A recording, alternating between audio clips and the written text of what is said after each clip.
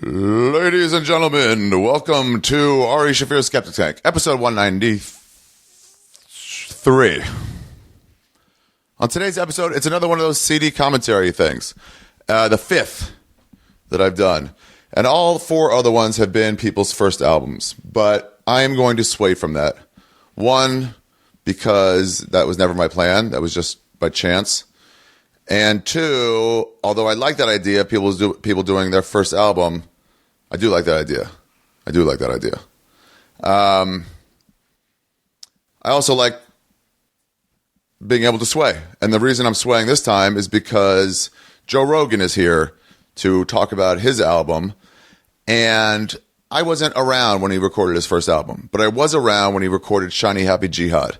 I was touring with him on the road probably for like a year or more leading up to this. And even before I was on the road with him, I saw him doing these bits at the Comedy Store when I was worked the cover booth and the door, 4 or 5 nights a week. I saw him over and over again do this material. So I really saw it being developed. And I was there when he recorded it in San Francisco. Actually, fun story about that. I booked a commercial. It was supposed to be Saturday in San Francisco at Cobbs. And I booked a commercial for Saturday. While I was gone, they booked me on like Thursday or Friday. And I was like, fuck, what do I do here? And I found out what time we were shooting. And it was like real early in the morning. And I was like, you know what? Because I was so stoked to be able to open for Rogan. These shows were packed, you guys. A lot of these bits, I have specific memories for the venue that they were performed in. I relate a couple of these bits to a sold-out Cap City Comedy Club in Austin, Texas. I relate one to Denver Comedy Works. Like I can put them in certain spots. And a lot of them, like the Noah's Ark material, I relate that to the Comedy Store. Because I saw him do it there over and over and over again. So what the fuck is that? How is a steam heater making a noise like somebody slamming a metal rod into my ceiling? They're like, yeah, that's just steam heaters. You got to deal with it. What do you mean I got to deal with it? It just sounds like a bang.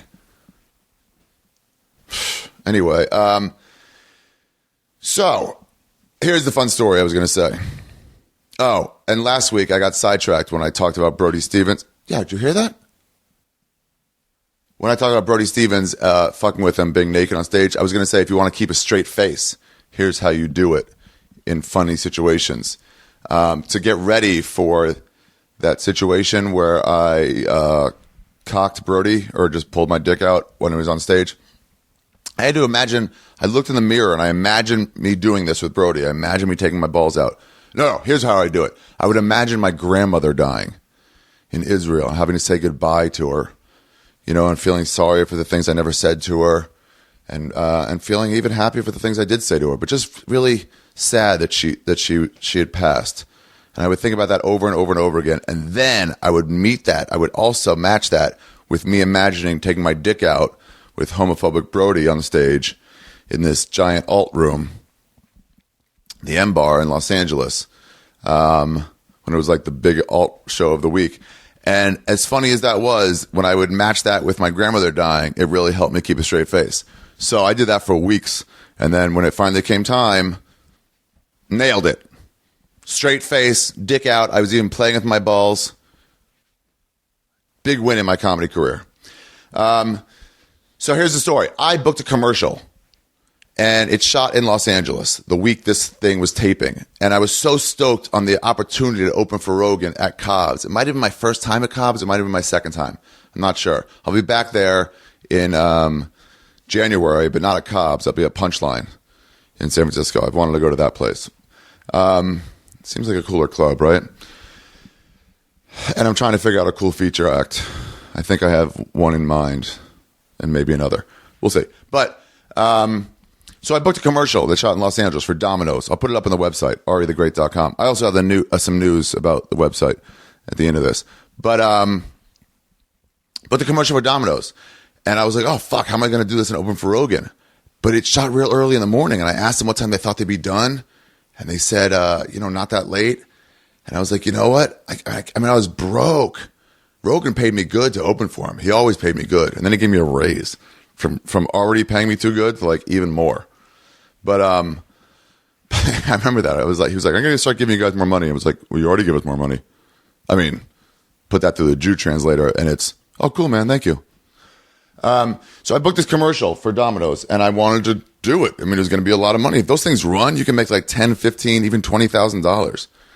And then if they run at all, you're pretty much banking on 7 at least. That's good money. So I figured out that there was no red eyes leaving after the shows from San Francisco, but I could take the early, like the 6 a.m. flight or the 5:30 a.m. flight, and it's only an hour to L.A., and the thing shot right near the Burbank airport, which is even closer than LAX to San Francisco. It's even further north. So I took the red eye, landed in Burbank, took a cab to Van Nuys, got there right when I was supposed to be there at like 6:30, 7, whatever time my call time was. I got there right then. They're like, oh, hey, Ari. I'm like, oh, I just landed on a plane. Nothing could go wrong. I couldn't deal with any delays. And so then I shot the commercial, shot all day, went straight back to the airport, took a flight, got back to San Francisco, called Rogan. He had already booked Diaz because he was like, I can't take the chance. You're not going to be back here. So we got Diaz to come up. And then I made the second show. I was there right in time, right as Diaz was wrapping up at the first show. And I was able to open for the second show with Diaz. Good fun memory for me. So anyway, the reason Joe is doing this so graciously, all the comedians who have done it, Segura, me, Bert Kreischer, and Steve Simone, and now Joe Rogan, thank you all for allowing me to put out your material for free to the fans. I know they appreciate it, and I do too. Segura was the first one I had to convince. I did myself because I was like, I want to do this. But when I went to Tom about it, I was like, thrilled. I was like, hey man, what do you think? It's pretty much done selling now. It's it still sells a little bit, but like, come on. He was like, yeah man, I'm in. Fucking comics are cool as shit sometimes. And the reason Joe Rogan is doing it this week, the reason I'm doing it with him specifically this week, he told me he would do this 6 months ago. I just haven't had the chance.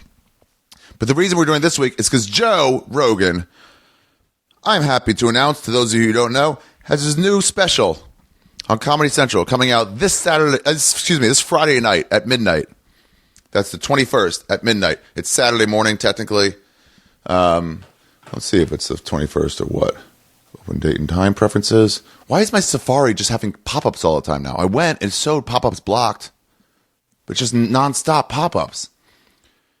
Granted, I was downloaded a new torrent file thing, so it's definitely had something to do with that. But whatever. So yeah, 21st at midnight, technically the 22nd at midnight, 21st at 11:59 p.m. Joe Rogan's new album. What's it called? Wait. High. I know, Rocky Mountain High. It was recorded at the Denver Comedy Works. I was there. I went to the taping. First taping I've seen at a club. Got a lot of tips for my taping at the Comedy Store. It was great. It was fun. I actually took a trip on my own dime to go see Joe Rogan perform. And it was great. You guys are going to love it. You guys are going to love it. Rocky Mountain High on Comedy Central, midnight. It's also going to be available on CC Direct, the entire uncut version. But the 44-minute version, for most of you, won't open their e-wallets for anything. I'm one of those guys. On Comedy Central, this Friday night at midnight. Tune the fuck in. That's why he's doing this. So thank you, Joe Rogan. And here we go. Here's Shiny Happy Jihad. We talk about the title. We talk about everything. Oh, a couple announcements real quick. Well, first, I got Vancouver this weekend, starting Thursday. Please come out to the Comedy Mix, Vancouver. You'll be getting pretty much everything I did for the special. And then a couple new bits that either didn't make it or that I wanted to save because I think they can be even better. And pretty much the special. So come out. Let's get high. BC's got the best marijuana in Canada. And then after that, Montreal, the 18th at Theatre St. Catharines. This stuff is all on my website. Those are my last 2 tour dates for the year. And next year's tour is going to be called the Do Mushrooms Tour, and I have the 2015 tour shirt.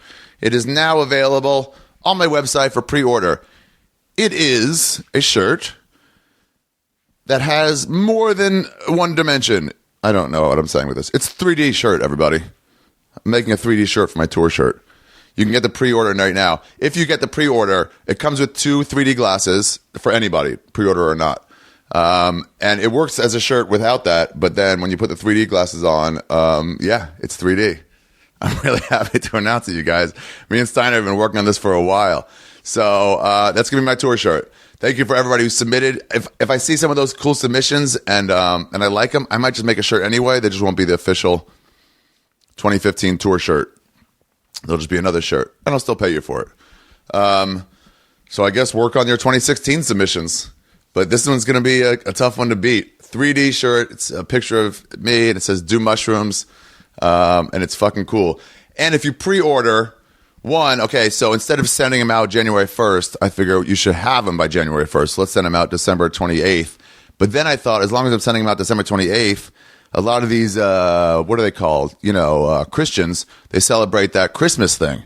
So if you pre-order it by December 19th, I'll send it to you. And hopefully they'll be there by the 23rd. 4 days, that's about right. I'm sure 1 or 2 will get fucked up, but that'll be the mail's fault and not mine.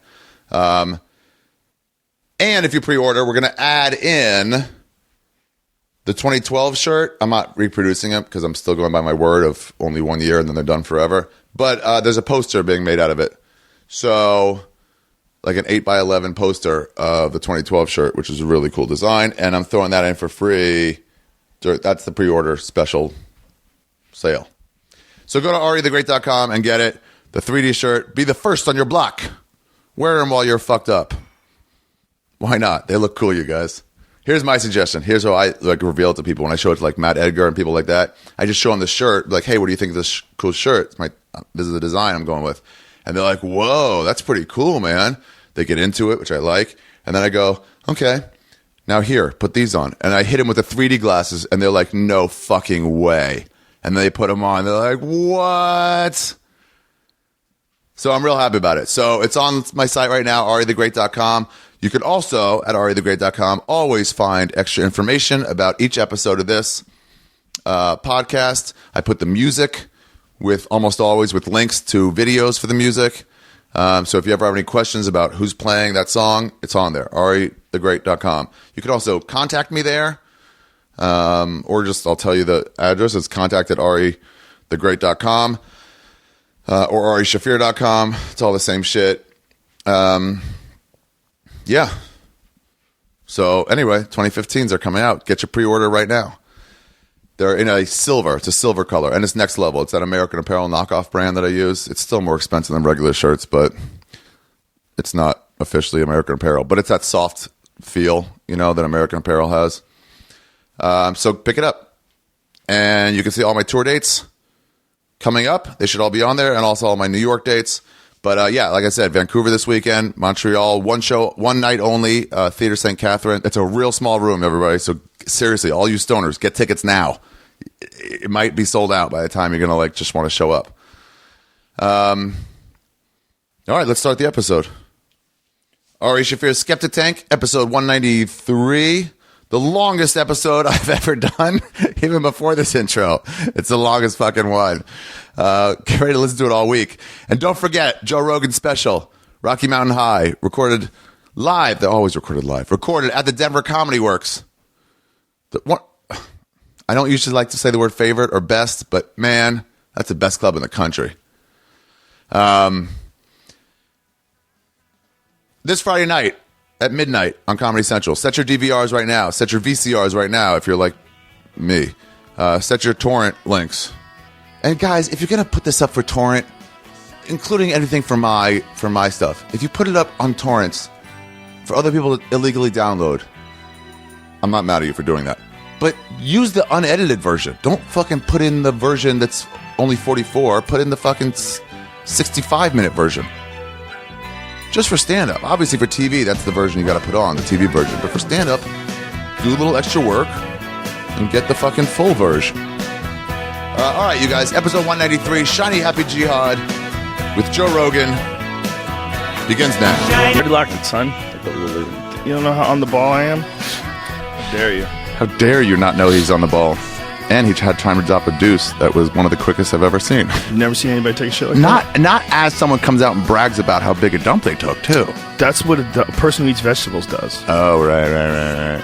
I eat a lot of vegetables. Once in a while, I eat a lot of salads. And you're like, wow, I'm shitting so much and so often. And it just comes slippery and sliding out. Yeah. When I start my mornings off with those kale shakes, it's just fantastic. And it's already broken down, too. Oh, it's the way Kevin James described it to me, he used these things to lose like 70 pounds. And really? Yeah, he hired a personal nutritionist and a dietitian. I didn't even know he was overweight. He was big. I'm joking. Yeah. He lost a lot of weight for the really? Here Comes the Boom movie, but then he put it all back on. Because he's a food junkie. Kevin is a really good guy, and he has no vices other than food. Really? That's his vices. That's a lot of people. Yeah, it's a thing. Yeah. So the way he described it to me, described by this woman, was you eat all these vegetables and it lubes up your shit pipe. And then when you like eat meat afterwards, it's on a slide. It's like, wee! Oh, really? The kale just like slides out. Yeah, I like that wee image of the little germs, the kale germs, like enjoying their lives. Because otherwise, if you look at it, it's like meat. It's like, protein. It's smashed down. It's thick, and it's hard to move through your body. It takes a while. Not when you have a lot of vegetables. Just lubricant flying through. Whee! Yeah, that's why those vegetables work at Fogo. They're like, should this fill you up? No, you would think so, but it actually acts as a lubricant. Mm-hmm. You want a lot of lettuce, a lot of asparagus and lettuce and fibrous materials. I like that broccoli. It was just somewhere I was San Diego. They have one downtown San Diego. Yeah, they used to have a fake Fogo, like another sort of Brazilian churrascaria. Oh, really? Yeah. Oh, this is a straight Fogo, right into the House of Blues. Yeah. You don't play there anymore, huh? No. Last time I was there, I did a big theater. Well, actually, last time I was there, I did the club. I did American Comedy Club, which I really enjoyed. Yeah. The time before that, I did the big theater. Oh, wow. It's like they have a theater in town. Well, it's right around the corner from American Comedy Club. Yeah, real close. And the theater was great. It's a great theater, but doing this Comedy Central thing, I really wanted to make sure I did a lot of clubs. Yeah. Which I enjoyed the shit out of. Well, that's perfect segue into this. Mm-hmm. Shiny Jihad, Happy Jihad. I've done this a few times now. These commentaries. Yeah. And I love the idea of doing it. Thank you for doing this. Oh, please. My honor. So this was the first one, besides my own, that I actually saw being worked out. Like I was there with you kind of as you were working out most of this material. Yeah, this is when sort of just a few years after we started going on the road together. Yeah. Yeah. There was like one or two things, but I remember you starting those at the store too. Yeah. Like I went on the road with you, but I saw the development anyway. Mm-hmm. So it's kind of interesting that way. Why Cobbs, first of all? Great club, great town. The big thing was the town. I love San Francisco because I think they keep you honest. I think it's a really smart crowd. They are a smart crowd.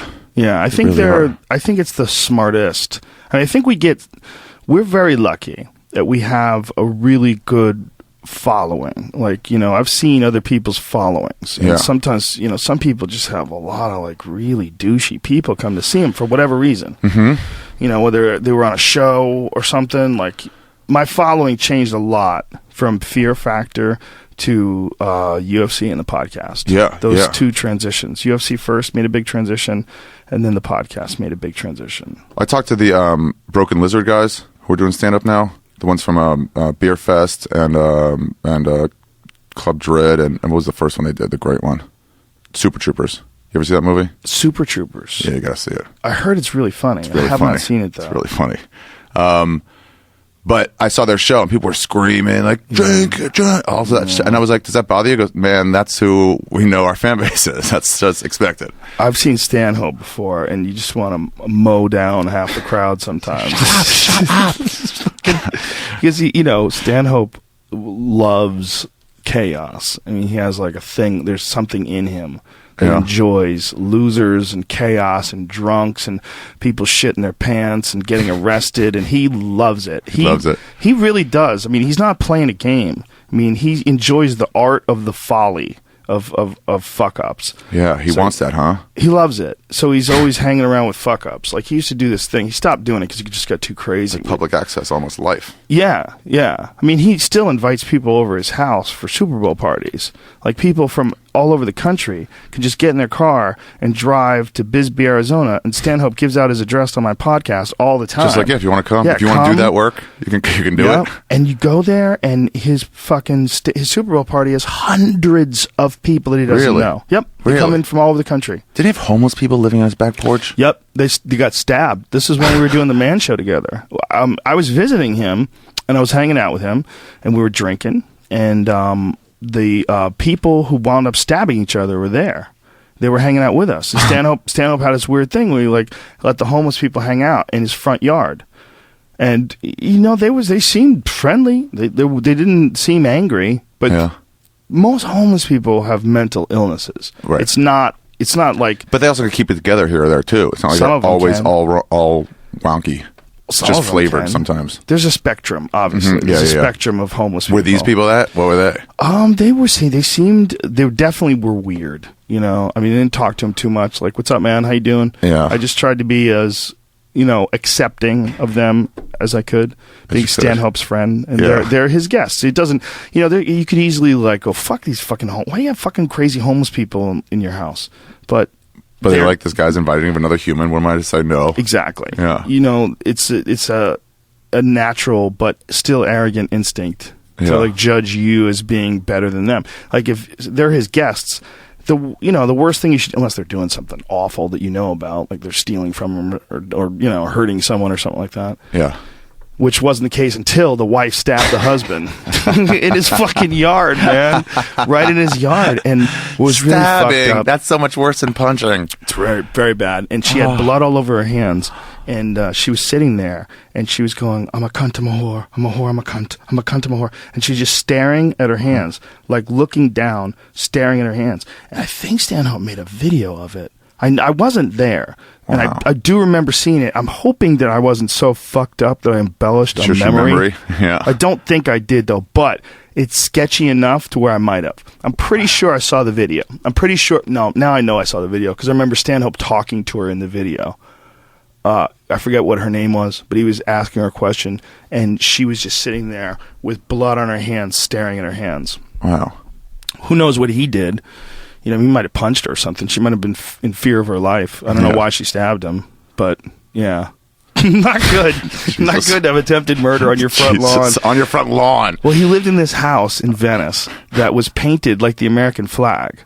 The house was all red, white, and blue on the outside. It was a flag. Like it was a painting. It wasn't a house. Like, he's such a fucking character. He's such a weirdo. He's the best. He was saying how he's like, his suits, his crazy suits, like, these might not be crazy enough to register as ironic. So I got to be real careful that I'm making fun of these people, these hipsters. I don't like them. Yes, I know, right? It's funny. Where'd you get the title for Shiny Happy Jihad? Well, it was in the height of the Iraq War, and 2006. 2005, 4, and 3, probably when I was coming up with the material. And there was a lot of the material that was dealing with suicide bombings, and then just the craziness of the war in the Middle East. At the time, that was still on everyone's mind. I forgot about that. Yeah. That really was everybody's. Like, now you can make a 9/11 joke and it's like, who cares? But at the time, it was like we're all thinking about people had their American flag, you know, American flag, like flags on their car and shit. Oh, yeah. Do you remember the days, like the immediate days right after 9/11? Yeah, a few of them. Remember those flags were everywhere? Everywhere. More than even Lakers flags at their championship. Way more than Lakers flags. Like Lakers flags times 10. And we get a lot of Lakers flags. We get a lot of fucking fuck the Laker fans. Well, LA is such a car culture. And there's a lot of people in LA that love their sports teams. They get crazy for the sports teams. Like in a violent way. Like, with the Dodgers fans stabbing that. Yeah, you always hear about that shit. Lakers fans are the worst overall. They're not as stabby, but they're fucking awful. They're all dangerous, they're man. Whenever you get groups of men together, I hate saying it because I'm a man and because I love being around groups of men.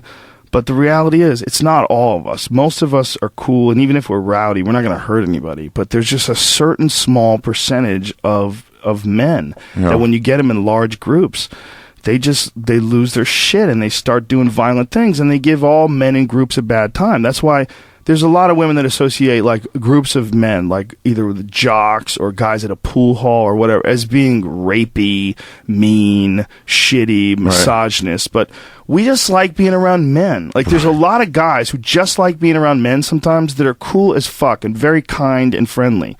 But it's like if you tell, I like going to the pool hall because there's no chicks. I don't have to talk to chicks. Yeah. And, oh, you fucking hate women? Is that what it is? No. It's the same thing as like Shriners clubs. It's like that seems less offensive to me. It's just like, come on, man. I just want to be in my underwear. we could be stupid, we could be retarded, we make each other laugh. You know, I mean, and you don't have to worry about hurting someone's feelings. You know, you don't have to worry about someone who doesn't share your sensibilities when it comes to humor. You know, like, we'd like to say awful shit around each other. It's fun for us. We have a good time. And man, I mean, when we go on the road, and it's like, when we've gone on the road, it's been like Brian and Joey and you and me. Yeah. Like, we've had some fucking crazy fun times. And Eddie and Tate. It was and Eddie and Tate. Six deep at some points. Dude, some points on the tour of this. We would go and have dinner, and it would be a howl festival. Yeah. Just a howl fest. Yeah. You know, just Joey would say something completely ridiculous, and Eddie would fall down on the ground, and we would just be howling, laughing all the time. And it was always, Joey would say like the most fucked up shit. Way too loud, too. Like, not even 1 decibel level too hard, like 3. He would go from a 4 to a 7. Cocksucker. He would do Joey, that. There's a wedding right next to us. Fucking, it didn't matter where he was. Middle of a bus on the way to the airport, or the rental car station. He would start telling jokes. And you had him open on this. Remember we got him to sing on a plane? Oh, yeah. I wasn't there. I saw the video for that. Oh, my God. He sang on the a loudspeaker. Plane. Yeah, he got in the back. They let him do the phone thing where you're allowed to attention, passengers, please fasten your seatbelts. Joey was doing Biggie. There's a video of it. You can see the video online. Yeah, he doesn't really curse much, but there's a woman and her daughter. Yeah. But the daughter's like 16. She was loving it. She was loving it. Howling. She's like, oh, my God. It was so uncomfortable and ridiculous. And Joey was just glazed over high. Yeah. Glazed over. He could give 0 fucks. He's a great guy to have open, too. Oh, he's the because best. His voice on this thing, it's like so distinctively Joey Diaz. There's no like, who is this? It's like, oh, Joey Diaz is bringing up Rogan. The only reason he don't know for me in Denver is because he was banned from the club. Oh, yeah. But they since worked it out. Yeah. He's opened for me in everything I've ever done. He opened for me in the Tabernacle. The Zuffa special? Yep. With those stars? Talking Monkeys in Space. He opened for me in Talking Monkeys in Space. That was Columbus? Yep. He opened for me in all of them. Every one I've ever done. Wow. Except the first one, which was Chris McGuire. The first CD that I did, I'm Going to Be Dead Someday. That was Chris McGuire opened for me. And so you waited 7 years before doing this one? Why so long? What happened? There's a bunch of reasons. All of them pretty pathetic. Most of it was it sort of disrespected stand-up a little bit. You did? Yeah. There was a time when I got news radio, when I got the Hardball show, I was like, man, I got to go back to New York. Like, this is I hate LA, I hate acting, I hate this whole thing.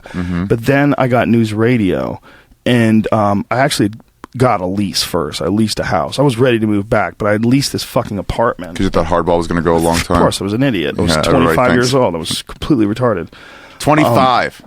26 maybe, wow. the most. That's when I moved out, yeah. Yeah. And then I got news radio, and we were doing long hours. Like a lot of times, especially in the beginning, when we were trying to work out the show, it was not an easy ride in the beginning for the writers or for the producers. Like, they're trying to figure out what the show is, and the ratings weren't very good. We barely stayed afloat all the time. In the first couple of years, man, there was 12-hour days, 2-3 of them in a row, and I would do sets, but I wasn't writing. I wasn't writing. I was just doing the same sets. I was doing old jokes that I had from back in New York. I just wasn't writing. I was doing sets occasionally. I was doing stand-up. I wasn't going on the road at all. At all? I wasn't going on the road at all. So you're just doing in-town sets to almost new crowds every single night and just repeating? Yep, just repeating and not doing well. I was starting to choke. Really? Yeah, I was starting to have some bad sets. You think that's because you were tired of your material? 100%. I was tired. I was half-assing it. I didn't give it the full respect because I was on a sitcom. And then... Man, that must kill a lot of comics. It must kill their... Yeah. Like, we probably lost some greats because they booked a sitcom. But I had a moment one night when my friend Julie Bean and my friend Josh Lieb, two people that I really love and respect, that are really, really smart people, and they both worked on news radio, and I bombed in front of them. Oh, I ate shit. Woo! In front of people you cared about. Oh, dude, I crashed hard. It was ugly. Where? First, at the Comedy Store. Main room? Main room, late night. I believe it was a Friday night. And you know those late night sets. There's sometimes when you go up on those late night sets where the room is done. The room is cleared out, too. It's done. It's not like they only had 25 people there. They used to have 200, and now it's 25. There was a very small number of people in the room. Spread I don't out. remember how many, but it was no more than... I think it seats 300, right? Seats 300, yeah. What'd you have to 60, 70? Yeah, no more than Spread that. out, though, like bombs went off? Yeah, all over the place. I can't imagine there being 100. I don't think there was 100. Yeah. I think it was less than 100, but it didn't matter. I was terrible. Blame nothing but me. Because now I could go and do that same set, and I would be fine. Right. Like now, with my material, with what I know about stand-up. The command of the stage and the crowd. I just know, I know what I'm doing now. Like, I was a lot of times, I mean, and I'm not saying that like I know what I'm doing, like I got this. I mean, I know what the act is. I know what's involved in doing stand-up now. And also, you don't get, like, when I started doing real shows, then I'd have trouble going back to small, like, 20-person shows that are spread out, because I'm like, oh, I have to be real conversational here. Right. I can't just, like, you know, it looks way shittier to do. Yeah, if you forget that line, then you're just, like, lost. Right. That's one of the good things about doing really small shows. Doing the really small shows makes you, like, realize the fat in your material. Yeah. It makes you realize, like, where your material is like hokey, or where it's clunky, or where it's just you couldn't just say it to someone, you know, because it's missing. Like, you got all this what Tom Segura calls dance moves, like a bunch of fluff, just finessing. Yeah, I mean, we all make fun of comics who their whole act is like all this fluff. Big overacting, overexcited, over bullshit, you know, but that will work. That super hyper energy for no reason will work. It's not the best way, but it will work on dummies. Yeah, it'll work. I can feel it sometimes when I'm like, okay, I need a punchline in here. I'm finessing it. I can make this work, but I can't do too many of these, because then they'll see through it. I can do one or two, but I want to get those as few as possible, so I got to replace those with words. Yeah. So I ate dick. Yeah. Felt very bad, and decided I'm a failure. Yeah. Decided I was really upset with myself for letting my stand-up slip, because I knew that just a couple years before I was killing it.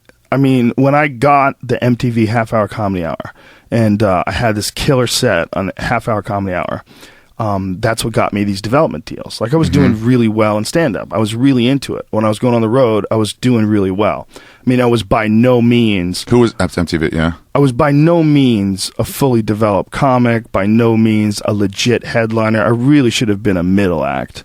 I was headlining on bullshit, just because Sussman had finagled me in the headlining position so that I could make more money, because I had finagled him into thinking that I could do it. And he's like, well, I'm trusting you. He's like, ooh, bad move. Yeah, I was crazy back then. You got to understand that I was coming from fighting. Yeah. I mean, that was only a couple years removed from fighting.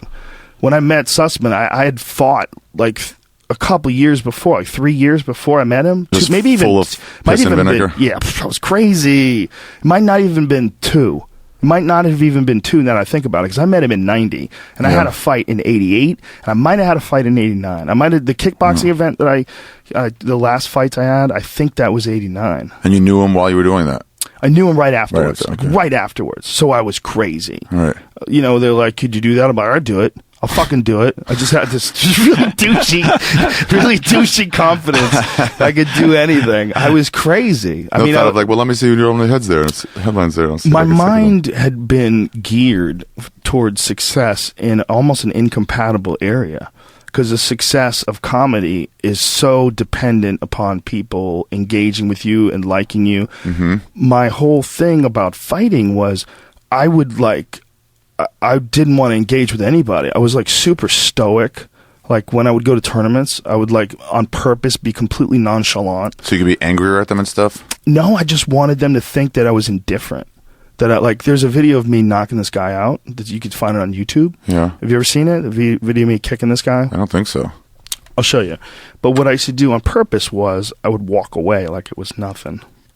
That was like my thing. You know, I would try to make it look like, of course I knocked you out. I'm going to knock everybody out. Like that was like the attitude that I would project.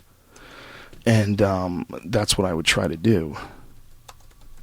And so it's a big difference between doing that. There's such a huge difference between doing that and doing stand-up, because I didn't want anybody to like me. Yeah, you need I wanted them to just try to figure out what the fuck I was.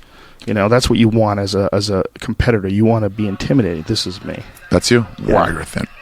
Oh, fuck. Why didn't you have headgear on? Why did only he have headgear? I did have headgear on. It's a smaller headgear that you wear on your back, on the back of your head. He is, God. Yeah, he's fucked. Writhing and... Yeah, he's being attended to now. You just walked away. Fuck, you were thin. Yeah. How much you weigh there? Like 110? No, 155. It was a 155-pound weight class. How much you weigh now? 200. Oh, that's so much different. Oh, my God. So you didn't respect that. Wait, one question. How long did you wait in the back of the green room before coming out to say hi to those people? Oh, I don't remember. I don't remember that. I just remember seeing them on the set and just being, I'm such a fucking loser. Embarrassed. But my point being, so then what changed? Yeah. I just wasn't good at, my mind, that was totally unrelated, the fighting thing, but my mindset, like, I didn't totally understand how to be calm yet. Like, that took me a long time.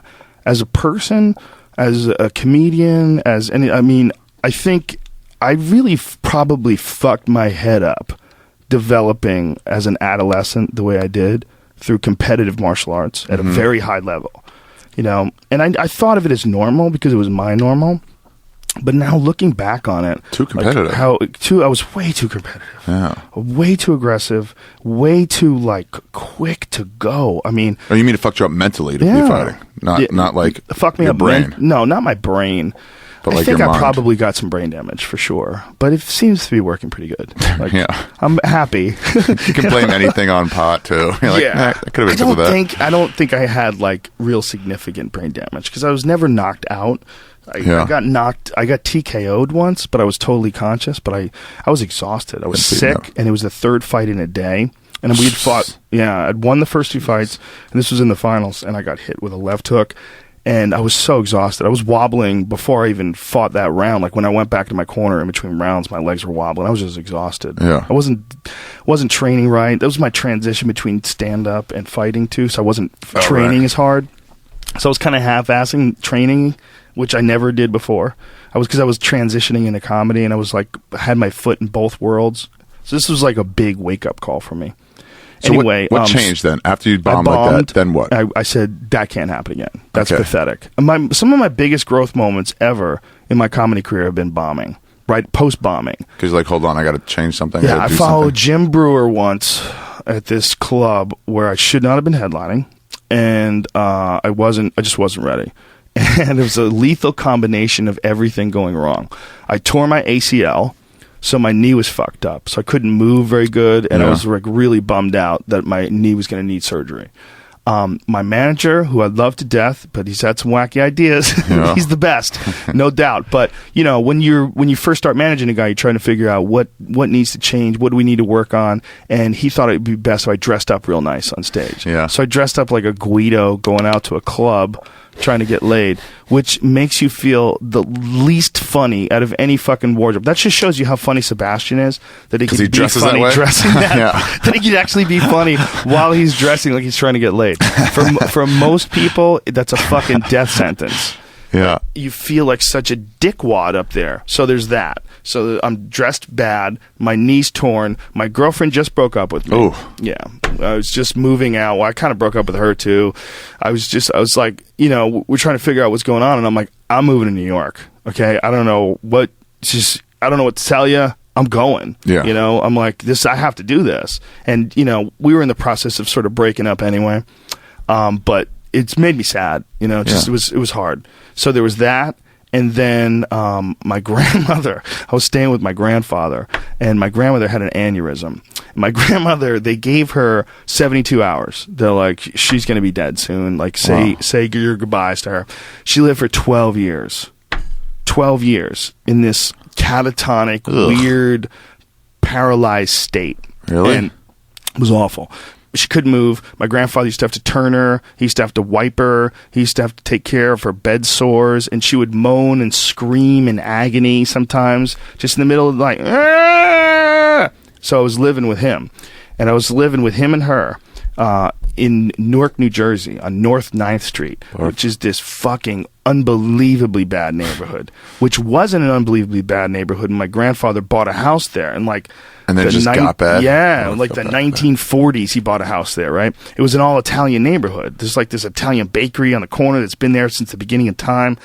and they did this thing called blockbusting, which she used to do when the real estate guys used to make money going from they would go from door to door saying, hey, black people are moving in, you better sell your house now or the value's going to drop. And that way they would generate all these sales. They would sell all these houses and make all this money and scare the shit out of people.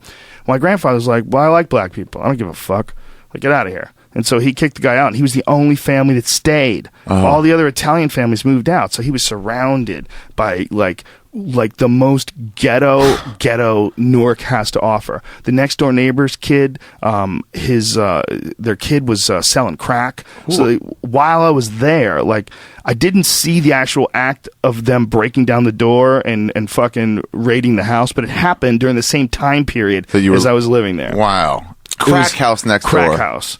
So my grandfather was a sweet guy, was starting to lose his mind. He was slowly starting to slip away, and he was still driving. And so sometimes I'd go out with him driving, and it was like Mr. Magoo. It was fucking... Just avoid it. Was so bad. Accidents, luckily. And I was trying to tell him, I was like, Grandpa, you can't drive. You got to stop driving. But he had to drive. There's no way to get around. His kids lived in other parts of the city. He was there by himself with his wife, who was supposed to be dead years ago. And just screamed. She lived 12 years like that, man. And so I was staying there, and I was broke. So all the mental stuff was all bad. And then how did Jim Brewer go on ahead of you? He crushed. Where was it? It was, I don't remember the club. But some club, it was some suburban New York club. It was like one of those comedy this or that. You know what I mean? Like a comedy loft or, something like that. Okay, not a road room, a New York room. No, it was a road room. It was a road room. It wasn't a city room. Why was he going out ahead of you? Well, he was a middle act back then. Oh, that's right. We were both just starting out. Yeah. I was a middle act too, but I had a better manager. Right. And my manager weaseled me into the headlining position. And he leveled it. Oh my God, did he level it. He did great every night. And I did well up until Saturday night. And Saturday night, I don't know if that was the night he talked me into dressing up or I don't know. Well, the first show went okay. The first show was fine. But my God, did Brewer destroy in the second show. He had this joke about his mom being a demon. When you come home drunk, your mom's like, you're drunk. And he was... he was just in the zone, man. When a guy's just in the zone and he just can't fail? Yeah. Brewer, I've seen him have some of the strongest moments I've ever seen a comic have on stage. Sometimes he will just catch this zone and just obliterate. And he was in the zone, and I was terrified. Terrified backstage that I had to go on after him. I knew I was going to eat shit. I knew I couldn't follow him. I had no confidence. All these negative feelings about like my life and who I am and, where I'm staying and, where I'm going.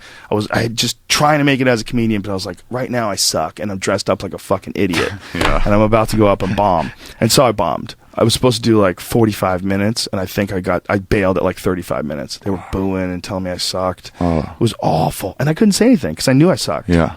What'd you get out of that? I knew that was never going to happen again. I was like, okay, this can never happen again. Like, I got to think about what was wrong with my set. I was too lazy. What's that? Your brain will defend you. Like, this is a terrible feeling. I want to no longer have this feeling. I need to do what I need to do to make sure it doesn't happen. Yeah, I guess in that sense it would defend me. But not defend me in terms of absolve me, which is a bad thing that some comedians do. They absolve themselves. Shitty crowd. Yeah, you can't do that. You can't do that. Sometimes the crowd is shitty, but when you're shitty too. And tell you what, I always went to my example. My one example I would tell myself of this is I saw some shitty night at the Comedy Store, and everybody was going down in flames. Ralphie, Caponera, all these really good comics were just eating it. And then Schubert, and then you got on. I saw you do about 30 or 40 seconds. This is when I was in the cover booth. And you got this look in your face, like you looked at it, I was like, no. And like you reset. And then you just like started slaying. Yeah. And every time I had trouble, I'm like, oh, this crowd sucks. My thought was like, somebody could do well, though. I saw Rogan do well in a room that nobody was doing good. Somebody can do well. So just because I couldn't overcome it doesn't mean that's allowable just because the crowd sucks. I think I know the time you're talking about. Really? Yeah. There was one night where I think we've talked about it. We talked about it after the fact. Yeah, I mentioned it to you. Yeah. But I think like right after the fact, maybe even we might have talked about it. Yeah, I just knew it was a good time, that time where I had weapons. You know what I mean? Like, as a comic, you're funny and all that. That's important, but you also want to have like fully developed weapons. Yeah. And if you have fully developed weapons and there's only 30 people in the crowd and everybody's bombing, you could still go up and just light those motherfuckers up because you know the rhythm of those jokes is undeniable. Right. But if you don't, if you have like fluff, yeah, you're going to eat some shit. Yeah. Or if you don't have the energy to put the energy into it.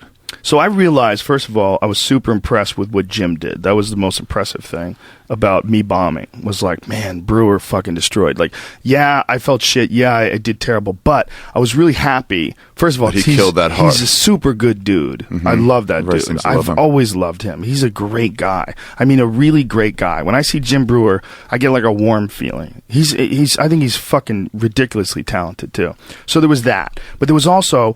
it was just really good comedy. I was like, he's really doing something that I wish I was doing right now, you know? But I'm like, I got to get out of this fucking mental slump I'm in. I got to get out of my fucking grandfather's house. Yeah. Okay, I got to get my own goddamn apartment. I got to get my shit together. I got to stop dressing like a douchebag. And then I got to do stuff on stage that I actually think is funny instead of...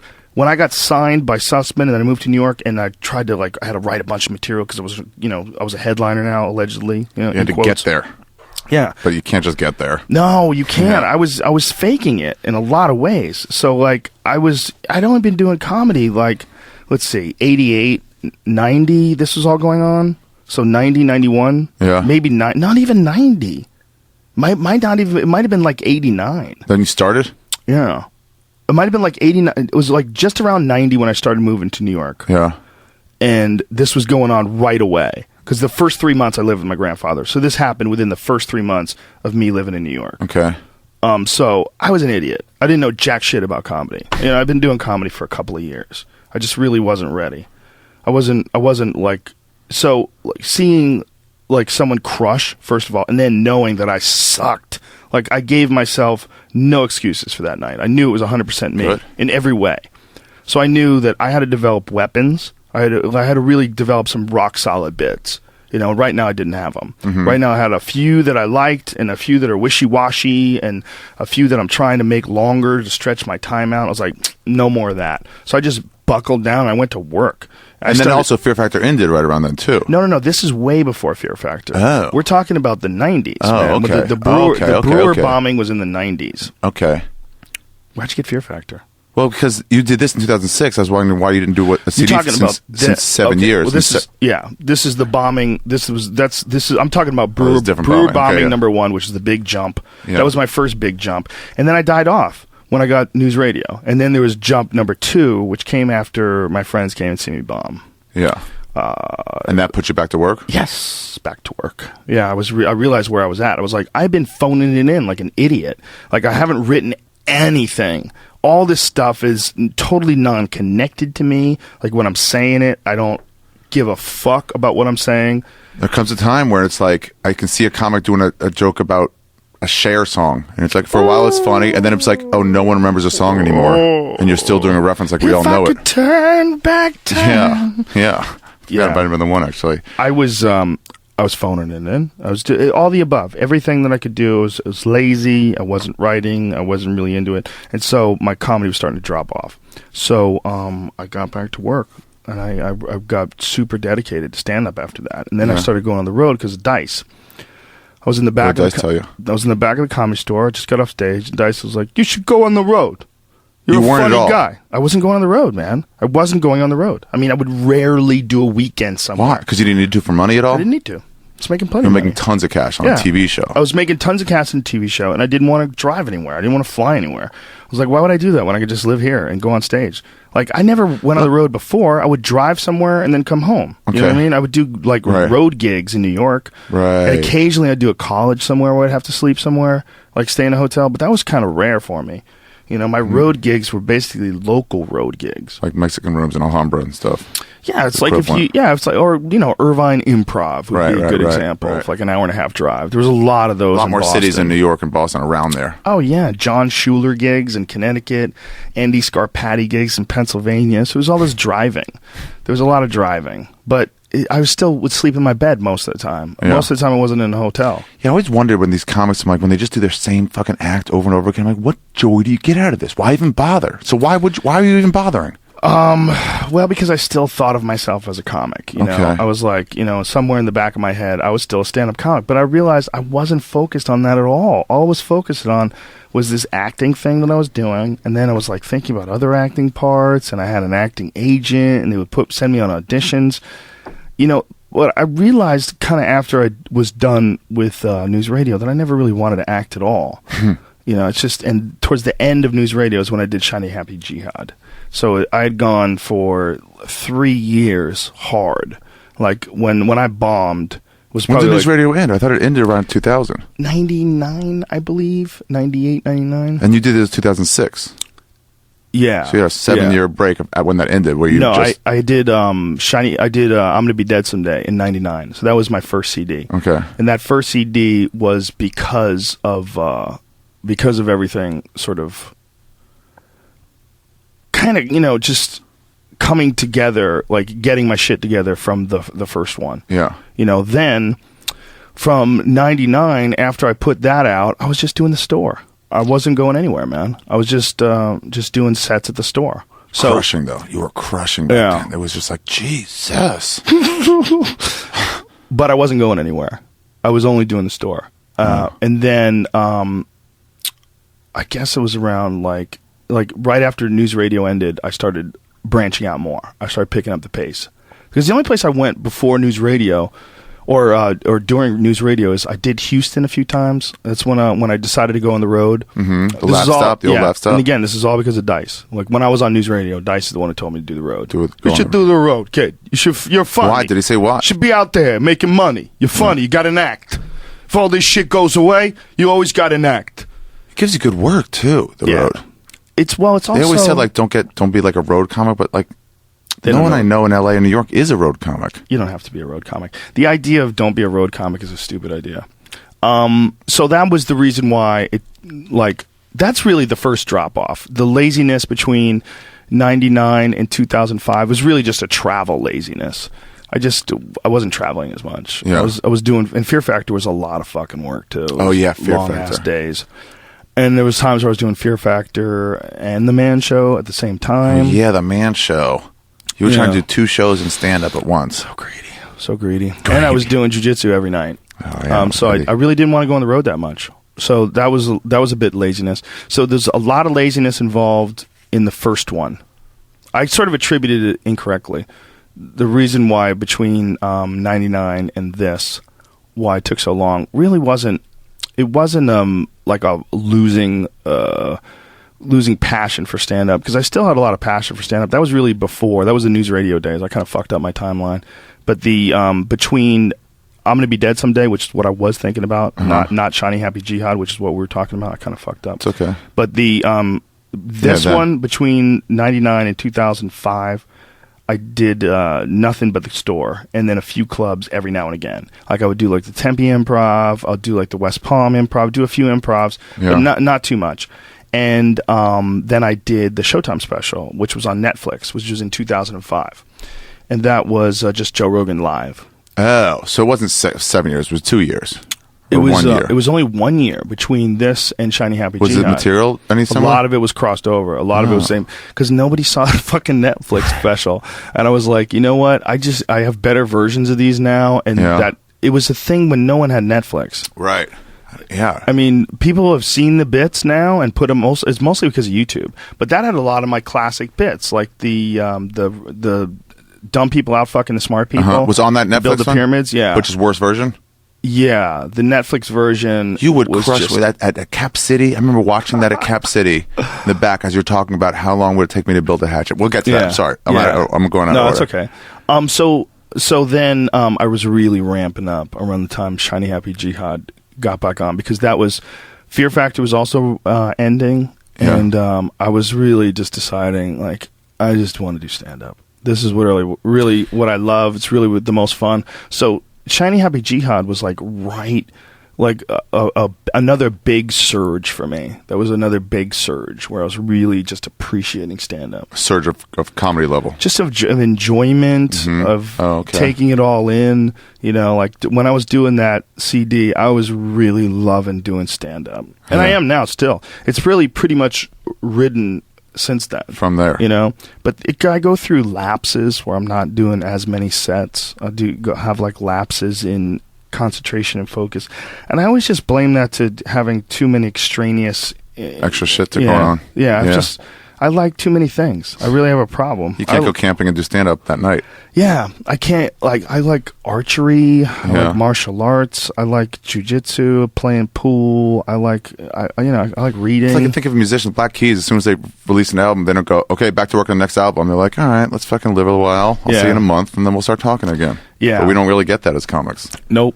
As soon as your fucking CD's done or your stand-up special, get to work. Yeah. I'm in full work mode right now. Full work mode. Why did you start? Okay, you started with a bit called Fear Factor, which is just you talking about Fear Factor. Come on. Yeah, that was just sort of the break the ice. Yeah, I've seen a lot of these break the ice moments. A lot of times you just do it about the city they're in. Mm-hmm. But I think with you, Fear Factor was a pretty big gig, wasn't it? It's tough to think in backwards now. No, it was giant. It was a huge hit of a television show. So you had to talk about it, you feel like, on stage? Oh, yeah. People didn't know what I was going to do, first of all. They thought I was going to make people eat bugs. They had no idea you mean the audience? Yeah, they didn't even know it was a stand-up. That was a big problem. And a lot of people would come see me that thought of me as this guy on television who's squeaky clean, and I'm talking about religion and weed and, Yeah, drugs, gays, sex, religion. Yeah, getting mauled by tigers and all this crazy shit, and they're like, what the fuck? I'm talking about how we're floating through the universe on this organic spaceship, and people, what the fuck are you talking about? I thought you were gonna have us eat bugs. It's my favorite show, Joey. You got any bull balls up there? That's funny. You're talking about people with their crowd and what the audience they bring just randomly, and at that time you were bringing some like drunks. You were bringing some problem audience members. I was bringing a lot of knuckleheads. Yeah, you mixed them with people coming just for you, which was nice, just for your stand-up, to offset them. Yeah, there was a certain amount of people who knew about my stand-up. There's a certain amount of people that were fans of that first CD. I would do okay, like in clubs on weekends and stuff. Like, I would do pretty good. Yeah. But after Fear Factor changed, everything changed. Everything was totally different. You shot up in draw, didn't you? Oh, my God, yeah. It was way different. It was just different. Like, I would sell out everywhere. It was just a totally different experience. Except for that Maxim comedy tour, which was a disaster. That's the shit that I did with Charlie Murphy. Yeah. That shit didn't go well. But that was a weird thing. Like, they didn't really advertise. Like, people had no idea we were in the town. I feel like they were trying to get a tell for that, and then when it didn't happen, the thing wasn't what it should have been. I don't know what they were trying to do, but it was just poorly executed. But we had great fun. And we were trying to get me on that, and they were like, no fucking way. Yeah. They didn't know what they were doing. Yeah, I tried to get you on. They wanted... Charlie Murphy and John Heffron wound up doing it, but they were trying to convince me that, this was going to be perfect. We're going to get out there. Everything's going to be sold out, but it was a disaster. Not even close. Yeah, they moved them to clubs. Yeah. But the difference between, like before Fear Factor and after Fear Factor was, like, I knew I would do well in clubs. Yeah. I knew it would be a packed house. And so then it was just about having good material, and I was doing so many sets at the store. And crushing, yeah. Yeah, I was just, I was loving stand-up at the time. I still am. I mean, I'm probably loving it more now than ever. Like, I'm loving it now as much as pretty much any time in my life. Oh, yeah, that's great. Well, this is my next question, actually. When you say, like, my guidance counselor owes me an apology, who's your guidance counselor? Do you remember him? He's not really a guidance counselor. There was no guidance counselor. Who'd you have in your mind in that? It was more of a joke than anything. Okay. But I guess you could embody it in my math teacher. I had a math teacher that was really shitty to me. Really? And that's who you're thinking about when he's like... Well, she was the first time I ever got a laugh in class, was mocking her. Really? Yeah, I wasn't really very funny. Like, if you go back to kids I went to high school with and you say, hey, was Joe Rogan funny in high school? They'd be like, no, he was just weird. He's just quiet fucking weirdo. But I was in math class and I wasn't paying attention. I was fucking off. And she saw me talking to somebody. And she's in the middle of, like, explaining some mathematical bullshit on the chalkboard. She goes, Mr. Rogan, would you like to come up here and do both of these problems for this class? And so I go, would you like me to do both of those problems? Wow. And the whole class just fell out. They were like, oh, no, he didn't. Snap! And then she goes, as I was getting up, like, she kicked me out into the hallway. And as I was getting up, she goes, you go ahead and laugh at Mr. Rogan, but he's going nowhere in life. With the first thing that got you into where you're going in life. Isn't that hilarious? But that bitch Like, imagine saying that to a kid who, by the way, your fucking accent sucks. You're teaching high school and you're saying both. No, that's you. You are fucking up. You have terrible enunciation of your words. You're saying both. You're teaching fucking school and you're saying both. Yeah, your attitude is wrong. That's a terrible way to enunciate words. And that was terrible. your authority figure. Yeah. You had to listen to her. And her saying to me as I was leaving, school sucks. Her saying to me, like, y'all go ahead and laugh at Mr. Rogan. He's going nowhere in life. You teach 16-year-olds math. Yeah, how the fuck do you know where I'm going in life? And why would you say that? Because I mocked correctly your shitty pronunciation of the word both. You live in your studio apartment waiting for your pension. Yeah, I mean, look, I was a dick because I wasn't paying in class, but in my mind, class was boring as fuck. I was ADD'd out of my mind. Yeah. I just couldn't do it. You know, I had a problem. I couldn't pay attention to shit that I wasn't interested in. If I found something I was interested in, I had laser beam like focus. Yeah. But nobody recognizes that in kids. You see kids, and all you see is what they won't do. All you see is Bobby won't dig holes. Tommy won't count numbers. They don't say, yeah, but Bobby sits down and he's fucking making his own orchestra. You know, he's creating musical instruments, or he's drawing comic books. Like, don't you see? Yeah. Like, he's got other interests. But I saw no, they don't do any of that. So when I said that joke, it's most likely thinking about her. Okay, that's good. Or the attitude that she embodied, like all these people that are like, you have to be this way, or there's no other avenues. Like, how come nobody said that you could be a comic? How come nobody fucking sees that? That's a possibility that you could do things you want to do. Not only is it a possibility, it's way fucking easier than being a doctor. Yeah. Especially if you're a fuck up. I think there's a problem with the school. That's a whole different podcast. Different podcast. But like, anyway, whatever. We could do a good podcast on that, though. On just the schooling system. Yes. I saw some graffiti that just said, like, school does disservices to children, and it's like, the way it wrote it had me thinking about it. I was like, yeah, you're right. I think it might even be in Australia. But it's like, why? All right, different podcast. Different podcast. Was there no fear of you saying that you get high while taping an NBC show, while you were taping an NBC show? Was there no fear of reprisal from NBC going, hey man, you're fired? Or once you have fuck you money, if you don't use that fuck you money to say fuck you, you don't deserve to have fuck you money. I like that. There's only one reason to have a show like Fear Factor, is to have enough money to say, I don't give a fuck. I'm going to keep saying I get high to crowds all of the time. 300 a clip, I'm going to do that. I live a fairly modest life for a person who has a lot of money. Like, I don't have a lot of, like, expenses. Yeah. Like, especially back then. I was like, I couldn't give a fuck. Like, I'm not worried about, like, I have two jobs, okay? I have the stand-up job and the Fear Factor. And the Fear Factor goes away, I know I'm a stand-up. Yeah, you got that fault. It's like unemployment. I'm always never fine. stops. Yeah, and I'll be happy. I was realizing when I was doing Fear Factor, yeah, there's a lot of money in it, but it's terrible compared to doing stand-up. You didn't seem, honestly, when you got the show and you were bragging about how they're sicking dogs on people, I mean, you were pretty stoked then. But a year in to 5 years in, you did not seem happy to be doing that. No, it was just money. But the money was stupid. There's no way I could say no. It was like, to say no, because I was like, okay, is it stopping me from doing stand-up? Not at all. It's getting you in more rooms. Yeah, it's getting me in more rooms. It's actually getting me more people coming to see me. And was it affecting my stand-up? Was I censoring myself? I was like, I'm not going to let it. And so I didn't. I never let it censor me at all. I definitely knew that there was some people that didn't like it. You know, there was some, like, sometimes like producers and stuff, they'd ask me, did you really say this? And I'm really? like, yeah. I'd be like, yeah. You know, I'd write a blog entry that was like just completely ridiculous. They can see a blog though. Oh yeah.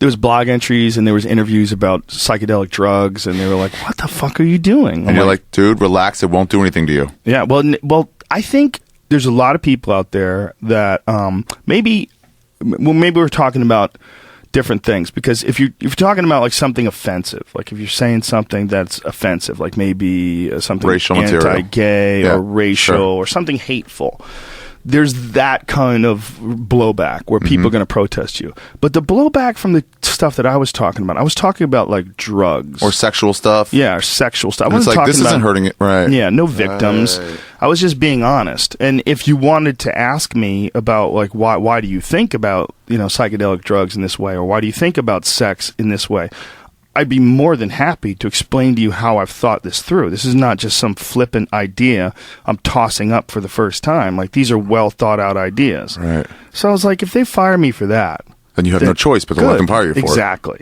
So I did it on the terms that I was willing to do it on. Okay. Let's listen to track 2, because I did think that first track was just here's my throwaway. Hello, hi, San Francisco. The first track was like, what's up, San Francisco? Thanks. Here's something funny so you know I'm not totally terrible. Yeah. Yeah, and I know most of you are here for this, so fucking... Got to get it out of the way so someone doesn't shout it out, because it was like a bomb that was lit in the room that I had to diffuse before I could go on to the rest of my material. To me, that was Sackett's problem always, is that I get it, you got to mention Full House, but 2 minutes, then do your act, instead of making it all about that thing. It's a trap. Yeah. It's also a trap because you can mine a lot of material from that. But if you are trying to just be a stand-up and you're not trying... Like, to me, Fear Factor, honestly, wasn't interesting. Yeah. It was fun. There was a lot of fun episodes. There was a lot of episodes that were completely ridiculous. And if I wasn't hosting it, I would definitely be making fun of it. It would definitely be in my act. But because I was there live all the time and I knew I was so connected to it, I really didn't feel like inspired to do bits about it, because I could have probably done hours about Fear Factor. Right. I could have done hours about some of the shit that I saw. I mean, dude, we made people drink cum. We made people eat animal dicks. We made people... I mean... The drink cum I should probably still talk about on stage, because a lot of people don't even know about it. Yeah. Drink Donkey Kong. That was a remake. A fucking giant 24-ounce glass of Donkey Kong. I saw this people... water's only 12, right? Mm-hmm. Wow. I saw people ride bulls. I saw people get... That might not even be 12. 16. It's 16. Okay. How little we know. You're like, that's less than 12. We don't know shit. 16.9. It was milliliters. We would really pass out. What is a how long is a kilogram? Big J always makes fun of that whenever we're in Canada. He just goes into the liquor store or whatever to get a Coke, and he's like, give me one of those 330s. Can I get a 330? Just like how many milliliters it is. Oh, that's funny. That's how they sell it in, yeah. We got a quick 330. I had to get the Fear Factor stuff out of the way. And then this. So I want you to hear yourself. This is you 8 years ago. Yeah, I literally haven't listened to this probably in 7. Okay. At any point, just start talking. I'll hit pause. Okay, I just wanted to say one thing right now. The voice inflection stuff you do, you're pretty good at that. That's one of like your underrated skills. I mean, technically. Oh, like technical voice inflection? Yeah, where you're like, smoke pot and fly. It's like, like changing your voice up and down to hit a joke. You're one of the better people at that. Oh, thank you. Instead of being like, not that monotonous is wrong, but monologists or it's more flavor that way. Yeah, I like it when I hear it from other people. I think comedy in a lot of ways is like music in that sense. That like I like some dudes' voices. Like I like their voice. I like the way it sing things. Like Mitch Hedberg's a perfect example. I was listening to Hedberg the other day in the car. Yesterday, in fact, just laughing my ass off. I hadn't heard him in forever. I had to stick a Carefree gum the other day. An hour in, it still didn't work. I was worried. It hadn't kicked in. That he's not carefree. Oh yeah, I'm not. He tried to get his money back. I'm not doing the bit justice. The way he talked was cool, though. Yes, was talking. Yeah, it was part of the show. He was a cool guy to listen to talk. Like you can meet people that they sound like. I listen to that now, and what do you think? I think first of all, my voice is higher pitched and nasally. And one of the reasons it was nasally, that was when my nose didn't work. Before I got my nose fixed. Oh. I had like zero access to my nose for most of my life. Till I was like, I think I was like 39 or 40 when I got my nose fixed. When they went in it and chewed out all the gunk. Oh my God. It changed the way my voice sounded. And it changed my life as far as like my ability to breathe. Yeah. My whole life I didn't have a nose. I had a useless fucking nose. It was all messed up with scar tissue. It was broken at least a half a dozen times. I mean, I don't even know how many times it was broken, really. Just because I wouldn't do anything. I would just keep training. Even if I had a broken nose, I just would stuff it up with cotton or whatever and just go back to work. I never did anything about it. I never went to a doctor and said, hey, straighten this out. I went to one doctor and talked to him when I was fighting, and he said, until you stop fighting, you need to just don't worry about it. Just let it go. Yeah, because if you get hit again, it's just going to break again, and it'll just get worse. When you're done fighting, then take care of it. Talk to me.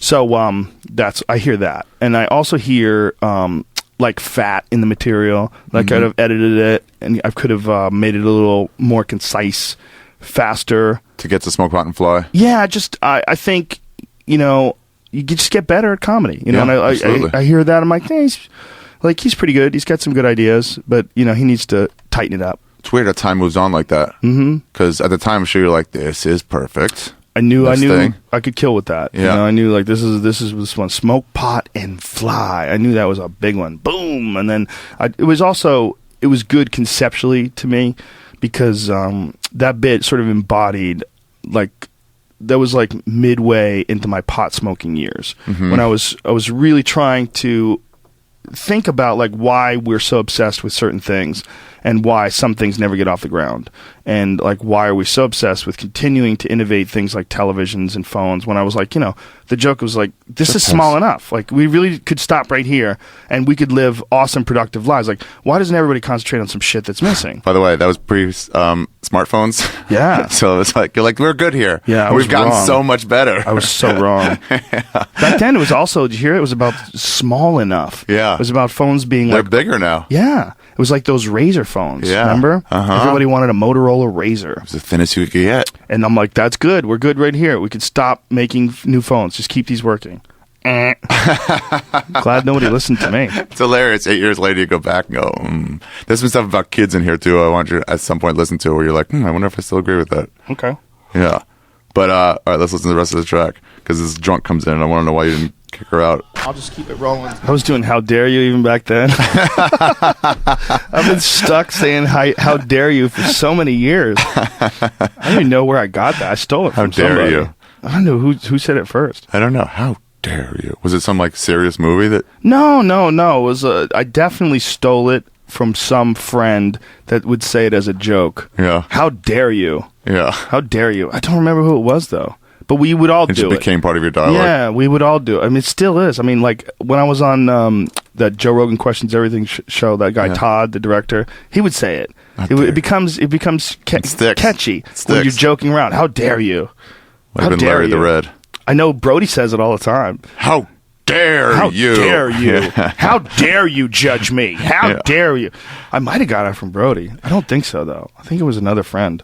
That's funny. But I don't know. Was it, just something I always said. Dude, I love that line. It's 2006 and I'm still dressed like a fucking genie. Yeah. Love that. Where did you think that up? Do you have any memory of that? Or is just preposterous videos of these people in their traditional garb. I'm like, traditional garb is probably one of the most fucking dangerous things. When people think that it's normal to wear an outfit, do you think it's normal that everybody has to wear like a very specific outfit? I remember thinking very clearly, like, that this is bad for you. Yeah. Like, it's bad. You guys are like, you're uniform in your clothes, and you're going to be uniform in your rigid ideology, uniform in your behavior. And then if you were high as fuck, you wouldn't dress like that. You would look at yourself and go, what are we doing? Oh, wait. Why does God care what clothes you wear? You don't think God's aware of blazers? God doesn't know about tank tops? God doesn't give a fuck what clothes you wear, man. Yeah. And if they're telling you to wear a bunch of like very specific types of clothes, if you clothes. Yeah, very specific. Yeah. Didn't you used to have a part of this, or was it a different bit about the Pope, what he wore? Yeah. I had another bit about that. Yeah. His crazy outfit. He's dressed like a a wizard. Hat. Yeah. He's dressed like a wizard. Yeah. Go ahead. This drunk, was there any thought of like editing her out? Nah. Not at all. It's like to show the show. Yeah, I mean, like, you were there in Denver when a woman heckled during the first of my specials. The 2 nights that I did this most recent one. That lady's never going to see the light of day because she was an attention whore. Like, there's a difference between someone who's like, they just need to shut the fuck up, just stop, and someone who's just yelling shit out because they're having a good time. There's a feeling to it. There's a feeling to it. You can't attack those people as hard, too, because the crowd goes, hey, come on. Not only that, these people didn't heckle in the middle of a bit. They heckled, like, post-punchlines. Like, the punchline was over, and there was, like, a transition to the next joke. Hell, they jump in here. Yeah, and they jumped in there. The woman in Denver was, like, she was, like, talking during the middle of bits.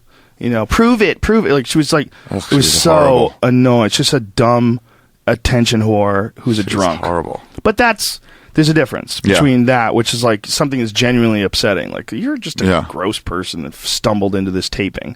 And then someone who's just having fun. And it's a weird distinction. Like, you have to know as a comic when something's fun and when something is just, it's not fun. But then the problem is she kept going. There's 30 seconds more of this, and it seems like you wanted to get into something, and then she didn't I don't even let you. remember this. Let's hear the last 30 seconds. 2006, and we still got people. Shut the fuck up, stupid! Dare you? How dare you? That's alcohol. If you were high right now, you wouldn't say a peep. You would just sit there. Ooh. I feel this dude. I feel where he's coming from. Okay, well, obviously, I realized it needed to be handled. Yeah. Yeah. At that point, was any thought, if you remember it all, was like, oh, I gotta get her the fuck out of here.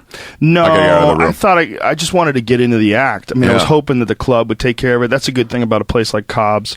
You know, they just jump on anybody like that and take care of it pretty quickly. Send somebody giant over there to be like, hey, you gotta be quiet to leave right now. Or most likely even just kick them out. Yeah. You know, if they're that drunk, they're probably not going to stop. Yeah. But you never know. I mean, a lot of times in a good club, those people get kicked out and then you find out about it after the show. They're kicked out 4 minutes in. Yeah. It happens all the time. Dude, I was like so nervous. As I was listening, I was like, oh, I hope she doesn't stay the whole time. Like, I would just be nervous. I want to be like, get her the fuck out, but don't make me say it because I'll lose my respect from the crowd. Yeah. You know, I don't know. I'm doing something here. I wasn't nervous at the time, though. I treated, also, that was when I was doing the store. Yeah. And the difference between doing the store all the time is the store has zero fucking crowd control. Mm-hmm. And you have to be a ninja at shutting motherfuckers up and then moving on to your material. And it becomes a part of normal life.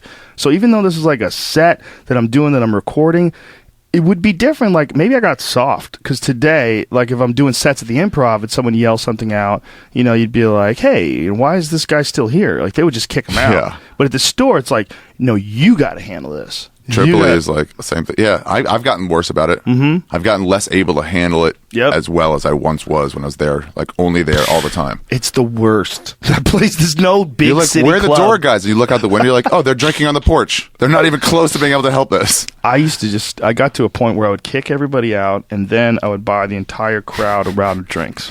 Those are great days. That was my move. That was how I spent my fuck you money. The waitresses would just scramble, like, fuck, we gotta do this again. Hurry. And then we'd go to the back and just start pouring them. But they knew when it was going to happen. And the deal, I mean, it had happened a bunch of times. Oh, so they knew if you went back and forth, they'd be like, let's start getting ready. This might be. After a while, because I bought, like, I remember the first time I did it, it was a guy who was just an asshole, and his dad, too, and they were yelling and screaming at comics, and the dad would get up and yell at comics. And when I got on stage, like, right away, I said something like, I just want you douchebags to know, like, you're not going to ruin my set.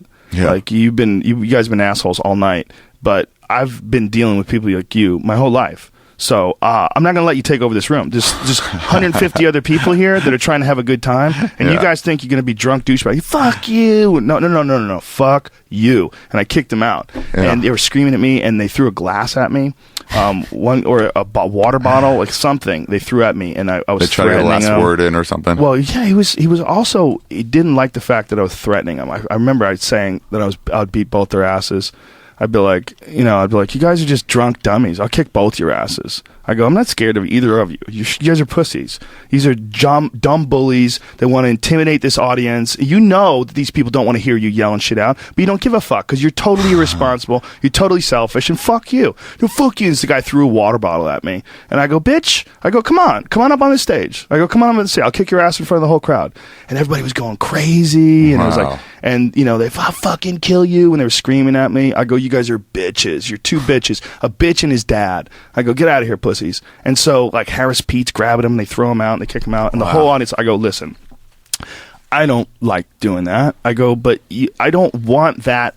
I don't want these people here. Like, these are bad people. And I go, well, the rest of you are just trying to see a comedy show, right? And I go, so we just got through some awful shit, and I don't feel good about it. And I want to buy everybody a drink. Let's bring this to community. Let's all together, like, just go. We're here to have fun. We're not here to be assholes. We got some threatening shitheads that were saying they were going to kick my ass. And, when I was telling them, when he's like, we'll fuck you up or this and that. And I said, no, I'll kick both of your asses. I can kick both your asses. I go, you guys are pussies. Like, you're just loudmouth pussies. And there was this horrible moment of, like, confusion. The crowd's like, oh, fuck. And also I was legitimately angry. Right. And I was legitimately, like, aggro. And, the dad was upset. And he was screaming at me, and the son threw the water bottle. And, and I was literally challenging them to come up on stage. The whole thing was so fucking stupid. And so, like, I was disappointed with myself for saying that I would kick their ass, despite them saying they would kill me. I was still disappointed by my for letting them get you angry. Well, not only letting get, but also, like, I'm bragging in front of the crowd that I could kick both their asses. I'm kind of doing that. I'm controlling the room, taking the room back over, but I'm still bragging that I can kick both their asses. That's right. Because... yeah, that makes sense. Yeah, I mean... This is probably like 2005, so I'd already been doing the UFC commentary by then. Yeah. Maybe it was even earlier than that. I started UFC commentary in 2002.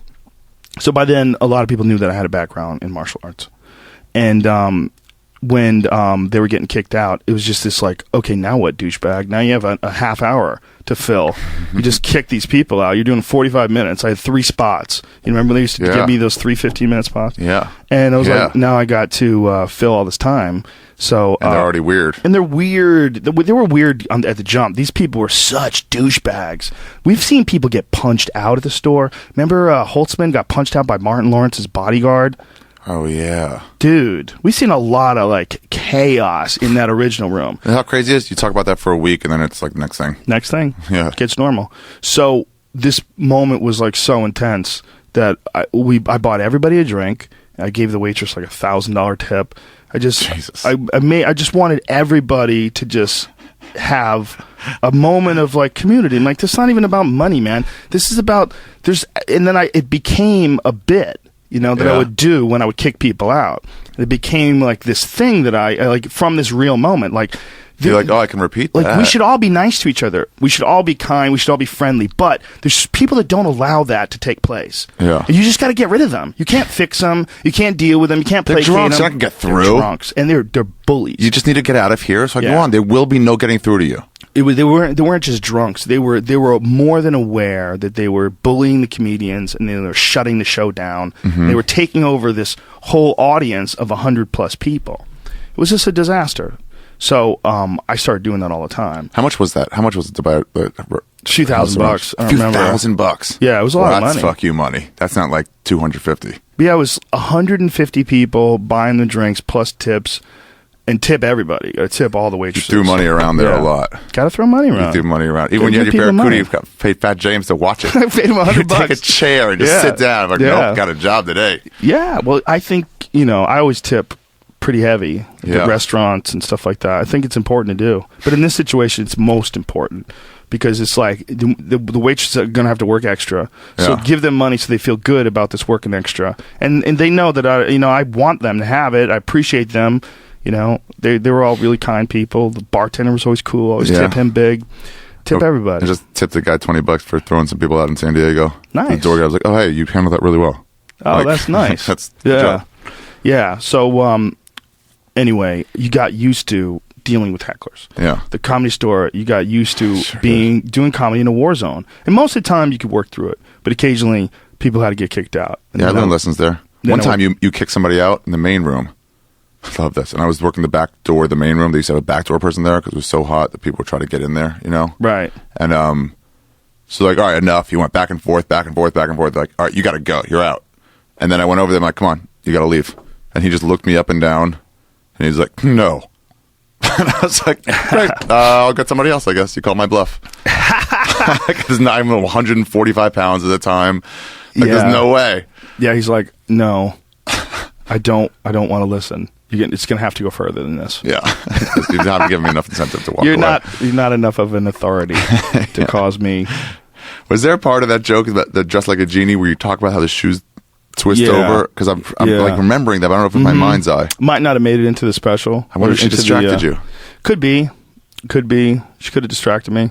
Yeah. I don't remember how the joke was set up. I know that was in there, though. Yeah, it was, right? It might have been something that I edited out. It might have been one of those bits, like I had a bunch of tags, then I decided, these are better, and what's more important is just to get through it and to get on to the next stage of the bit. Do you remember first show, second show, which worked most, or which was the better? Did you have a base show? The second show, I believe, it was almost the entire CD. Really? Yeah, the first show went really well, but the second show was magic. Second shows always go better, huh? Yeah, because, not magic in that it was like the perfect set, because like I said, I can listen to it right now and think I could do better. I could tighten this up. Like even when I was listening to that, I was like, some editing could be done there. It could be a lot of, I could shorten everything up, but I was very comfortable. So the second show was representative of my real comedy at the time, which is kind of hard to do when you're doing a special. Because you were looser. Yeah.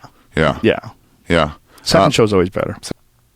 Okay, so I have some questions. 72 Virgins is did you look that up if it's true or not about 72 versions? Or are you taking everybody's words for it? No, I did look it up. Okay. At the time, it was hard to look things up, but you couldn't Google shit, but you could do internet searches. And apparently Google. What it means when they say with 72 virgins is, first of all, you're dealing with a translation from another language, so things get a little skewed. But what it means is like a large, abundant number of virgins. Like you would say a fuckload. Like them saying 17 culturally, 72 rather, culturally was like saying a fuckload. It wasn't like an exact number of 72. It's like by them saying you have 72 goats, 72 It just virgin. means like you're plentiful Yes, in that. Who could expect to have 72 goats? You'd have to be rich beyond your wildest imagination. So if you had 72 goats, like, look at this man, he has 72 goats. Wow. Like, you might have only had 20, but it's like, he's got 72 goats. Oh, that makes sense. That makes a lot of sense. The Jews have, like, they say, Ad Mea V'Esrim. It's like, we wish you that you go till 120 years old. That's how long Moses lived. But that really just means, like, I hope you live a long time. Like, what if I can live longer? Like, obviously, then do that. But I'm just saying, go a long time. Right. But they have a specific number on it. I didn't know that. Yeah, that's what I've read quite a few different takes on it. You know, it's hard to get a direct source unless you're talking to someone who actually is involved in that or is a scholar. It's tough, and you got to take their word for it. Yeah. What if they're wrong? Yeah, it can happen. That can happen. But I've read enough that I believe that that's probably a plausible scenario. But they were still promised. The joke was that they were promising them sex from women in heaven, Virgins. and the idea was that that is the most ridiculous thing. It just shows you how powerful pussy is. Such a weird talking point too that they would always say that. Yeah, it does show you how powerful pussy is. Yeah, well, that was the joke. Remember, I said pussy is so strong, there's dudes willing to blow themselves up for the highly unlikely possibility of pussy in another dimension. Yeah, and when you say that, it's you have this ability that you say it a few times here, and then I think a couple times like Hugh Hefner stuff that I remember from before, where it's these really well written, like the word choice and stuff, but you manage to do it in a conversational way that's not presentational. Oh, I see what you're saying. Yeah, it's not pretentious. Yeah. Don't get mad at me because I can stare into your birth canal for 20 nickels. Right. It's like those are specific words. Instead of your pussy for $1, it's birth canal, 20 nickels. It's like but you still say it like in a real conversation. So that's got to be store too, huh? A lot of it's store. A lot of it's doing those short sets, not short sets, small crowds rather. Yeah. At the store and late night spots where you tighten up. You cut the fat out of things. And it's also, I appreciated good writing in other comics, so I would try to write things in a way that like I would think would be funny or interesting or something, clever or whatever. Like I would appreciate those word choices. Yeah. So I would try to write like that. There was a time where David Tell, he always asked people like, have you ever heard this bit? Yeah. And sometimes if he gets a thought that maybe he heard in LA, he'll come to me specifically. He's like, any door guys, anybody that you've heard. But I was asking him once, I was like, why do you always ask me about this material? He goes, you're a good writer. I thought maybe, if you've heard it before. And I was like, in my head, I was like, I know I'm not a good writer. Let me try to earn that a little bit by starting to write well. Well, that's cool. He's a super complimentary guy, but you were a good writer. Not when he said it. No, you were. You were just still starting out as a comic. You were still a good writer. You still had funny jokes. You just didn't have all your jokes weren't funny. Right. You know what I mean? Like a comic can have like one or two really funny bits and then 20 minutes of dog shit. So someone else can be like, see, I know what you're capable of. And you'll be like, look what I'm also capable of. That's all I'm worried about. But like we were saying, like when I bombed during the 90s, when right before I did Shiny Happy Jihad, one of my first big leaps, that was what it was sort of coming from. It was like I didn't have a bunch of really good bits. I had like a couple. And they were sandwiched in between shit. Right. So even though I had the potential, and even though I did, if you made me do 7 minutes, I could give you a motherfucker 7-minute set. Right.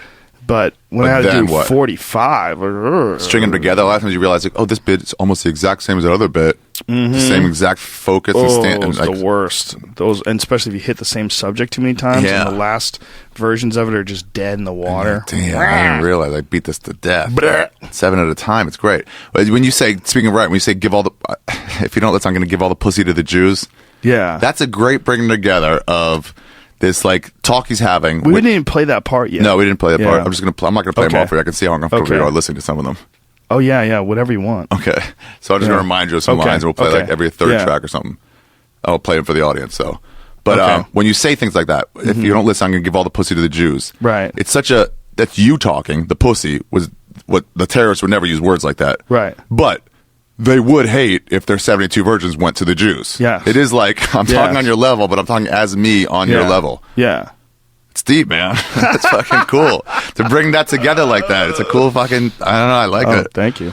And then you continue with the same like technique, like, you know, crazy shit talk, and then all of a sudden you hit them with this song. With that, why was that a through line? Why did you bring that in as that got into my head when I was doing all this material on like suicide bombing, all this Middle East war type shit. That sort of got into my head as like this metronome. So I even said it that it's like my metronome, but it's sort of like this backbeat thing that's like sort of embodied how stupid that area is. Like, it's like I have this bit that I'm working on. This is your song. You say it's like you listen to this. Like you would see like some of their music that they would play over those terrorist videos, you know, and it's like some of the most awful fucking music they would play over videos of these jihadis, and I don't know, it was in my head. It was like it sort of embodied like how ridiculous the whole idea of suicide bombing is, the religious wars, like all these different things. It was like, I have this bit I'm working on right now about how that part of the world, those are essentially like the townies of the world, because that's where the first civilizations came from. Where? The Middle East. Okay, yeah. Like, you know, the whole area that used to be Mesopotamia and Babylonia, that, you know, Iraq, Sumer, that whole area is essentially where we believe civilization first started. And if that's the case, it makes sense that it's the most fucked up place on Earth, because it's essentially the townies of the world. Everybody else got the fuck out of there. Left. Yeah, everybody else who learned mathematics from them, learned written language, figured out the wheel, they all just fucking spread out all over the globe. But those motherfuckers, they're still there. And so that's sort of like along the same lines, kind of. It's just this idea that these people in this area are just stuck in this momentum of this awful culture. You know, and part of it is this music. Yeah. No guitar. No 72 virgin. You did keep bringing it in, though, and it gets a humongous laugh when you bring it in. So sort of, it almost like reiterates, like, remember, we're talking about fools. Yeah. Well, we're talking about, like, a really ridiculous culture. Yeah. You know, now obviously, if you're listening to this in your Middle East and you're open-minded, I'm not talking about the entire Middle East, but I am talking about religious fundamentalism, whether it's Christian, Jewish, Middle Eastern, Scientological, Mormons. It's all just ridiculous. Yeah. If somebody's promising you pussy in heaven, most likely they're full of shit. If it involves, you know, strapping fucking bombs to a kid, you know, hey, listen, it's just crazy talk. This is 100% crazy talk. And that's what I wanted to, you know, get out in those bits. Yeah. All right, let's listen to this next track. But, by the way, this next track is called Suicide Bombings, Sad Penis, and a Big Party Girl. Why are you combining all these different bits into one track? Because I thought it was funny. Okay. All right. I thought it was a funny, like, track name. Were there thoughts to track names like that? Yeah. All the track names I wrote myself. I stopped doing that. I kind of made them, like, more obvious, because otherwise it's, like, sometimes too hard to find. Oh, right. Like, to name them in a silly way. But, you know, now I just sort of name them. It doesn't matter what their name is. It's 72 virgins is 72 virgins. Exactly. It only really matters if you live in a world where stand-up is being played on the radio, track by track. Yeah. You know? Yeah. Like XM. Yeah, and it's really not that much. So then it's like, did you hear that special CD instead of this track? Mm-hmm. And they'll call it whatever they want to call it, too. Yeah. Yeah, they can call it anything. Doesn't matter. Yeah. I mean, when people refer to it, you know? Yeah, like I have bits like the vegan bit. Yeah, it's exactly. The vegan bit. That's what it is. Yeah. Do you know what it is in your notebook? Yeah. That's kind of what it is, without giving it away. Let's listen to this. Suicide Bombings, Sad Penis, and a Big Party Girl. I love this Party Girl line so much. You gotta have no complaints with that. No, I love that segment bit. there was tight and fucking good. You pause right too. That big pause before like, how much pussy are we talking about? And then you get quick right after that. No, I have no complaints with that. That's one of my best bits. I love that bit. And then hit him with a yeah. It's great, man. That high is dick height. Is that what you're saying? Yes. By the way, did you? The chicks really get into it when you talk about how penis is free. Yes. It really draws the women in. They're very excited about dick. Yeah, they get to win. Like, all right, cool, awesome. That's right. No one is going for that. We have the better thing. Well, it's so clear. Well, you can't argue that there's way more power in like the attraction that a man has to a woman. To like, there's strip clubs everywhere. Men like will pay prostitutes. There's very few male prostitutes for women. Yeah. It's just a completely different sort of setup. You know, men are way more into trying to get girls than girls are into trying to get guys. There might be one male strip club that's not for homosexuals in your town. Might be. And even the biggest slut in the world doesn't come close to the biggest male slut. No. She's not even in the fucking argument. It's one of my things with like bachelorette parties. I'm like, guys, this is based on bachelor party, and you want none of what we do for these. The real bachelor parties, girls, you do not want that. Some of them do. You ever seen those bachelor parties where, you know, like, has happened? Because when my friend Junior, when I was doing Taekwondo back in the day, this Puerto Rican kid who was a friend of mine, he's very well built, lifted a lot of weights. He would be a male stripper. And he would go to and do like bachelorette parties, and the girls would blow him. Wow! Like not just one, because he wanted to get loose. They were just crazy. They were all drinking, and they would suck his dick in front of their friends. Wow! It happens all the time. He said, "Look at our name." Yeah. Wow. And girls who were about to get married would blow him. Oh. He would titty fuck them in front of their friends. Yeah, crazy shit. Maybe dude. I'm wrong. Then maybe they do want that. There are some freaks out there. Maybe they there's do want that. no doubt. There's some freaks out there, and there's some girls, especially back then, when no one had Twitter and chicks knew how to keep their fucking mouth shut. That's when the 15-mile rule could really play out. But today it's tough. Today, you know, everyone's worried someone's going to Snapchat you, you know, blowing a stripper, and so everybody fucking calms Everyone their has a inner cell phone slut. cam. Yeah. It changes things. But you know, it was a good balance out joke too, because I know my act is so male centric. Yeah, and I wanted to balance it out too, and plus it was the funny side of the argument. It's like it's really obvious the chicks wouldn't blow themselves up for dick. Right. Yeah.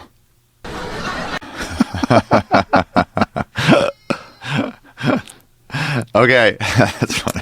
I can tell you exactly when I came up with that joke. Oh yeah, I was in the Fear Factor trailer, and I was talking to my friend Shy, and Shy was one of the producers of Fear Factor, and was high as fuck on a pot edible, and we were just laughing and joking around about all kinds of stuff, and somehow or another, like I believe she actually said that, like, what are those girls thinking? You know, like when a girl dresses like that, like what is she thinking? And then I said, she's thinking she's just going to let everybody know, hey, it's not the best ride, but there's no line. And she was fucking dying. She's like knee slapping. I was like, oh my God, I got to write that down. Yeah. And so I remember scrambling over and writing it down on before one of your the, pot brain loses it. Trust me, it was very slippery.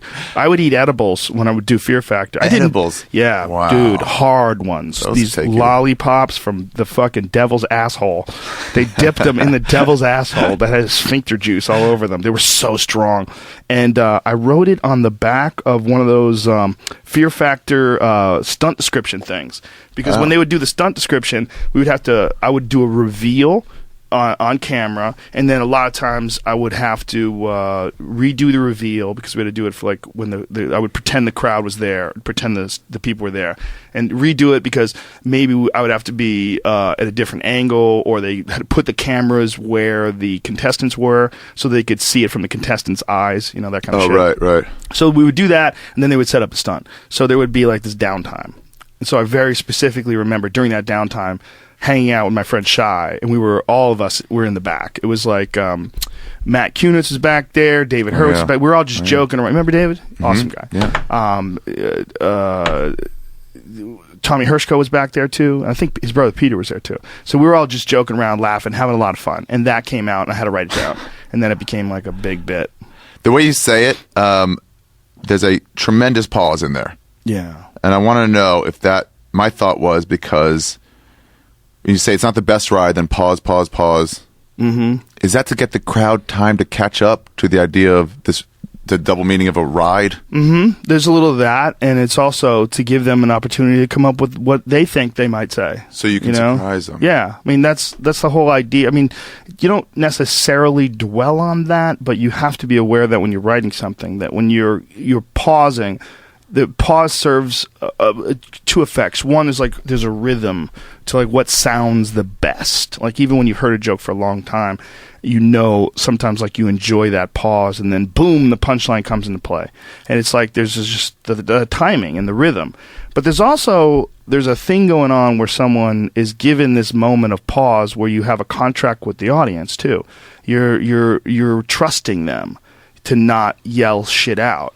You have control. Yeah, that's hard. Yeah. You have control of the crowd to the point where they appreciate what you're doing so much that they're willing to be completely quiet during these dead spots. And Cobbs were dealing with like 400 plus people, and they're 2 levels. Yeah, and so you have all these elements. You have one where you're giving them a little chance to catch up. They're painting their own picture. They're trying to figure you could surprise them, and there's the rhythm of it all. And then there's also the moment where they know. Like you're really in the groove because you've got this big juicy pause that if you were rushing it, if you're worried about it, you wouldn't give it that juicy pause. And not every joke deserves a pause like that, but that joke needed it. That joke, for whatever reason, over the course of doing it, it made the joke better. When my memory of that joke is at the Boston, was that place we used to play? At Comedy Connection? Faneuil Hall. Yeah, Comedy Connection. Yeah, being in the back there and watching that, or on the side with your crazy fucking high school friends that were screaming at each other. Wasn't that great? Yeah. Get to see how I grew up. Cops and shit. I grew up with savages. And then, you saying that, and I'm like, that's where my memory of that joke is, in that room. Wow, that's interesting. That was a good room for it. It's not the best ride. But there's no line. Yeah, the ride, well, you can say it's not the best ride, but it's not bad. Right. But to get that meaning of ride can also be, not just this, but like also a convenience store, whatever they're called. Amusement park ride. Yeah. Come on, weed. It seems pretty obvious, but it was just a good line. I was really happy when I said it the first time. And then you also can't pause too long. That's always that tension. Like, I feel it feels too late. Hurry, say your line. Yeah. Because you can only give them so long before they'll start yapping. Well, it's also a line, like there's a pause arc. And if you pause too long, it's actually less effective than going too quick. Like a little short pause is better than a too long pause. I think there's a thing where you pause too long, and then we're going to say the thing, but you pulled out and just use a different word. Oh, really? Yeah. Okay. We'll get to it. I'll get to it. I really haven't heard this in fucking forever. That's hilarious. All right, then I'm going to let you listen to these tracks. Okay. I'll put this one on, and then, because this is almost like the whole title of your CD, Jerk Off First. Then think about it. But you didn't call that. You said Jerk Off First, Safe Zone. Jerk Off First, Then Think About It should have been the title of that track. Well, I didn't want to give up the whole joke in the track. Yeah. So Jerk Off First made more sense. And then the Safe Zone I loved because I love that bit about having an area where it's okay to come on yourself. It doesn't bother you because it's so true. If you came on your foot, you'd be like, but you come on your belly and you're like, whatever. Yeah. This is actually the first bit. I'll let you listen to it. Okay, but you're actually trying to affect change. Oh, I'll just listen to it. Here's the weird thing. This is the only track on here, or the first track anyway, where you're actually trying to affect change in people. You're like, it seems like you're talking to parents. Like, no, you really should tell your kids. Well, it's really just a mechanism to get laughs. Yeah. Just trying to figure out a best way to express the idea of teaching a kid like how to jerk off, because no one would when I say you should teach your kids to jerk off, people look at me like I'm a horrible person. I know, but then when you explained it, I got to assume that got through to a couple people. To be like, I should talk to them about this. Maybe not. I doubt it. I think they just thought of it as a joke. I think most likely people just thought it was a joke. I mean, maybe people really did connect, but I really do believe that. I definitely think that you should tell your children to masturbate when they get a certain age and they start hitting puberty and they're confused. Just explain to them why you fucking hiding something that you would readily talk about to your best friends, your brother. Yeah, you'd readily talk to anybody but your dad. Yeah. Right? For whatever reason. But your father. You don't talk. I mean, you and I talk jerking off all the fucking time. You know? But never with my dad. Never with my dad. I've never fucking sat down with my stepdad and had a conversation once about how much I beat off. Is that too much taboo on sex, huh? Exactly. It's stupid. It's so stupid. Because amongst our friends, there's zero. Right. I mean, how many times have, you told me when you jerked off, or she left and I jerked off, or I jerked off and then I didn't call her, or I jerked off before my set and I felt better, or I jerked off when I got back to my hotel room. I mean, this is a constant source of conversation with guys. Yeah. We always talk about how often we beat off. But you don't tell your kids. And I just think that's so stupid. It's so stupid. I'm not telling you to tell your kid to be a pervert or getting your kid hooked on pornography. What I'm saying is masturbation is natural, normal, and healthy. And the idea that we somehow or another don't tell our kids about that is just some weird cultural pilgrim shit. It's left over in our fucking goofy civilization. Yeah. When you do that part about how many people here don't jerk off, and you're like, nobody. Every time. Yeah. How many times have just drunks jumped in? Of course. All the time. Of course. That's got to be a moment. Yeah, there's always a few dummies that want to yell, I don't need to, bro. I get pussy all day. I get all the pussy. I get your pussy. I get his pussy. Everybody who doesn't get pussy at all. I get all of theirs. I get all that shit. Come on, Joey. Powerful Joey Diaz. Yeah, I should have done that. You got to put your shit on airplane mode. I know. Now I got to wait till after this because you got to. Yeah, you got to send him to voicemail. You don't want to send him. You don't want to. No. You gotta double it. No. Yeah, you got to double it. You got to send him to voicemail. He'll deal with it. You think so? Joey Diaz is the only guy you can never call back after you send him to voicemail. You got to let the phone ring, let it go to voicemail, and then pretend that you didn't know that he was calling you. Yeah. He's got us intimidated. He sure does with the phone. God, I wanted to text him so much. Like, here's the address. I'm like, how do I do this? He's totally got us I'll on the run. find Lee's email address and try to get through that way. When I was like, I might be 5 minutes late. I only text message Joey when it's some fucking life or death type shit. Yeah. That's the only time where I know that he'll be cool with it. Yeah. By the way, you use your chick voice here for the first time. Yeah. When you talk about voice. coming your own face, like, hey, what's wrong with you? All that stuff. Well, I used that way more on my first CD. On Shiny Happy Jihad, there was Ladies Night Out. That was that whole bit about This is girls Shiny getting Happy Jihad? drunk. I mean, not Shiny Jihad. When I'm gonna be dead someday. There's that whole bit about Ladies Night Out. Girls Night Out. Where girls No go, one gets in the go out, circle. high five. You know, yeah. remember that? You would slay with that in the main room. And then I had the whole bit about the girlfriend complaining to her friend about her boyfriend hits her. And then I'm leaving him. You fucking leave him. You better fucking leave him. That's a lot. And it's like, he said he's not going to hit me full strength anymore. He said he wouldn't hit me as much. He's not going to hit me full strength anymore. Yeah. They always go back together. Like, you spend all this energy to try to talk them out of the relationship. They always go back together. You got one of the all-time good girl voices. Thank Dice is just retarded. Dice, what do I do? Just not able to function in life. But I don't know what to do. You swallow my load. Oh! Yeah. That's what you do. That's what chicks do. They swallow my load. Oh! I love that. I love that. you That's heard- also a very unique, like, this is his girl voice. Oh, This yeah. dumb dummy. It's 100% Dice's. You can't do that voice and say you're doing a girl that's original. Yeah. Like, you can do my girl voice, because my girl voice sounds like a girl. Like, Dice invented his girl. Just What do mentally you retarded. want me to do? You can't even get words out. And if you want to do Kinnison's girl voice, What was Kinnison's his? girl voice is super exaggerated. It's like, No, no. Oh, I just yeah. want to eat my pussy. Oh, yeah, way cutesy. Hey! because Yeah. it would, like, balance out. No, I just thought that maybe I would do you. Yeah, and then he'd be screaming. That's right. Yeah, he would make them Good like dichotomy. super cutesy, super exaggerated, really high pitched, whiny. You know, How did yours develop? it was based on just being around those kind of girls. Oh, right. Especially in Boston. I used to have this bit that I abandoned, but it was my first weapon, and it was a bit about girls from Revere. And it was a bit about dating girls with bulletproof hairdos. These girls from Revere. Revere was this place in Massachusetts. There was Yeah. all these guidettes. Yeah. All these Guidettes. Italian broads who used to have this fucking teased up hair that was just sprayed. They'd take Aquanet and just spray the fuck out of their hair. And I used to have this bit about them being peacocks from hell. That these fucking...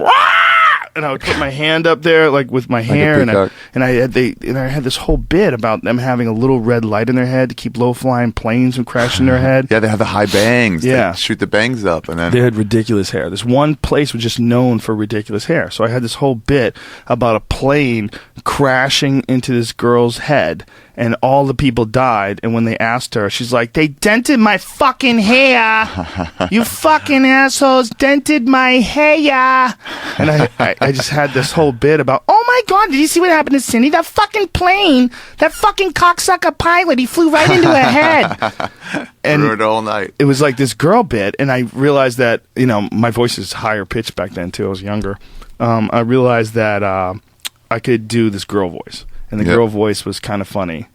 You know? Yeah. I don't know what I would do without you girls. Like, you know, you guys are fucking so special to me. Yeah. I'm fucking done. I am fucking leaving him. It's over. He's such a fucking piece of shit. He's done this for the last time. And I would just, these long, girl, you are better than that. Yeah, it was all you're so smart. You're so pretty. Yeah, that was so much better. You know? I'm so lucky to have you guys as friends. Yeah. And then she went right back to it. Yep, right back to him. She broke up with him. Yeah. Then we got this thing about bisexual dudes getting advice. Oh, yeah, I love this bit. Which would also kill. I love this bit. Yeah. Use words like crafty gay dudes. Crafty is such a fucking good word. Crafty is a good word, especially when it's come... That was also, like... It was like a gay joke, but it wasn't... I'm not homophobic by any stretch of the imagination, so it wasn't like a anti-gay joke. It was an anti-dumb straight guy. Yeah. The premise being that I don't believe in bisexuals. Well, I think I think there's gay dudes, and then there's really gullible straight dudes who get talked into blowing crafty gay guys. And I still, to this day, I stand by that. I think there's a lot of fake bisexuals that are just really dumb dudes who could be talked into almost anything. I mean, I'm sure there's some real bisexuals, but I think the majority of bisexuals are just dumb. Yeah. It's weird, too, you see, like, as comedy moves on, whenever I say, like, Martin Lawrence or something come back and try to do it again, he's still stuck in this 90s point of view. And this 90s point of view, just saying that a character is gay is a punchline enough. Yeah. Just referring to them as gay is like, great, nailed them, absolutely. Yeah. And then it became sort of like where people in the audience are like, that's not a good enough joke yet. Yeah. And this is like an 8 years ago kind of mentality of like, here or there, you can still say it. Mm-hmm. You know, but you have to be talking about a guy who is not gay, who has done something gay. Well, it's also, the gay guy was the smart one in the joke. Oh, right. Yeah, he was the winner. Yeah, the gay guy was the winner. He was just getting guys to suck his dick. He's just slick. Right. It wasn't that there's anything bad about being gay. It's just that I think there's a lot of dummies that are bisexual. And it's not that they're bisexual because of their sexual proclivity. It's just they're so gullible. And, you know, I would do jokes about, like, the only reason why you're sucking that guy's dick is because the Scientologist didn't get to your door first. Right. If they got to your door first, you would join Scientology. Instead, this guy made you blow him. You're a fucking aimless idiot. Yeah, it's almost like the blowing him, you could have the same punchline at a girl character, too. Yes. Like, you're blowing every guy. You don't know you don't have to do that. Yeah. You know? Yeah. It's almost like the blowjob is what you're making fun of. The negative of having to give blowjobs. The negative of also having a guy so slick that he tricks you into going against your sexual orientation. Yeah. Yeah. You're not even attracted to guys. You'll suck his dick because you're so stupid. You're not even gay. So that was the premise of the bit, was that, like, those guys, like, no matter what, if somebody, like, goes gay and then comes back, like, you tried it for a while, it didn't work out, you will never win an argument ever again. Because there's always that dark place that arguments go when you have these points of view that the guy will be like, didn't you suck a dick once? And I loved that bit. I was so happy. I was so sad when I had to get rid of that bit. When you missed the turn, it's like, you sucked a dick. Yeah, it was like, dude, you've missed the fucking turn. Didn't you suck a dick once? It was called a trump card. Like, it would always, no matter what, you'd have this fucking nuclear option. Yep, you could just scorched earth on that motherfucker every time. And that's a line I think you lost for pausing too long, when you're like, I don't know, I'm just saying, you're we all make mistakes, and you're whatever is a little suspect there, and you pause like, suspect there, fella, instead of fuckface. I don't know. I'd have to listen to it. Let me listen to it. I don't remember. Like I said, I never listen to my shit unless I have to edit it. Yeah. Once I'm done, I'm done. Then you're out. Yeah, I'm out. I have to say sometimes, like, to like audience members or Twitter, I'm like, hey, did I do this on my last special? Yeah. Does anybody remember? I know, Or is that right? just something I missed? You should probably actually listen to it yourself before asking them. Do the work that I'm asking them to do. See if it's at the end. Like, how lazy is Ari? Right there. Yeah, I used to say fuckface. Fuckface. Sometimes. But Yeah. I felt like saying fella. That's all that Okay. was. That was just like being silly. Oh, okay. Felt like saying fella. Cool. Yeah, I read instead it as of like, I fuckface. paused too long. Maybe they won't work anymore, and I'll just... No, definitely not. Because the joke was doing well. I think I just felt like saying fella. I would say fella. That fella is like, how dare you? One of those things I really enjoy saying. Yeah. I like calling someone fella. Hey, fella. Yeah. It's That is a nice. fun thing to call people. Hey, fella. Yeah. Yeah. You call me that sometimes. Hey, Hey, fella. fella. I like calling people fella. Yeah. I'll say that It's in meaning. emails. Hey, fella. I like how this character demeans you, too. It's like, maybe you're not the Yeah. brightest guy in the world. That gives you license to fucking... Oh, for sure. You need that. You Yeah. have to have that license. Otherwise, why are you being so mean to this guy just so over a political opinion? Uh-huh. You can't just be a political opinion. It's got to be he's insulting you, too. Because otherwise, you're a dick. Yeah. Like, if he says... Can't just be against his, you like- don't, if the guy says Bush is a good president, he surrounds himself with an excellent cabinet. Didn't you suck a dick once? Then you're just being mean. Like, why? Where's your comeback? Like, why can't you say, no, he doesn't, blah, blah, Yeah. blah, blah, blah, let's debate the facts. But you have to sneak in that the guy insults you. Like, especially one of those off, put off, like, sort of sneaky little passive-aggressive Yeah. type insults, Yeah. Yeah. It's a great You way to do it. got to set it up. Jim Jeffries did a thing on Oscar Pistorius in his last special, but really he's just making fun of handicapped people. But he's giving the crowd license, like, well, surely if we can laugh at a murderer, right? Yeah. And then he just mocks him. That's a good And the point. walk and all that stuff, and it just gives the crowd license to laugh. That's a good idea. Yeah. That's the best way to do it. Yeah. You said he's a murderer. Yeah. We all sort of agree. Everyone pretty much took out one side on that guy. That He dude did it on only purpose, he's only going to jail for 5 years? which is going to be 10 months. That's crazy. Yeah. That's crazy. They didn't say you have to serve the max either, so he's probably going to do 10 months. That's so crazy. Yeah. Scary shit. And then the judge vacated his other sentence of firing off a weapon in public, which is from a different time. He's like, well, this is a bigger thing. We'll just deal with this. Once that carries a 3-year penalty. He just said nah on that. Is it possible? I know this is another podcast, but Yeah. is it possible that fucking guy didn't know that was his girlfriend in the bathroom? Is it possible? Yeah, come out of his sleep, but like, how long are you coming out of his sleep? Unless like you're on a pill. Why didn't he just say, Hey, who's in there? yeah? You don't just shoot through the fucking door. What if at your girlfriend? noise. She probably had the key to your place. Couldn't have been her, even if you didn't think it was her. It's reckless, Yeah. at very least. Yeah. It's crazy. Yeah, that's At not the way to very handle least. who is that. What if it's a wandering homeless guy? Maybe if you didn't have legs, you'd be way more fucking paranoid about people breaking into your house. Right. I mean, maybe You didn't have your bouncy things. you don't have your Give you the blades. power. Yeah, but maybe you're really worried because you can't run at all. Yeah. I mean, With maybe those there's things, like you're like Kubert. Without them, you're fucking nothing. fucked. You're fucked. And even with those things, one leg kick and you're down to one. Yeah. You know? And they get you down, you're not Any getting guy back with up. any guy with fucking no legs that wants to fight, step on up, bitch. Somebody's just gonna kick your one leg, and now what are you gonna do? You can easily hook those with a rope, too. Exactly. You're never going to miss. Yeah. It's going to wrap if right you had a around baseball it. bat, you just fucking dive at him low, swing, crack one of those things. He goes flying across the park, and Now he's we done. have fun. He's done. Yeah. So I don't know. Whatever. Now we're gonna get into this the Brokeback Mountain stuff. Okay. Do you want to hear it or just talk about it? We could just talk about it. Okay. What's wrong with doing that? That's not funny. How come everyone's laughing when you say you can't tell me gay is not funny? Then how come everyone's laughing? Right. How often did you get? Close this up for a second. How often did you get gay guys saying, "Hey, that's not cool"? But I love this idea because I deal with this with the Amazing Racist, where people go, "It's not funny at all." I'm like, well, then where are the positive comments coming from? When you say it's not funny, how are you explaining that other people are laughing? Well, it's in the middle of a comedy show, so that's kind of a dirty trick, obviously. To tell the crowd, Yeah. this is the response I'm getting when I'm not actually getting it right now. Yeah, well, everyone's already laughing. They're Right. already on a roll. Everything's going great. So it's kind of a dirty trick.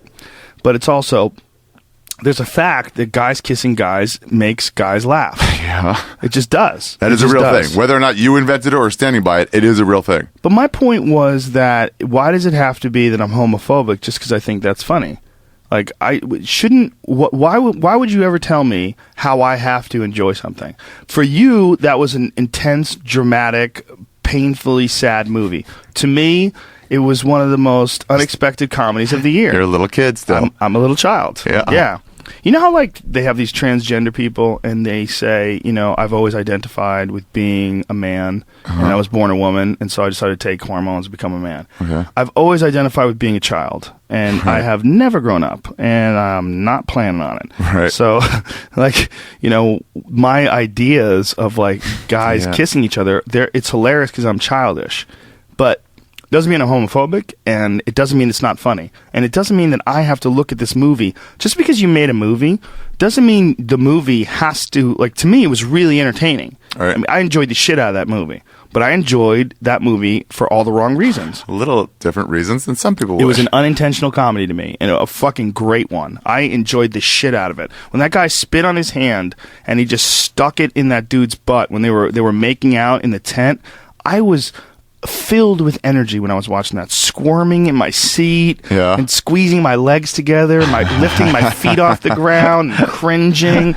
And when he spit in his hand and then shoved his dick in that guy's butt, I immediately just went, oh! Yeah. Like people were fucking laughing in the audience when that was happening. I saw that shit in Hollywood and people were laughing. In the crowd of the movie. Fuck yeah, they were laughing. Yeah. People were going, oh, Jesus. People were going, Jesus. Oh. Yeah. And some guy would go, well, that's immature. You're like, oh, yeah, yes. I'm not saying it's not 100%. Immature. Look, go get a fucking screener from the Oscars and watch it with your friends and cry together. I think it's hilarious. You can't tell me how to enjoy something. You could say that I'm a bad person or what, but you're wrong. It doesn't make you a bad person to think something's funny. Yeah. You're not being mean. You're not, I mean, but you have a background of those jokes being made when you were in 4th grade. Yes. Where you were programmed to think this was funny. It's just funny. My friends, funny. My friends all went to see Swingers at the same time in D.C. at the Arlington Cinema and Draft House, and they went with somebody who was from Los Angeles. Mm-hmm. And there was they all enjoyed it, but there was a scene where he gets the girl's number at a party. He finally gets the girl's number, and they're like, "Oh, nice, you did it." And they're like, 818. He goes, "No, 310." And they're like, "Ooh." Right. And then she fell out at that. She fell on her floor laughing, and they didn't even get it. Right. They didn't understand that. Oh, that means the valley. And this means like, oh, you're in a good part of town. Right. That's funny. Yeah, and she just got it on a different level than they got it. That's funny. So too here, it's the same thing. Do you notice that that's less of an issue? There's another podcast. Yeah. Man. That was like a big thing. Proud of the Valley, 818. Till I die. I love your line. It's getting in one stroke is both rude and highly unrealistic. Like, you ain't getting it in one stroke. He really did fuck that guy immediately in the ass with just some spit on his dick. I mean, he didn't like slowly work the tip in. It was so unrealistic. It was just bang, and what? You're telling me that's a love story? Come on, that's a fuck story. Yeah, exactly. That was the other thing. It's like no straight sex scene is ever like that. You just spit in your dick and shove it right in somebody. That's ridiculous. I will tell you, one time I did that, and it was one of the hottest things I've ever done. Where it's like we're sitting on a couch, like, oh, should we go out? Yeah, I guess we should go out first, and then and then we just start making out, and then just like bend over and fucking. Whoa. And it's like, wow. And then you're both like, whoa, what are we doing? What are we doing here? Whose idea was it to bend over? Hers or yours? Mine. Whoa, you just took it. It's just like, it's just. That's very rapey of you. It's very rapey. Today. But it wasn't like I forced her into it. It's no, just like, she's probably into it. Yeah. Look, this is the problem with this yes means yes law that they just passed recently.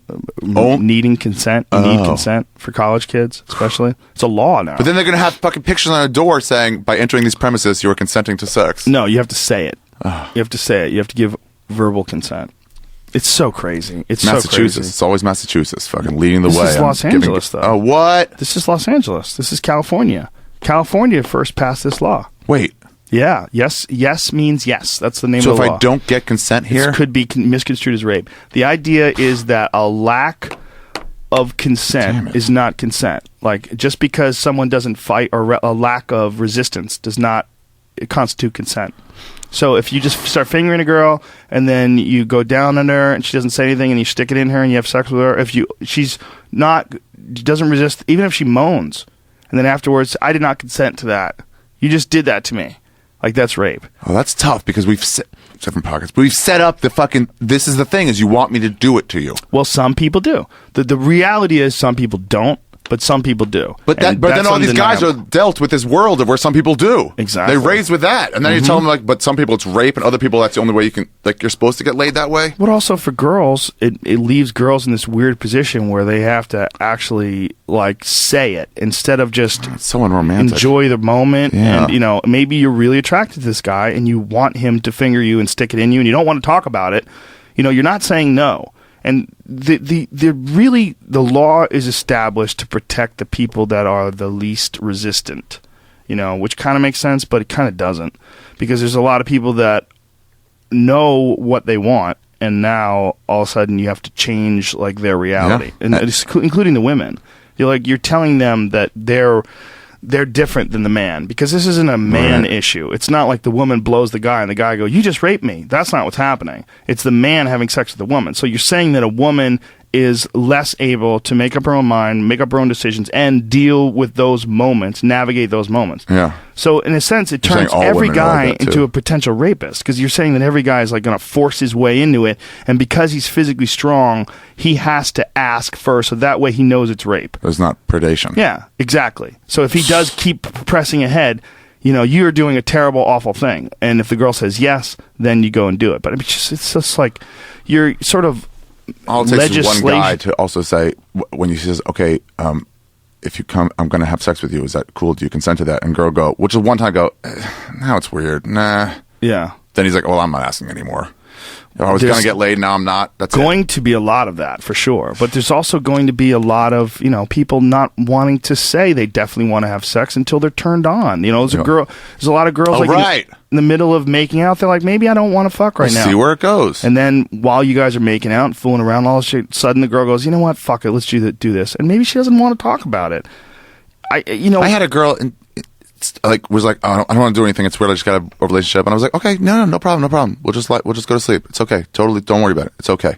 And then like 20 minutes later, she'll take her shirt off. Right. And it's like, "Okay, I want to do it." Yeah. I mean, all right. Women aren't any different than men.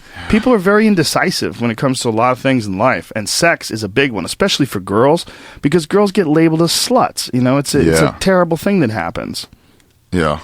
It's annoying, but it's also like you're not going to stop assholes and rapists with a law like this. You're just going to make everybody weird.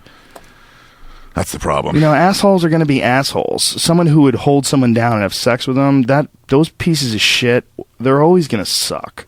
Yeah. Like that's a person that was raised bad. They were, you know, they have terrible role models, a bad childhood, entitled ideas of who they are and what a woman is, and the whole deal. It's like there's a lot wrong there that you're not going to fix with a yes means yes law. Yeah. I don't think it's going to help anything. I don't think it's going to help even once. I think it's going to fuck up more things than it's going to help. Yeah, I might be right. I think you might be right. All right, hold on.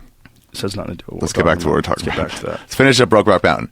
Yeah. When you make a reference, any comic makes a reference about pop culture, there is that risk that in 5 years' time, no one will even know what the fuck you're talking about. Now, with Brokeback Mountain, that was not the case. Impossible. It's just the way Corky, remember how Corky from Life Goes, he's still the example of a mentally retarded person. Right. You can still throw it out. Now, Not really, though. Young kids don't know what you're talking about. You're right. 10 years ago, they did still. But everybody knows what Brokeback Mountain is. Yeah. That was that Jake. And you got a nice Gyllenhaal. life. Two beautiful men. Mm-hmm. Two perfect beautiful men. Actors. What was the other guy's name? Jake Gyllenhaal. And who's the guy who died in Batman. What's his name? You know. Hugh Laurie. Hugh Ledger. I'm pretty sure it's Hugh Laurie. Heath Ledger. Hugh Laurie. Peter Lorre. Pretty sure. It's the guy with the eyes. Heath Ledger. Handsome bastard. Handsome as Two fuck. beautiful men making out, tongues kissing each other, fucking butt fucking in a tent. Dirty, stinky cowboy asses too. Yeah, that wasn't fresh. They were out in the range. Disgusting. For more than one night. That wasn't night one. Been shitting in holes in the grass, Ew, wiping no their ass with bidets. leaves.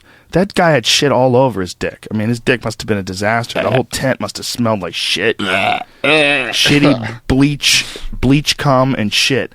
Days and days of holding back your cum, and then the shit and cowboy funk, body odor, shitty old clothes that are made out of fucking gasoline and fucking railroad ties. I mean, what did their clothes smell like back then? What did everything smell like? They were disgusting. Yeah. Their butt fucking in a tent.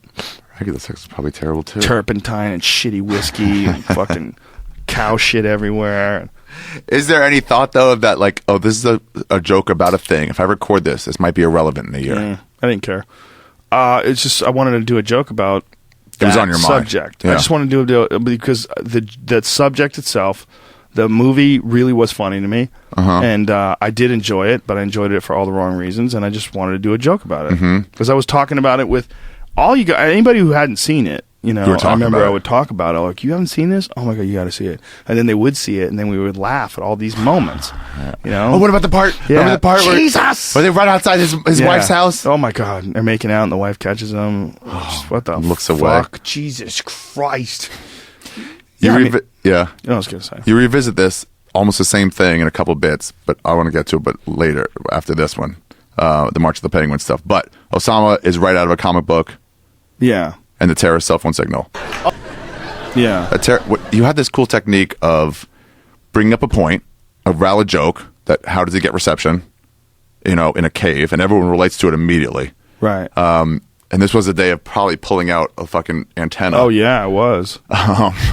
And then you then start doing a bit about the ridiculousness of that. Yeah. Of this whole terrorist cell phone signal. You know? Yeah. Which is like, you take it to a ridiculous level and then do a bunch of, Louis used to do that too a lot, where it was like making fun of his demons in hell that he visits. Yeah, you know? yeah. It's a cool technique. Yeah, well, because you get more traction out of it. Yeah, you're establishing what's funny about something, and then you're just sort of exploring all the different ways it could have went down. Richard Jeni was the best at that. Richard Jeni was really good at that. Richard Jeni, in my opinion, I learned a lot from watching him explore a bit to its boundaries, its absolute boundaries. Excuse me. It's okay. He was. Get your water? No, I got some coffee here. He was just really good at wringing a bit out, like getting a bit, like say, he had a bit about. I remember he had a bit that really impressed the shit out of me once. It was in Montreal, and he was doing a bit about buying a Corvette, which you would think, like, man, how much material is in buying a Corvette? Is not that much, you know? Yeah. No. And he got a lot out of it. He just kept going with it. He had more places with it. He wrote so much. Like, I wrote so much. And, you know, a lot of the bits I wouldn't have never saw, like the paths that he saw. And I remember thinking, that's part of what's so funny about it, is that you're seeing this guy take things to all these different places that you didn't anticipate. And, like, getting all this mileage out of a subject. And the more he talked about the subject, it actually got funnier and more preposterous. So I really remember thinking that as a young audience member, and then later after I paid to see him, I think when I was first starting out. I don't think I'd even gotten on stage when I actually paid to see him. But then I paid to see him a couple times while I was a comic, and got to see him perform a bunch of times while I was a working comic. Oh. And he was quite a few years ahead of me, so he was really good when I was an amateur.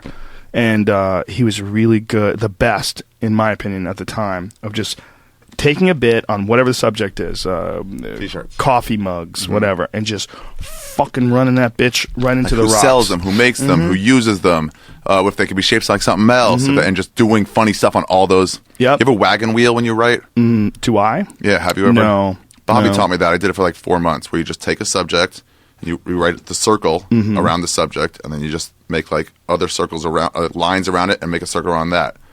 So it's like, if it is coffee mugs, then you're like coffee mugs, and then it's in the circle. And a line out there goes, they're made in China. Right. Another line and you circle that. And another line with another circle is people use them in cubicles.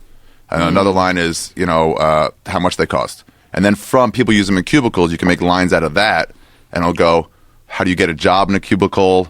What life would be like, your pictures. I do a similar technique where I number possibilities afterwards. I say like being a guy who delivers refrigerators is in Iraq is like being a rant in a rant. And then I'll go, number 1, this answer. Number 2, this answer. Number 3, this. And so I'll write a bunch of different possibilities. Oh. You know, like maybe it's not the best ride, but there's no line. You know, maybe it's not the best ride, but I got your ticket right here. Maybe it's not the best ride, but the shit is free. You try to try them all? Maybe, maybe not. Maybe just write it. Decide later. Sometimes just I know I have those options, and I just let my intuition take over. Like, go with whatever seems to be the best idea. Yeah. For the time. Well, that's cool.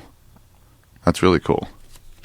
Yeah, I want to do more of that. Yeah, writing possibilities now has got me a lot of good taglines instead of just, or a lot of good punchlines. Instead of just accepting the first few lines, I'll pause and just do a lot of work on this one area. And I'll do like several takes on this. And then maybe I'll restart the whole bit and try to figure out a better way to start it. So instead of the way, like, I think one way to trap, start it too. Yeah. There's a real trap that comics get into where they have a premise and it's a good premise, but they started off this way because they've been doing it this way. And so they continue to do it this way. Placeholder that gets stuck. Yeah. And sometimes the bit is better another way. You just got to figure out what that other way is, and the only way to do it is to like sit down and write it and try it on stage And actually do it. Yeah. Yeah. Attell is really good at that, of like trying stuff a word off, an order off, and you're like, oh, it's the same bit. Like, it's different every time. He's a wordsmith. Yeah, he's a real wordsmith. Yeah.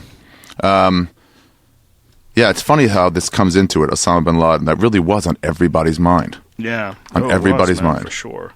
It was huge. All the time. It was very important. I mean, that was the boogeyman. This was this guy that was going to kill all the Americans, and he was hiding in a fucking cave somewhere making phone calls. We celebrated when he died. Everyone celebrated the way they celebrated when George Bush got voted out of office. Yeah. I didn't believe it.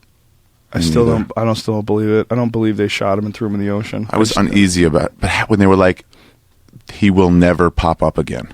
I think they shot a guy who looked like him, and they decided they were going to take credit for shooting him. And how do they know he'd been dead forever? He'd been dead already. I think he'd been dead for a long time. The guy needed dialysis like years before. Like his kidneys were failing. Like, how is he getting all this medical treatment? Like there's people in the intelligence community, people like maybe they dug up his grave and like, oh wow, this really is him. He's gone. He's been gone for 2 years. There's no body. That's the thing. They threw it in the ocean. Yeah, right. Remember? It's like, what? Not only that, convenient. they released no photos because they didn't want him to be a martyr. The whole thing just... And it's like, isn't he already a martyr? He already led the whole movement. Yeah, wait a minute. You're telling me that you killed him, and then you're telling me that you don't want anybody to be upset that you killed him, so you don't want to show the pictures proving that you killed him. So you want everybody to just think you're a liar, or you want them to not have the photo so that they could hold it up and put it as a banner and get everybody more excited about killing Americans? Is that what the idea is? That they're going to be so stupid that they're not going to listen to your fucking voice saying that you killed them? Or just shoot him, take a picture, and leave. I don't know. Yeah, exactly. I've talked to guys... But that's better than a picture, yeah. I talked to guys that were like they were like Rangers and Navy SEALs and high-level military guys, and they were like, that fucking guy's been dead for a long time. Wow. And not just one. Like a bunch of guys who were incredulous. Saying no way. Yeah, this guy's been dead for a long time. Like the intelligence was that he'd already been dead. Wow. And then the only guys who know are the guys who were there. And they say it was him. So who the fuck knows? But then again, you shoot a guy in a fucking head, and his head explodes.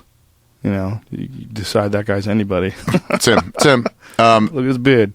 If there really was a terrorist network and it was the best shit, at least one dude that would use it. The funny thing is you say, like, when you bring this in, when you go, like, there'd be one guy, even if it was a terrorist cell phone network, there'd be one guy who would be like, and you're like, there would be a guy who'd be like, I need it for work. Yeah. Now, looking at that, I'm 8 years later, and I see us all using these iPhones. I mean, that's half the market. Right. And a lot of people are aware that there's multiple slave labor that goes into making these. Yeah. And we're like, well, I need it.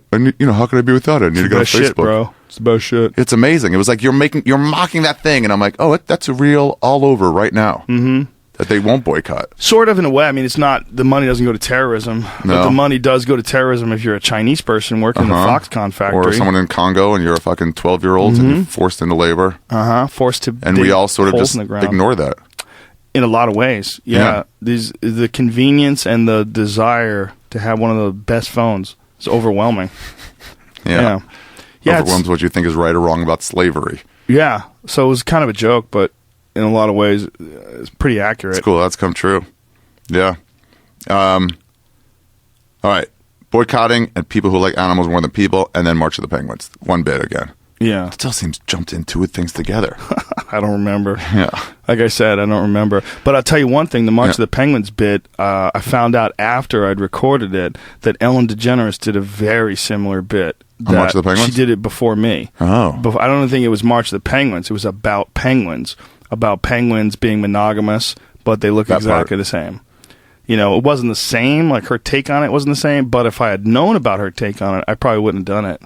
So I found out about. That's one of those parallel thinking things you find out about like way after the fact. You have that though, and then you also have the other side of, and this is the comparison to Brokeback Mountain when you say when they get killed by these leopard seals, and you start cheering, like you're scaring my kid. It's like you can't tell me who to root for. Yeah. But like same thing, you're like I'm appreciating this on a different level than you are. Yep, everybody was super sad when the penguins got killed by the leopard seals, but the leopard seals are fucking killer. You just love monsters. They're so dope. They're so crazy. If you've never seen a leopard seal and you listen to this podcast, go Google leopard seal. One of them killed a scientist recently, and it's really strange because most of the time they're really friendly to people, and in fact they've offered people like seals. They've or penguins. Gifts? They've killed like a penguin rather and given it to a person. Like cats will do with birds. Mm-hmm. And brought it to a guy to try to give it to the guy for food. Like, the guy was taking photos with it, and it decided that the person who was the photographer wasn't a meal, so he was well fed, or she was well fed, whichever animal was, male or female. But she kept bringing him dead penguins. Like, he would bite a penguin and bring it over to the photographer. There's like a whole series of photos that this guy took, like super close-ups of this leopard seal. It looks like a cartoon animal. Like, it doesn't even look like a real animal. Have you seen a leopard seal? I saw it in action, like his mouth all wide. Unfucking believable. Yeah. Huge jaw. Huge jaws. Carnivorous seal. Predatory carnivorous seal. And now they attack humans? They have. They've killed people. Yeah, one killed a Greenpeace scientist. Diver? Yeah, there was, this scientist was working with the seals, getting too close to it, or whatever the fuck happened, and decided to kill him. Yeah. Or her. I think it killed a woman. Who knows why? But I remember thinking when I was watching the movie, this is fucking awesome. And people were really getting upset at me. You know, in the theater. Like, I was like, oh, whoa. Well, and they're like, you sound like you like this. Like, it was like this, like, whoa, you can't stop me enjoying this movie the way I'm enjoying it. Fuck off. Yeah, exactly. Fucking movie's awesome. You also talk about, which I keep saying I love this part, but whatever. Why would you be raising a family if you make 50 cents an hour? Yeah. Like, I need sneakers. I don't know how to make sneakers. That's that same voice modulation shit. Yeah. That's a harsh, mean bit. Well, but some of them have families. Why would you be raising a family? They should probably quit. Yeah. That's almost the people making the sneakers only make 50 cents an hour. Like, they should probably quit. There's almost a preview of dumb people outbreeding smart people, which happens a couple bits later. Yeah. It's almost like getting them ready for it. Yeah, in a little bit of a way of establishing that there's some people like say silly shit, and there's some people that live in these weird places, and they're forced into these weird existences by companies and corporations. It's obviously a very like ignorant and selfish way of looking at a situation. The only way I would look at it that way is for a joke. Right. It's only a joke. Like, I don't really think that these people should probably quit. I understand the socioeconomic situation in third world countries when they have a corporation moves in and they take over the land and they give people jobs and put them in debt. The humor comes from, look, I clearly understand they're terrible, so I'm going to go exaggeratedly the other way and make fun of them. It's like, oh my God, you're so bad. Like, I know I am. Yeah, exactly. The humor's in, like, you don't give a fuck. Yeah. Same thing is about beach whales. You saw one. Also why I get upset when people say that, like, that you always have to punch up in comedy. Like, this is like a big thing that progressive people say. And say what? Tumblr morons who like to critique stand-up in the most harsh and vicious way possible. One of the things I always say is good comedy punches up. Nah, not really. Don't you remember Kinnison's bit about making fun of fucking Ethiopians? It's one of his best bits. One of the all-time great comedy bits is Kinnison go, "Binya, it's fucking sand. Come here. Send someone like me who's going to go over there and go, hey, we just drove 500 miles with our food, and we just realized we wouldn't have to do that if you people live where the food is. Come here. You know what that is? That's sand. Yeah. No, it's going to be 1,000 years from now. Fucking sand. We got America. We got deserts in America too. We just don't live in them, asshole." That is a joke mocking starving people, and it's brilliant, and it's not punching up by any stretch of the imagination. No. It's punching down as low as is humanly possible, and that's what's funny about it. This idea that you have to punch up is so fucking social justice. What do you mean by warrior. that punch up? Make fun of people that are in power. Right. You have to punch upwards instead of punch downwards. Exactly. that the best comedy always punches upward. That's total No, that's the horseshit. easiest comedy. It's easy to make fun of George Bush in an alt room. It's harder to do that in Arkansas. Yeah. Well, it's also, it doesn't matter if you're punching up or if you're punching down. What matters Jokes is are jokes, how so. you're punching. What are you making fun of? That's my whole point about like making fun of gay folks in the fucking Brokeback Mountain bit. Yeah. It's like I'm not making fun of homosexuality. I'm making fun of me being forced to watch guys do homosexual shit. And one of the ways that I set up my view on things is to like the bit about crafty gay guys. Yeah. About like Crafty's such a it's like I'm not saying that there's anything bad about being homosexual. Like my mockery is always on stupidity, and my mockery in the gay thing is like this guy just spit on his hand, rubbed it on his dick, and shoved it in that dude's butt. Like that's ridiculous. This is a ridiculous movie. Yeah. If that was a woman, it was a sex scene with a man and a woman, and a guy did that, you would be horrified. Butts are tighter too, and not lubricated. Dudes' butts or girls' butts? Yeah, butts then vaginas. Yeah. No, not lubricated at all, unless he's just been eating shitty food and diarrhea and all the time. and not wiping. Diarrhea just lube. fresh. It's a preposterous scene. It's a hilarious scene. It'd be hilarious if it was in Star Wars. Yeah. It's a fucking hilarious If there was a scene where 10 dudes fucked a girl in their vagina, you'd be like, whoa, Yeah. wait a minute. They can't all fit in there. Yeah, that's What are you crazy. talking about? Well, but just, I mean, that scene, if it was a man and a woman, would be ridiculous. Yeah. But it's a man and a man, so everybody's like, that's how the queers do it. They just spit and butt fuck each other at random. So this is on, right? Yeah, you don't have to make fun of the heterosexuals saying with punching Yeah. up. You're like, I'm making fun. I don't care who's It doesn't in the matter. It's what is funny. Yeah. It doesn't matter if it's up or down or sideways. Just because you're gay doesn't mean you're not funny. You know, just Right. because I'm tolerant of gay people, not just tolerant, but open, accepting, completely, 100%. Couldn't care less. Doesn't mean that some gay shit isn't funny. Just like some straight shit is funny. Just like I'm funny. I'm a silly person. I'm a ridiculous person. I'm easy to mock. And you want to make fun of me? There's plenty of fucking ammunition. You want to make fun of you? There's a lot of shit to make Plenty. fun of us. Yeah. We do it ourselves. Yeah, and then you laugh about it, like, oh yeah, that was a stupid suit I was wearing. Yeah, I mean, I'm not making fun of two guys being in love and they get together and they make love with each other. I'm making fun of two cowboys butt fucking in a furious frenzy of spit and dicks and in a fucking tent while they've been out there just staring at each other weird for days and days and this weird buildup. Yeah. That's what was funny. And by the way, later when you'd say, talk about the fish, like maybe the beach whales are just the retards of the whale community. Yeah. Having the whale, it's that same thing I was saying about Jeffries. Having that whale being like, shut up, thug. Yeah. Is now it's like, oh, great. Now we can laugh at your mental retardation because you've been rude. You've been mean. That was also the Noah's Ark bit. You know, the Noah's Ark bit was an opportunity to mock Noah's Ark by viewing it through the eyes of an 8-year-old retarded kid. And then you're letting the retarded kid mock religion. Exactly. So you can get laughs off like retarded accents and stuff like that. And the but also retarded really, guy's right. Yeah. Yeah. There's a lot of holes in that story. Like the retarded guy's got points. It's not only a retarded guy, it's a retarded child.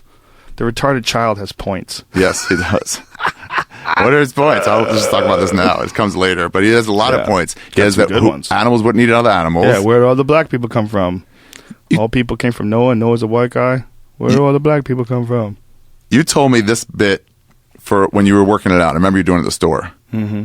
Where you were like, I cannot open with this bit. No, I tried too, and I ate dick. Really? I ate dick once in New York at some alt room with this bit. I just tried to get into it right away because it was a short set. I only had 7 or 10 minutes like that. I'm like, I'd like to do the fucking Noah's Ark bit. See if it works here. Yeah, absolutely. And it was another night where I wasn't in a good mood to do comedy. I was in a bad mood, just a weird mood. So I probably shouldn't have gone up anyway, but I had to because I was already on the list for this show. And I opened up with a Noah's Ark bit and just tanked it. It was a bit that was just you had to understand where I was coming from long before that. Long before. And you had to already be laughing. And if you were already laughing, it was a great bit. It was a good one because you get people that were a lot of times religious, especially when we did in the South. Oh, yeah. And then you get them to laugh at something they don't want to agree with. Mm-hmm. They want to not agree with. That's a tough line to walk. And it's a tough thing to make them move into it. But it seems like it's so rewarding when you can get Bible beaters to be like, yeah, that part is pretty crazy. I had a lot of Christians come up to me after that bit that said, man, I never thought I'd laugh at that, but you had me laughing at that. Like, that was fucked up, but that was funny. And I'm That's a Christian. gotta feel good, right? Yeah, that was a bit that was really crafted. I crafted that bit over a long period of time, and people like mocked that. Like, how can you craft a joke about a retarded child? Like the 8-year-old retarded kid. It was an exaggeration, obviously, of like, you have to be so fucking dumb to think that all people came from Noah, and Noah was the only guy that survived this flood, him and his family, and that he was 600 years old and a drunk. And that you tell the story to this 8-year-old retarded kid, and I spell out the story in factual detail as it is represented in Scripture. Yeah. And it's all you had. I mean, just saying all those details. Once upon a time, God decided that he was really mad at everybody. So instead of telling everybody what they were doing wrong, he decided to go ahead and drown everyone. Yeah. And he only told one guy, just a random dude. His name was Noah, and he was 600 years old, and a drunk at the time. Anyway, God told Noah to build a boat, and he and his family would be the only people to survive the flood. Because apparently, all the other people with boats, their shit didn't work. Yeah. Anyway. I liked your anyway, so you'd pause. You'd have to make a good point, let us think in. And then almost like the woman who's telling her son, her 12-year-old retarded son, she'd be like, That was exactly what I was doing. Anyway, back to the story. That was exactly what I was doing. I was trying to tell it in a way that even the person who was telling it has to have questions. They're like, what the fuck am I saying? Like, as you're saying it. And then the idea was that if you said that to an 8-year-old retarded kid, you bring him back he's in. gonna have some questions. You reiterate. After it's like lay the whole thing out. Then you're like, again, say that to an 8-year-old retarded. And then they all laugh again, like, oh, yeah, that's who we were talking to. And then I sit down and I go, there's a lot of holes in that story. Where do I begin? First of all, how big is this fucking boat? I remember that bit. I remember that bit very well because I had to do so much work on it. Are those more rewarding? Yeah. Yeah, because that's a bit that, like, ate shit a lot. Really? Like, yeah, that bit didn't always do well. And it's one of those bits where you're sort of committed to it. It's a long bit. It's 5 minutes long, probably, or something like that. Tough to bail. Oh, you can't bail, so you just got to eat shit sandwiches. Nom, nom, nom, nom, nom, Love it. nom, Love what nom. you're eating. No, try to make it funny, and it's not going to be funny. Especially, like, the time back then, 2006, I was probably pretty good at it. I was better at it, also from all the years working at the store. But it's still, to this day, it's hairy when you're starting a bit and it's not going well. So that was a bit, because I probably started that bit in the earlier 2000s, like maybe 2002 or 2003. And then it finally went on the Showtime special in 2005. And then I did it better in Shiny Happy Jihad in 2006, but you did it great in that. It was a bit that just had to be put together. It wasn't spelled out.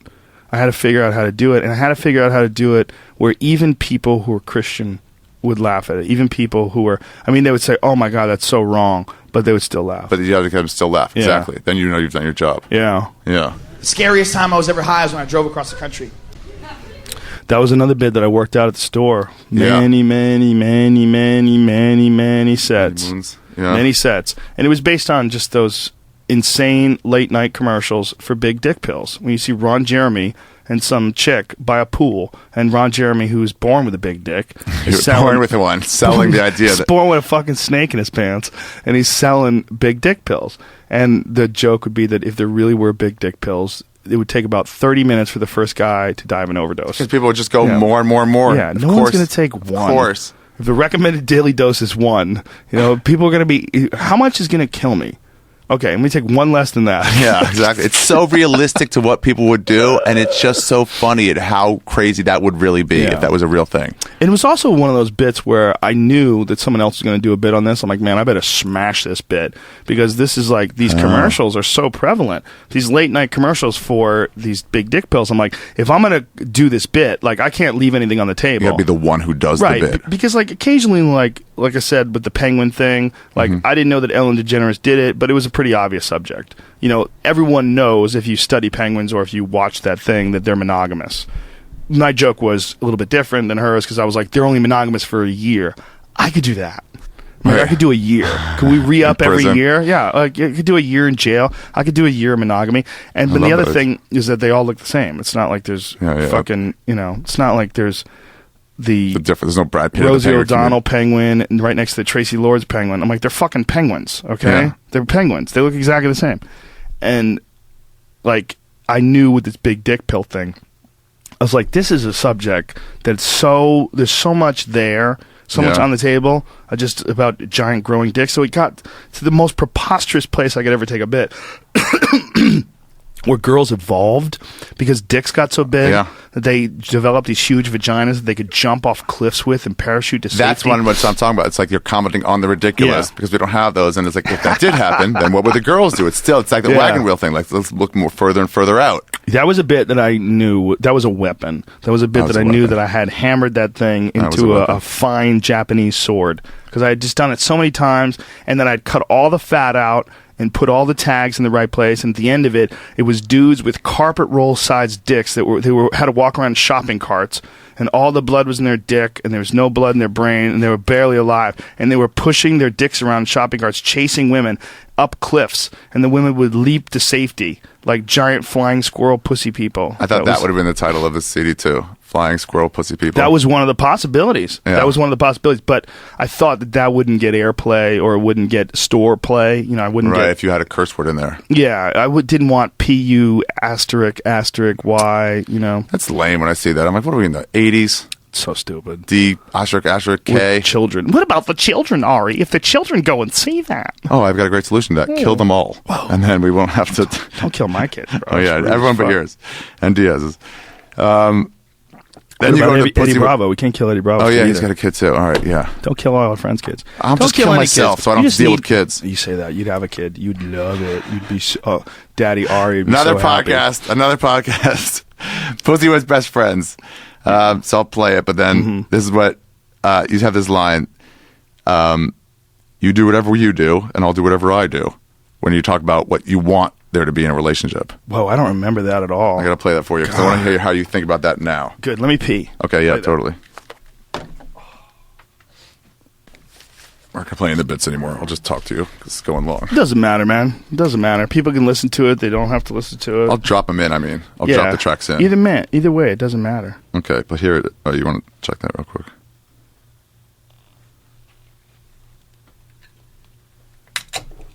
All right, here's what I'm talking about. Are you talking about yourself there? I don't know. Right? Let me hear it more. Because I then you don't fall in remember love. This bit And you really- I'll say that, but that thing, that pussy, are those your ideas? You're like, I wouldn't want to break up with a girl because I wouldn't want her like, getting boned. It's like definitely. That definitely was in my thought process. Like, think about if you had a girlfriend and you had crazy wild sex with her, you know, and she was like really horny and she just liked to get fucked. And then you were going to break up with her, and you knew that she's going to be free now, and she's hot. She's going to find another dude to fuck the shit out of her. That's the way she fucks. fucks. Happen. Yeah, she's a wild fucker. And that's worse to think about than fucking David Taylor. Or some guy who's going to gently some guy. her neck. Even that's not fun. No, think about David Taylor either. fucking your ex-girlfriend. Like, get better taste. You don't even... Come on.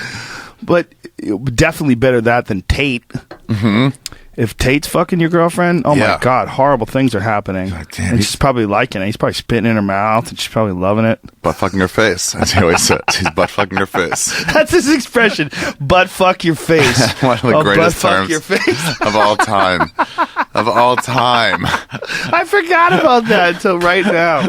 That's so funny. Yeah, Tate's awesome. But yeah, I mean, and obviously it's a lot of people relate, and it's just a funny thing to do, just the gorilla fuck idea. Yeah. Stuffing her into a corner of a couch. And just has that gotten you to primal. like not break up with girls for that idea over your life? Ultimately, never. Because Really? ultimately, because the reason you break up is ultimately that you just can't fucking take that person anymore for whatever reason. Right. Whatever insecurities they have, or you have, or whatever incompatibilities you have, or whatever place you're at in your life and they're at in their life, and you're like, this is just too much work. I just can't fucking do this. You know, ultimately, when you want to sever, you got to sever. Yeah. You can't. But then you do get jealous because part of you still likes her, so you want that part still with you. Well, it's way worse for guys who don't have any access to meeting new women. Like before, especially before online dating, you know, like before like Match.com, and now like regular people get laid like crazy now. Yeah. I mean, it's just a mad fuck scene out there in this world. Regular people like are Tindering the shit out of things and just finding people to fuck. Good time to be single. Yeah, the numbers are just so staggering, and the people on Tinder are all looking to hook up. So it's just, wow. it's just chaos. Yeah. But yeah, when like, especially a regular person with a regular job back then, that wasn't like a singer in a band or someone who's on stage all the time, who gets a chance to meet a lot of people. If you broke up with someone, man, fucking good luck finding someone new. When you work for Allstate, you know, and you're in the office from 9 to 6 every day, and you're working hard to get that promotion. So sometimes you take home work, and every now and then you go down to the corner bar reeking of loneliness, just stinking. It's hard to get laid that way. No, you can't. It's almost impossible. They got stink on you. And that's how they keep you. The man keeps you down by making prostitution illegal. Because if prostitution was legal, you wouldn't give a fuck. You would go, you get a reasonably priced prostitute, you get your rocks off, and you go right back to work. And you'd be okay, smiling, like, okay, I can deal with this. David Cho was on the podcast last week, and you know David Cho's worth hundreds of millions of dollars. He's all prostitute now. Really? He said, I've gone 100% prostitute. 100%? 100%. He goes, I just don't want to. He goes, when I'm dating a girl, there's always like people telling me what to do. You can't do this. You can't say that. Don't go here. Don't go there. And, you know, they start fucking with you, and he's like, you start getting in arguments, and it messes with your mind. And he goes, I call a girl, I pay her, she fucks, she leaves, and then I do my painting. And he goes, I don't worry about it. And then later that night, I'll call a different one. He's like, he's got so much money, he doesn't give a fuck. So he's just 100% like $2,000 hookers all day. Wow. Because he's got unlimited cash. Oh, he's got basically He's pretty much cash. like a not a tyrant, but like living like a tyrant. He's a king. He's like a modern day Mongol without the murder. Yeah, and he's selling his paintings for like hundreds of thousands of dollars. So he's still making money. Oh, stupid money. It's not even like he's done. Yeah, he's stupid money. And he's not gambling it away anymore either. He used to gamble a lot. Yeah, he used to win a lot too. He's a really good gambler. That line, the window's open. It already gets a laugh. And you're like, and then she's somewhere in the city. Yeah. It's like such an exaggerated. So you already get a good laugh off the idea she might be listening. Yeah. And then you go the overboard, so you get a double laugh out of it. Yeah. Well, it's that there's the thing that happens with guys when they get super pussy whipped, where they can't be themselves and they can't laugh about shit, and they will shush their friends when their friends are laughing and joking about some crazy thing that happened. Like, she might know who I was. Yeah. What if she finds out that you guys were having fun? She's gonna think I have fun too. She's the master. The master gets to decide what we do. She's gonna think I'm having fun too. The master's close. The master's close. And it's always this idea that the master will take the pussy away and give it to the gorilla.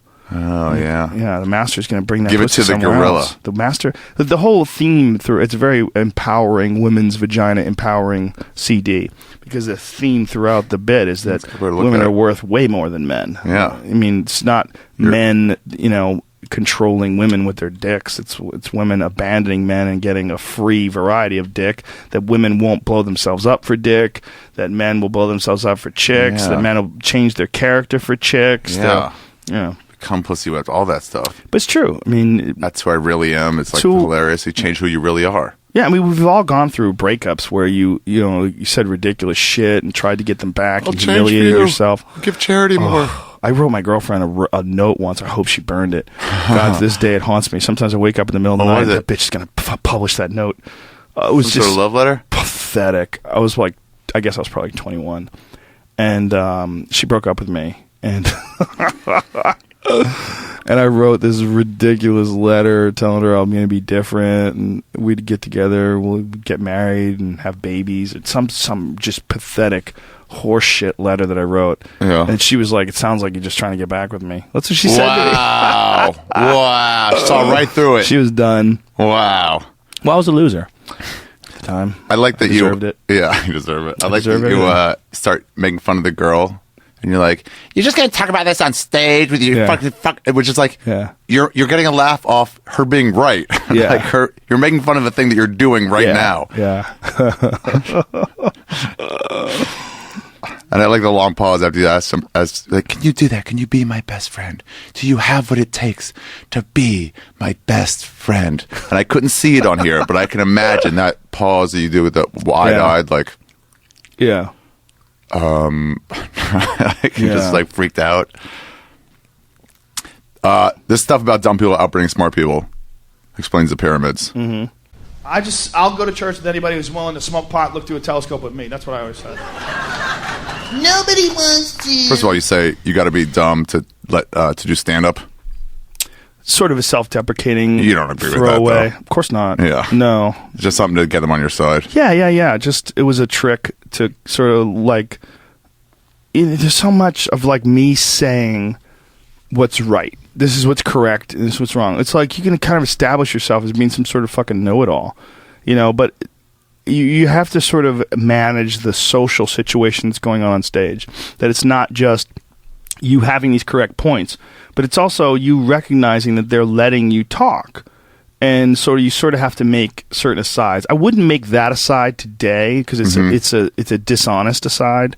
Well, you would have a different one to say how I'm done too. Yeah, I would definitely point out that I think the best way to describe it is the most truthful way. And the reason why I have so many different thoughts and ideas about things is because I've got a lot of fucking time and I spend a lot of time thinking about these things.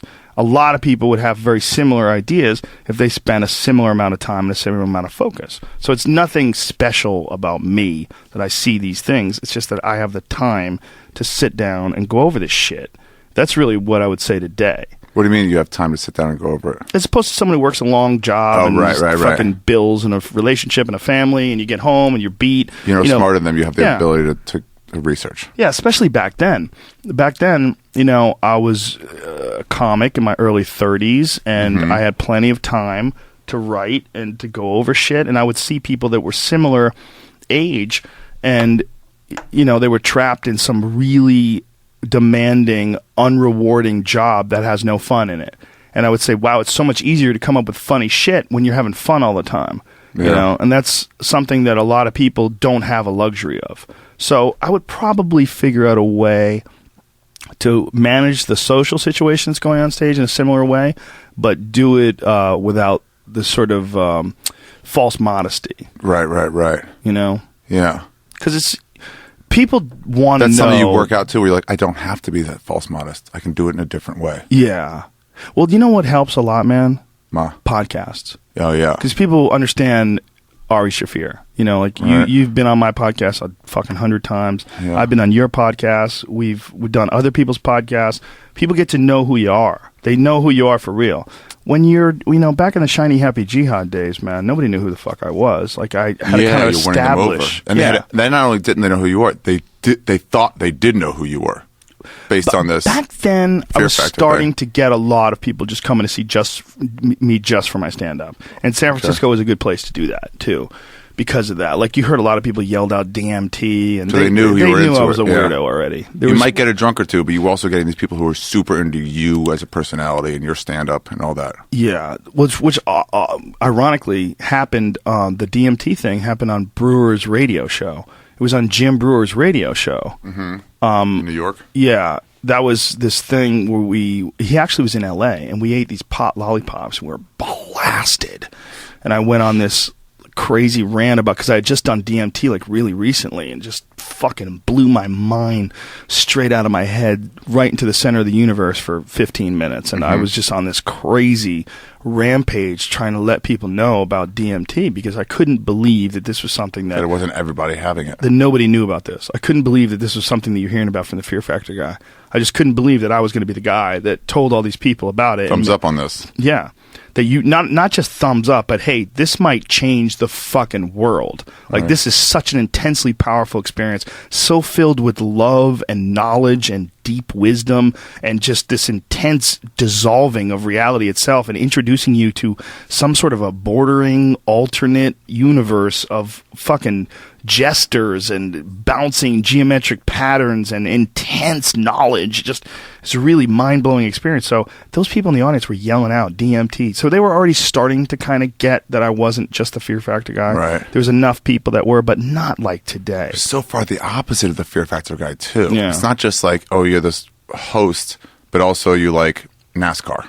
You're also into fixing up cars. This is so the opposite of that NBC, and it confused things further. I was also doing cage fighting commentary. The whole thing was pretty fucking confusing. Yeah. It still is. I mean, it's confusing to me, but it's just a matter of liking what I like and not worrying about what I like. Yeah, it's funny. Later in this, you went during the Q&A, which we're almost up to that part, but I'll get to it. this theory of us dying out over and over again. Like we used to have really smart people. Yeah. And we died out. That's why the pyramids are here. That's a real theory, right? Yeah. That's a real like explored theory in science that we just like we've built everything up and then we kill each other off and then everything gets for 20 million years just goes to pot and then comes back up again. We'll kill each other again. We know for a fact that there have been terrible times where a lot of knowledge is lost because of human folly or because of violence. Like the Mongols, who we talked about earlier, is a perfect example. The Mongols in the 1200s, like 1218 to whatever the fuck, when Genghis Khan died. If you listen to this hardcore history podcast, he's got this great series called The Wrath of the Khan, where he has this 5-part series. Where they talked about Genghis Khan. They don't know how many people he killed, but it was between 20 and 70 million people. Gee, they killed everybody. They just didn't just kill everybody. They wiped out entire towns. They wiped out cities of 1 million people.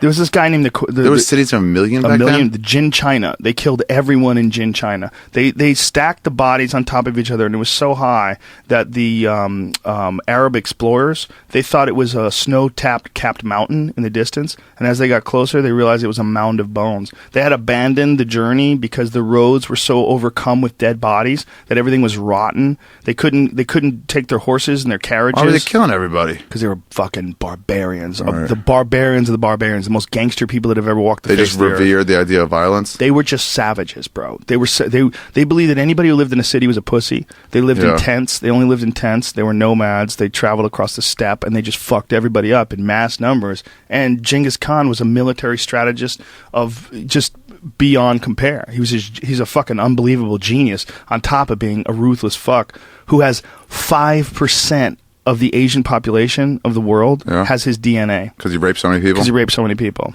Wow. 5% can be directly attributed to him. Whoa. He was as gangster as they get.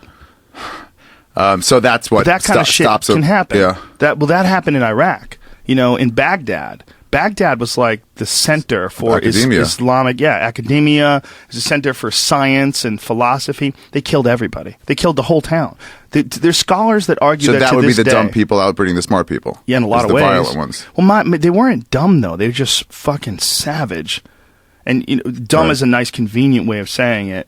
I mean, obviously, it's pretty short-sighted, and they would have done much better if they hadn't killed everybody and turned the river red with blood and black with the ink of their scholars, because that's what the way people described it. They killed 1 million fucking people regularly. I mean, they literally did kill somewhere between 20 and 70 million. They have no idea. But they killed so many people that they changed the carbon footprint of human beings during that time period. Suddenly shifted. When they do core samples, there's a direct impact of the loss in population that you could see in the carbon footprint of the planet. It's fucking crazy. Wow. So that kind of shit happens. The other things that happened that I didn't talk about in that bit because it's not convenient, and I didn't know about it back then either, is cataclysmic disasters probably represent the big downfalls in population. There's one... Giant hurricanes, asteroids. Supervolcanoes is a big one. Okay. Supervolcanoes, they believe in Indonesia, 75,000 years ago, there was a supervolcano that is the reason why every person on this planet has similar DNA back to one group of people. Why? They think that a small group of human beings survived 75,000 years ago, and that this supervolcano turned the entire fucking planet just gray sky, like you couldn't see any sun, just a volcanic ash everywhere, cooled down everything to a horrible ice age, and just most people died off to the point where there's probably only like a few thousand people left on Earth. Oh, really? 75,000 years ago. All started from that. Unbelievable. Like, incredible. Like, killed millions, killed most people. Like, there's been a few of those, they think. There's been several of those incidences. Man. Yeah. Well, human beings have been around. I like it. I like taking up theories like that and stories like that and then saying, now here's my comedic take on it. Well, this was my idea that at that point in time that I'd hit what I call the third level of comedy. And I think comedy, the first level is you do anything you can to survive. When you get on stage, you're just doing shit that you think is going to get a laugh. You're doing shit that you think is funny to the audience that's going to work. They're like, it's like, I just need to try something that works. The second stage is you start doing things that you think are funny. You get to a point where you are comfortable enough on stage and you understand writing enough that you can create bits that you actually would laugh at. Like we're listening to these bits, I would laugh at a lot of those bits. Yeah. Like, the suicide bomber bit and the gorilla fucking bit. I'm laughing while I'm, because I haven't heard that in forever. Yeah. Yeah. Then the third stage of comedy is your ideas and your philosophies, figuring out a way to impart an idea into someone's head through comedy. Whether that's Noah's in his Ark with that bit with the 8-year-old retarded boy, or whether it's the dumb people out fucking the smart people, is that there's a way to express an idea that ordinarily is not really very funny, and figure out a way to get that idea into someone's head that might disagree with you ordinarily. Like if you're on stage and you have an opinion and you say, this is my opinion, I'm in the audience, I go, well, I have a different opinion. I disagree with you. I think it's this. But if you make me laugh with that opinion, you have planted the seed of your thought inside my mind, and you've done it through humor. So by this thing of the ancient Egyptians, just the dumb people out fucking all the smart people, and then showing up at the pyramid to get their checks, and there's no one there because everybody died off, and no one else, anything works. To me, that's what art is presenting an idea in an entertaining way, even if that entertainment is looking at a pretty picture, But it's like, if I'm getting what your ideas are, like it or not, I'm only getting them. I only choose to try to get them because of the entertainment value. Yeah. Because the prettiness of the picture, the funniness of the jokes. But that's your way of packaging it, so I get what's in the package. Yeah. The way Hitchcock would have all about like suspense and stuff, but really they're about other themes. Sometimes, yeah. And Kubrick did a lot of that too. He had like a lot of hidden meaning to his stuff that was really only there for him. Yeah. And then we get the crowd in by, giving special effects. Shit like that. Yeah, I think that was one of my best bits ever. The dumb people outbringing smart people. Yeah, I'd have to say. I quote people on it all the time. And they're like, how come this town is... It's like Joe Rogan's bit, dumb people outbreed smart people 6-1. I mean, obviously, there's probably a lot of complicated other factors that really lead to the reason why things fall apart. But if you do go back to Baghdad today, you find nothing but idiots.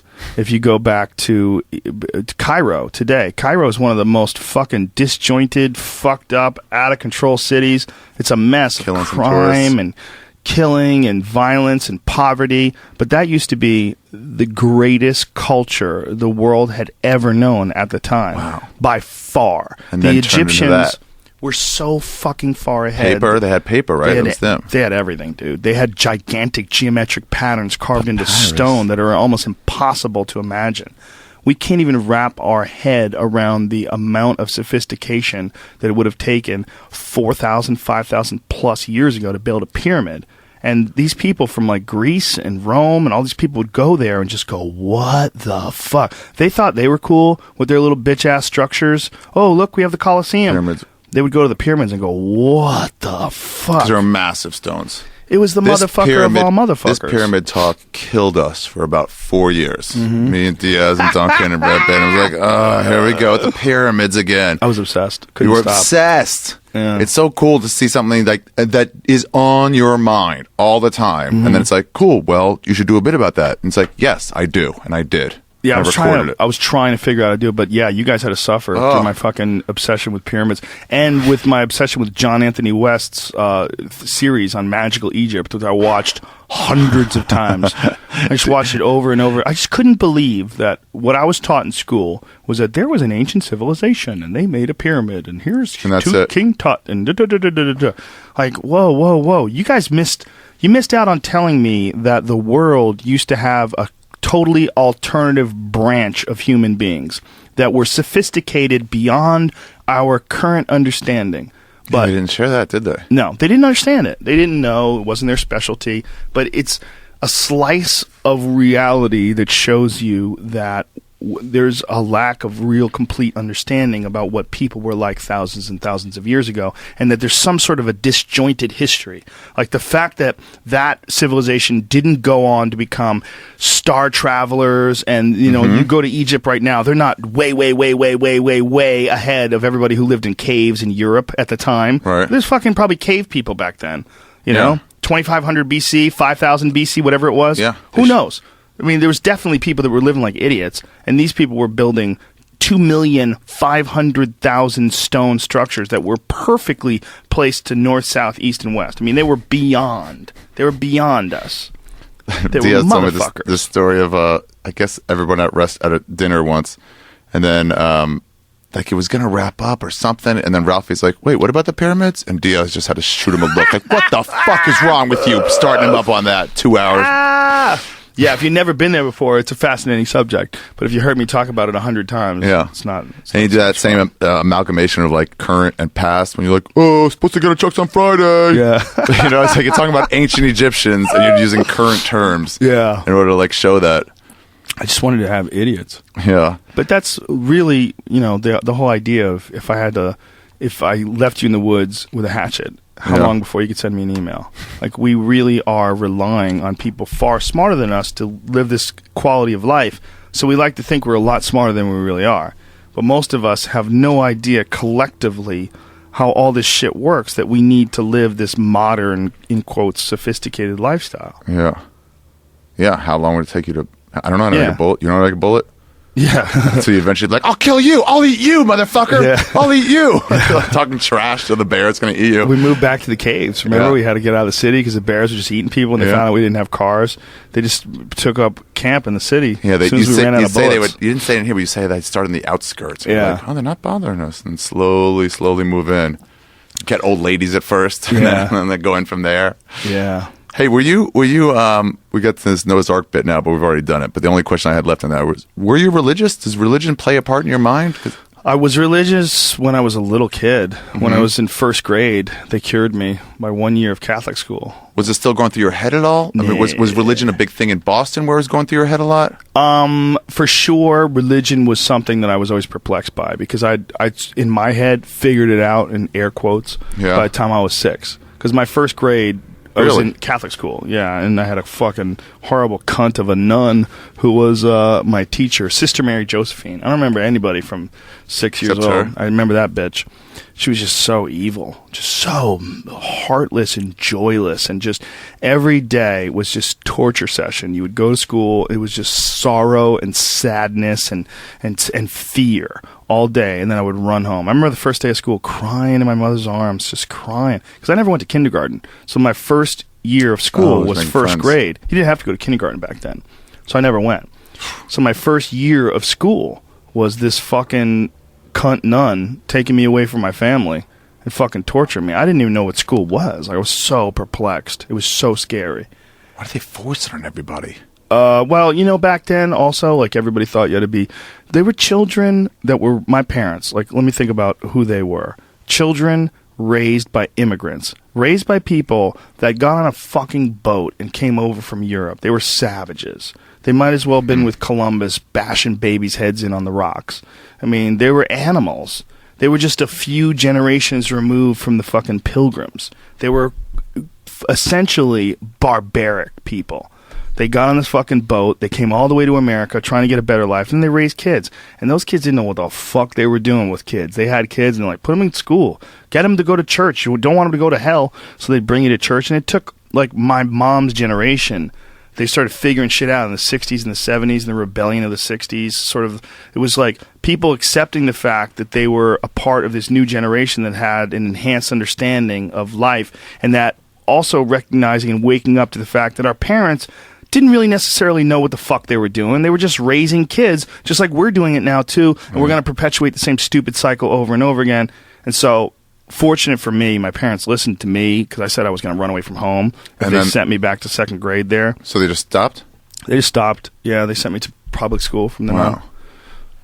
Yeah, and then we moved. It seems like it's something you're working out during this stuff. Like you're like it's still not that you're like, no, not working out. It's a bad term. Not like oh, do I believe or not, but more just like it keeps getting thrown in your face. I mean, I guess it's everywhere in America. It had to be refuted, in my opinion, in a very strong way, because it's so stupid and it's so prevalent, and so many people will tell you that, well, I don't believe in a lot of that stuff, but I'm a Christian. Well, what the fuck are you even saying, man? Yeah, then what are you talking about then? You pick and choose what you believe in?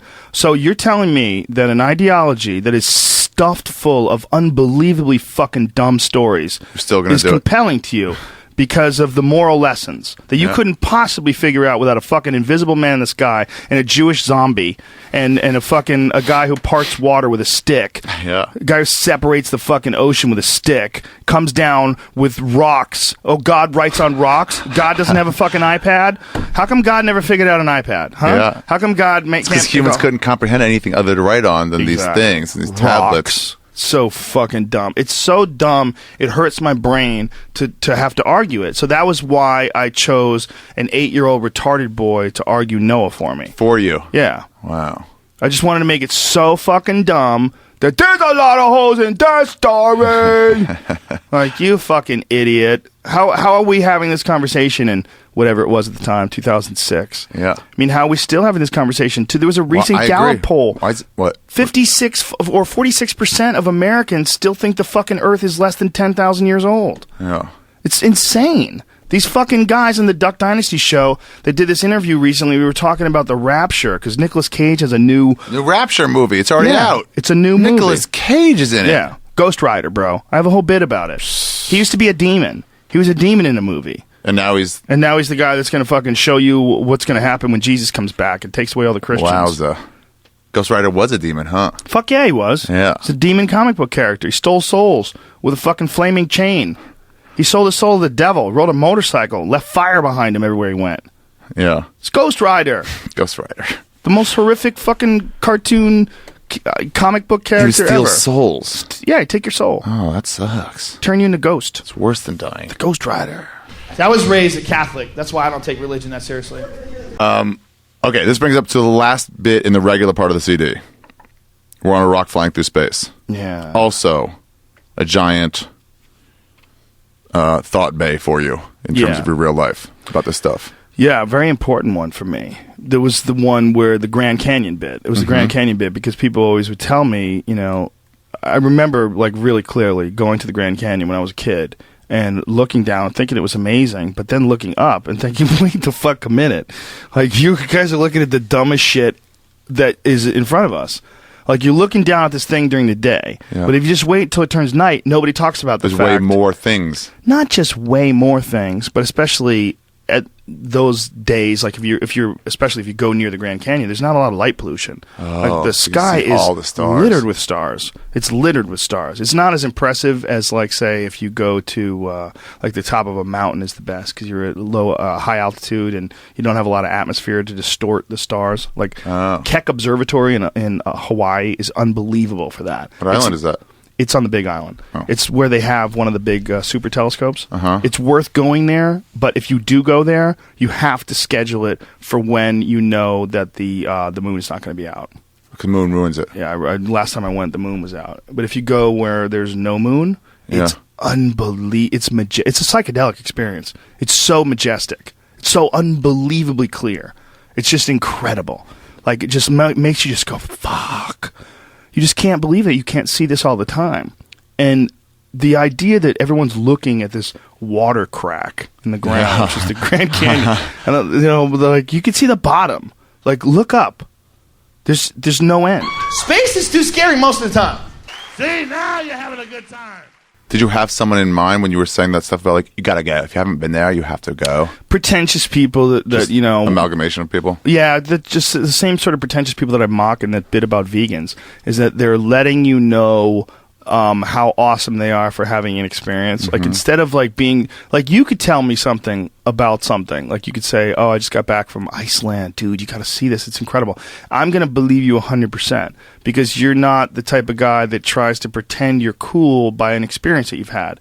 But there are people that do that. They're not really cool. So whatever experiences that they've had that might be cool, all of a sudden give them like a platform to claim either a moral high ground, like the vegan bit, they claim a moral high ground, or claim like an experience edge or like a worldly edge. And there's like a douchey way they describe it. Like, you have to do it. Drop everything, go to the pyramid. Oh, you've got to. Yeah. Like, what do you mean I've got to go to Morocco? Fuck you. You know I'm not going to Morocco tomorrow. No. Trust me. The marketplace is amazing. It will make you understand. Those people. I could watch a National Geographic special with flies circling everybody. I get a full view.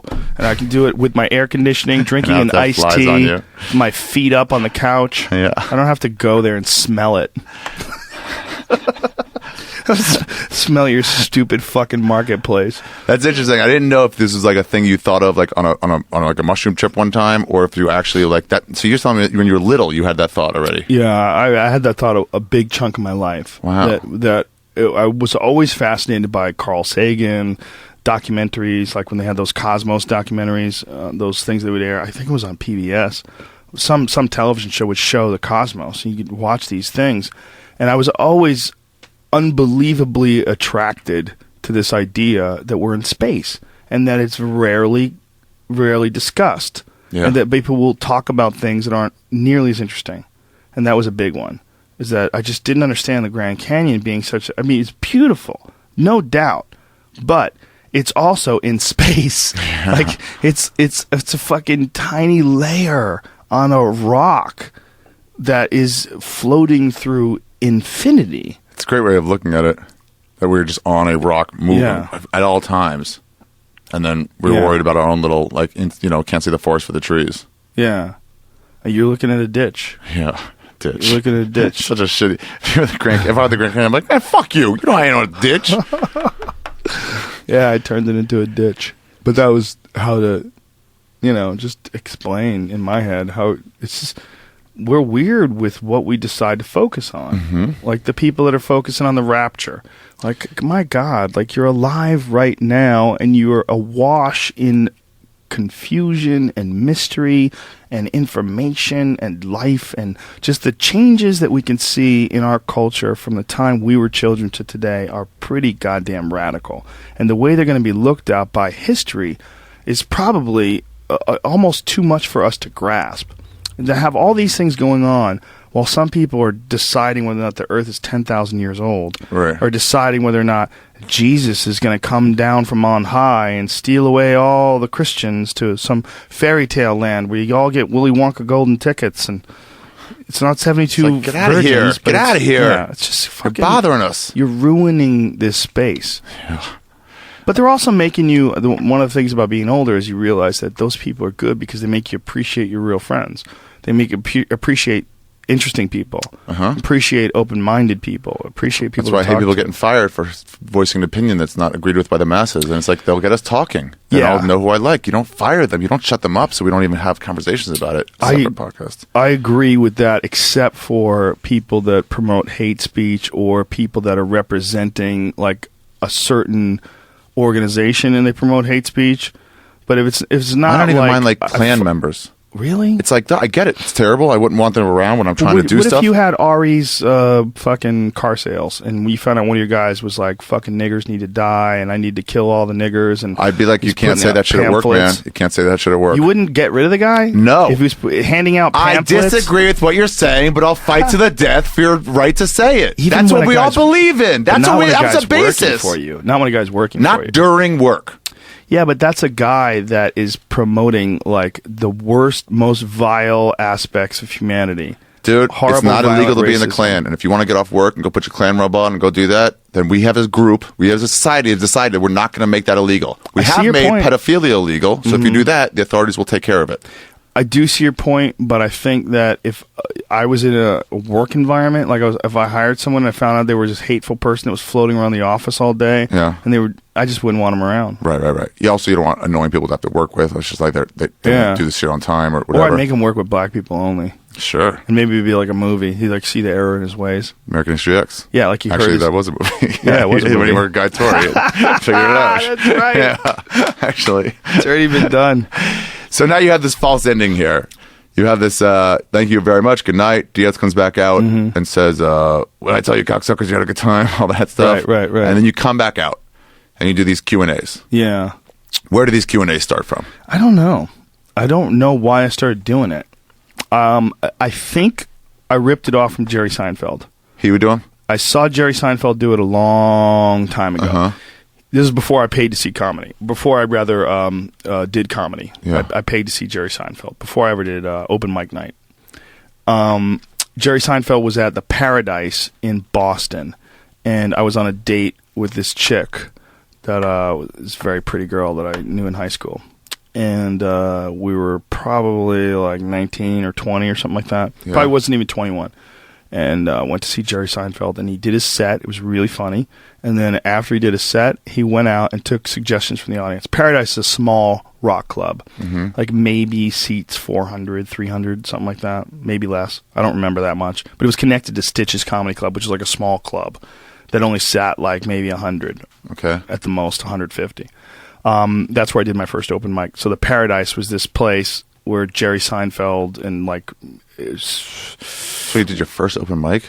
No. I did it next door at Stitch's. Okay. Stitch is a small spot. But like... Still around? No, it's gone. I think the Paradise still around. Stitch's is gone. What is his name? The fucking deadpan guy. God damn it. I can't remember. Right. No. Something right. Stephen Wright. Rick Wright's a musician. Rick Wright's a musician from the Comedy Store. Yeah. Stephen Wright went there. I saw him perform there. Saw a bunch of really good comics perform there. And Seinfeld took suggestions from the crowd and just would riff. Like someone would yell out, what do you think about riding in the back of a cab? Yeah. And he would just do a bit about that. He would just rant. And sometimes it would fall into bits that you could tell they were actually bits. And sometimes it was just him trying to come up with material on the spot, putting himself in this weird situation, trying to make humor, on the fly. And I was like, wow, that's pretty ballsy of him.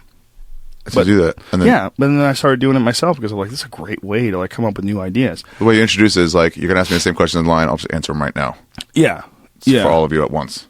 Yeah. But I stopped doing it because it's a bad way to end a show because it doesn't always go good. End. Yeah. And sometimes it got way too tedious. After a while, you would end up generally going, because the crowd would get drunker and drunker, and you would go into this last bit. You would find a way to go into the last bit you did. But the fun thing to watch those things, those Q&As, where it's weird because sometimes it became like, it's the same exact questions over and over again. Either, what about this big fight coming up? Or, talk about the UFC. Right. But sometimes they would ask you real, distinct, unique questions, like something about the news that day, like Duck Dynasty. It'd be like that, and you'd be forced to like, let me try to tackle it real quick. Yeah. And those would be real fun. Yeah, those are really fun. Well, those Q&A shows really, I think, are best done on their own, like Thunder Pussy style. What do you mean on their own? Just a show that's only a Q&A completely show. That's probably the best way to do it. Because doing stand-up first and doing Q&A second, it's just too much of a hit or miss. But I just think, honestly, the show's better when I don't do that. It's better when I would just do an hour and 10, and like, here's what I prepared. And then get off stage. Let's not do that. Here's what I prepared. Yeah. You can do that on like the radio. Call it, or ask a me anything. podcast. Yeah. Which is all the time. Yeah. It's interesting. Track 16 on this, the first one, Wesley Snipes, UFC, and Jim Brown. Yeah. Jim Brown's story was always great, but such a mediocre clap for. I also host. I do commentary for the UFC. Yeah, nobody knew what it's like UFC was. It's like 25 people in there. Now it would go wild. Yeah. As soon as you mention, I do this thing. Yeah, that was pre-Ultimate Fighter.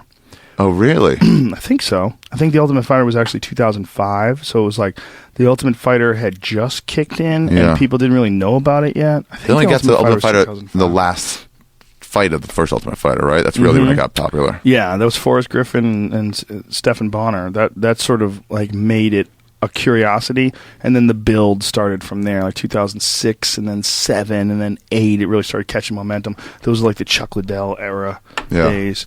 But yeah, 2006 when I was doing this.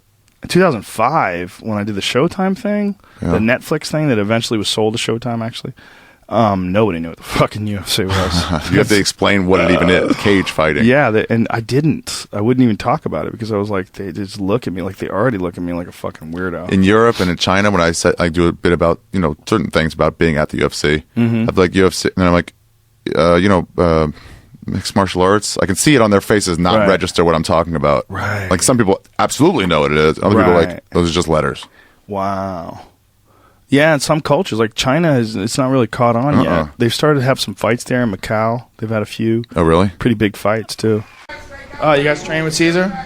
What? The only line that I'm upset that you missed in this Jim Brown thing was you talk about get a mount on her and I look for a blunt object to hit her, like a lamp or a book, but then you didn't do the thing. It was like, I'm going to knock some sense into her. Yeah. With the book, like knocking education into her brain. That was a fucked up bit. That was. You were also like Let's all get a good laugh out of this old guy beating the fuck out of wives. Yeah, he threw wives off balconies and shit. Really? Yeah, Jim Brown beat the shit out of some chicks. Allegedly. Oh,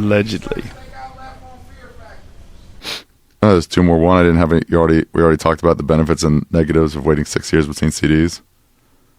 The good thing was, between that and 2005, I had really developed some rock solid material, and you see like all the taglines, like the big dick joke. Yeah, that was a joke that had ample opportunity to grow, and I think that's sometimes missing when you go year to year. You know, you do a special and then you do another special in a year. Like bits can become mighty oak trees of you don't let them get the opportunity to become those mighty oaks of a 4-year bit. Yeah. I mean, maybe they do. Maybe you just need to have more attention to them away from the stage. But a lot of them grow because of their success on stage, and then you sort of like process that success and simmer it down to the most potent brew, and then deliver that potent brew to the audience. Whereas it's like a new beer when you deliver a 1-year joke or a 6-month joke. It's just doesn't have the same rapid punchline after punchline impact. You had those weapons you would do at the Comedy Store, and I don't think I've seen this any other time in comedy. The hardest I've ever laughed was a JB Smoove at the Ha Ha Cafe, doing funny, all man. act outs. Yeah, he was certainly. And then, but you would get them to laugh so hard that it seemed like half the crowd was laughing as half the crowd was listening. And then the listening crowd would start laughing so hard that they couldn't hear the next tagline because you wouldn't give them any time. And then the first crowd that was laughing, that couldn't hear the stuff before, now they're listening. And it would just keep going back and forth, and it would never stop being laughter. You know, like as people are doubled over, they're missing some of the punchlines because you didn't even fucking you didn't even give them a second to like wait. You're like, I'm just going to keep hitting you with these. You can hear them or you can't. It's up to you. And some people would miss them, but it wouldn't matter because it would just be this other level of laughter in there. That's also comedy club comedy. You can't do that at theaters. Yeah, it's a different animal in theaters because you can't hit those rapid fire punchlines. People don't hear what you're saying. Right. I didn't really totally wrap my head around that until Diaz and I went to see Louis Black. We were in the audience seeing Louis Black in New Jersey in a theater because we were at the same theater the next night. So we sat down and we watched it for a while. And he would hit a punchline, everybody would laugh, and then he would hit a tagline. I didn't hear it. I didn't fucking hear the tagline because all the people were laughing. Yeah. You know, there was probably... And the speaker was fucking 87 feet away from you. Exactly. There's probably 2,000 people in the room. And when 2,000 people are laughing hard at something, and then you have a tagline or something... And you can hear it because you got monitors on stage. Exactly. And you're like, oh, okay, it's louder than the crowd. But when you have 7 people all in every direction laughing right into your ear, yeah, I guess you're right. We're in the OR. It's a different animal. Everybody hears every goddamn thing you say. That's why it's the perfect club. That's why I'm so excited about you doing your special there. Yeah, man, thanks. It's the perfect club. It's the perfect comedy club. There's no better club. There's great clubs out there. Denver Comedy Works is equally great. You know, there's Zanies in Nashville is equally great. That's another great comedy club. Yeah. There's great comedy clubs. Yeah. But it doesn't get any better than the store. Then like, oh, this is set up right. This is set up right. Doesn't get any better. The La Jolla store, same animal. Really cool. Same animal. It doesn't get any better. There's like levels of comedy club where they just hit the Ice House main room. Doesn't get any better than that room. It's packed. Doesn't get any better. It's like, Jesus. Yeah. I Thunderous try to explain this to people. I'm like, dude, those 2,500 seaters, those 3,000 seaters we do together, they're great. But like a packed Ice House, like you won't get that feeling at a 3,000 place. Even if I do really well, it's always, I talked to Schumer about this recently. She was doing all the oddball stuff. I did one of the dates. She's like, it's good, but you ain't going to feel like you did as good as you do. Wow. You get off and people are like, that was great. You're like, oh, okay, you got to reassure me because it just doesn't feel as good as being right. You could feel that. You literally, your muscles and your skin can feel the laughter. Yeah. In a club. At a small tight when it's packed. Fuck. Well, it's hypnosis. It's hypnosis. I mean, that's what stand-up comedy really is in some sort of strange way. When you're really killing, you're hypnotizing these people. They're tuned into the way you think. They're tuned into your view of the world in some very strange way. Yeah. God, they're good. All right, so then we got the last thing. lady and her son, and ex-boyfriend. This is what you would usually end up going on, because at this point they could get drunk enough that the girls would start to scream out stuff. Right. And it would just feed into the wolf. Oh, the wolf bit. Yeah. The wolf bit was one of my all-time greats. Yeah. And it was such a good way to wrap up that Q&A. Yeah. I used to love doing that bit. Because it was so true. Because I dated girls that had ex-boyfriends that would fucking call them and text them. And I'd be like, look, this is bullshit. Like, you know, why are we pretending that this guy's your friend? Like, did that guy used to fuck your face? Yeah, well, he wants to do that again. He does. He's trying to figure out when the opening's going to come. So you, like, going to lunch with him is fucking creepy. Yeah. Like, you're going to lunch with the wolf. You know? I've been the wolf. He might be trying to be cool, but, like, he will accept it if you're into it. Yeah, he might be. He also might talk shit about you. Lines. That was the worst, when the girl would go on a date with the ex, or they would go to lunch or something like that, and then the ex would talk shit about you, and you're like, look, don't tell me that you went out with your ex-boyfriend and you talk shit about me now. Like, do you want me to fight him? Do you want me to hate him? Like, are you trying to make me feel bad? Yeah, what are like, you doing? What's going on here? Like, of course he did. He wants to fuck you. This just validates what I was saying in the first place. You have a fake friendship. You're in a waiting. He's in a holding pattern, circling your fucking airport. They've already done it. They like it. Good memories. Course. The bad memories of you know how you were in a relationship go away, and all you remember is like, oh yeah, we used to fuck. Plus, people get drunk and they think about it and they want to fuck again. It's just what happens. I've sent unreturned texts like that. It's like, hey, you know, I still think about doing that, and then nothing back. You're like, all right, that was the right way to handle it. And you cringe. Yeah, when you read it the next day. Cringe at your thoughts. Then I liked how you when you're talking about it, the wolf bit, and you're like, Michelle, we're friends. Yeah. Are there some names that are just inherently more funny than other names? I don't know. I just picked a girl that I didn't date.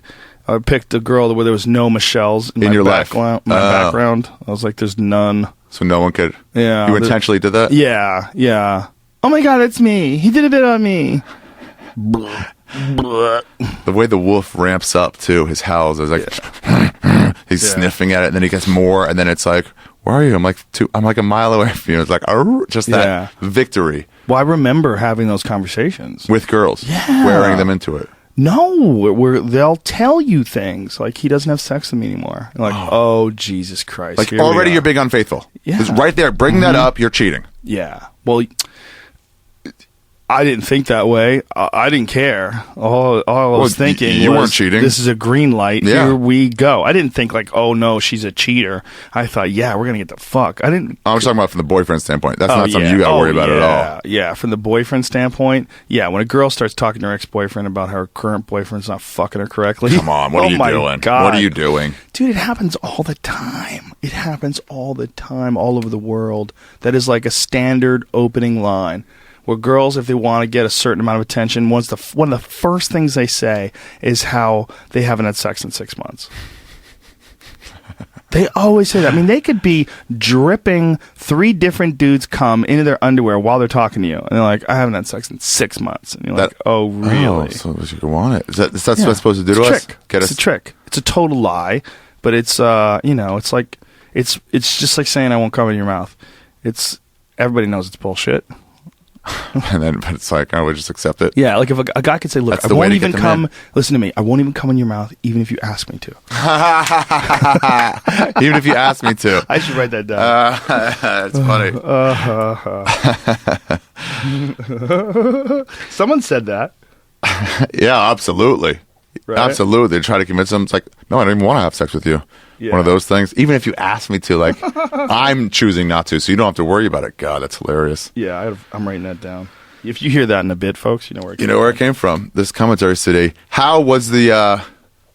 What you've graded down first? No, I got it. How was the overall reaction to this CD? How happy were you with it? Oh, I was very happy with it. That was my favorite thing up to that moment. At that moment, I think that was my favorite thing that I ever did. That was like the best representation of my comedy. Because I think that there was a lot of really good bits in the Showtime special and the Netflix thing, which was Joe Rogan Live.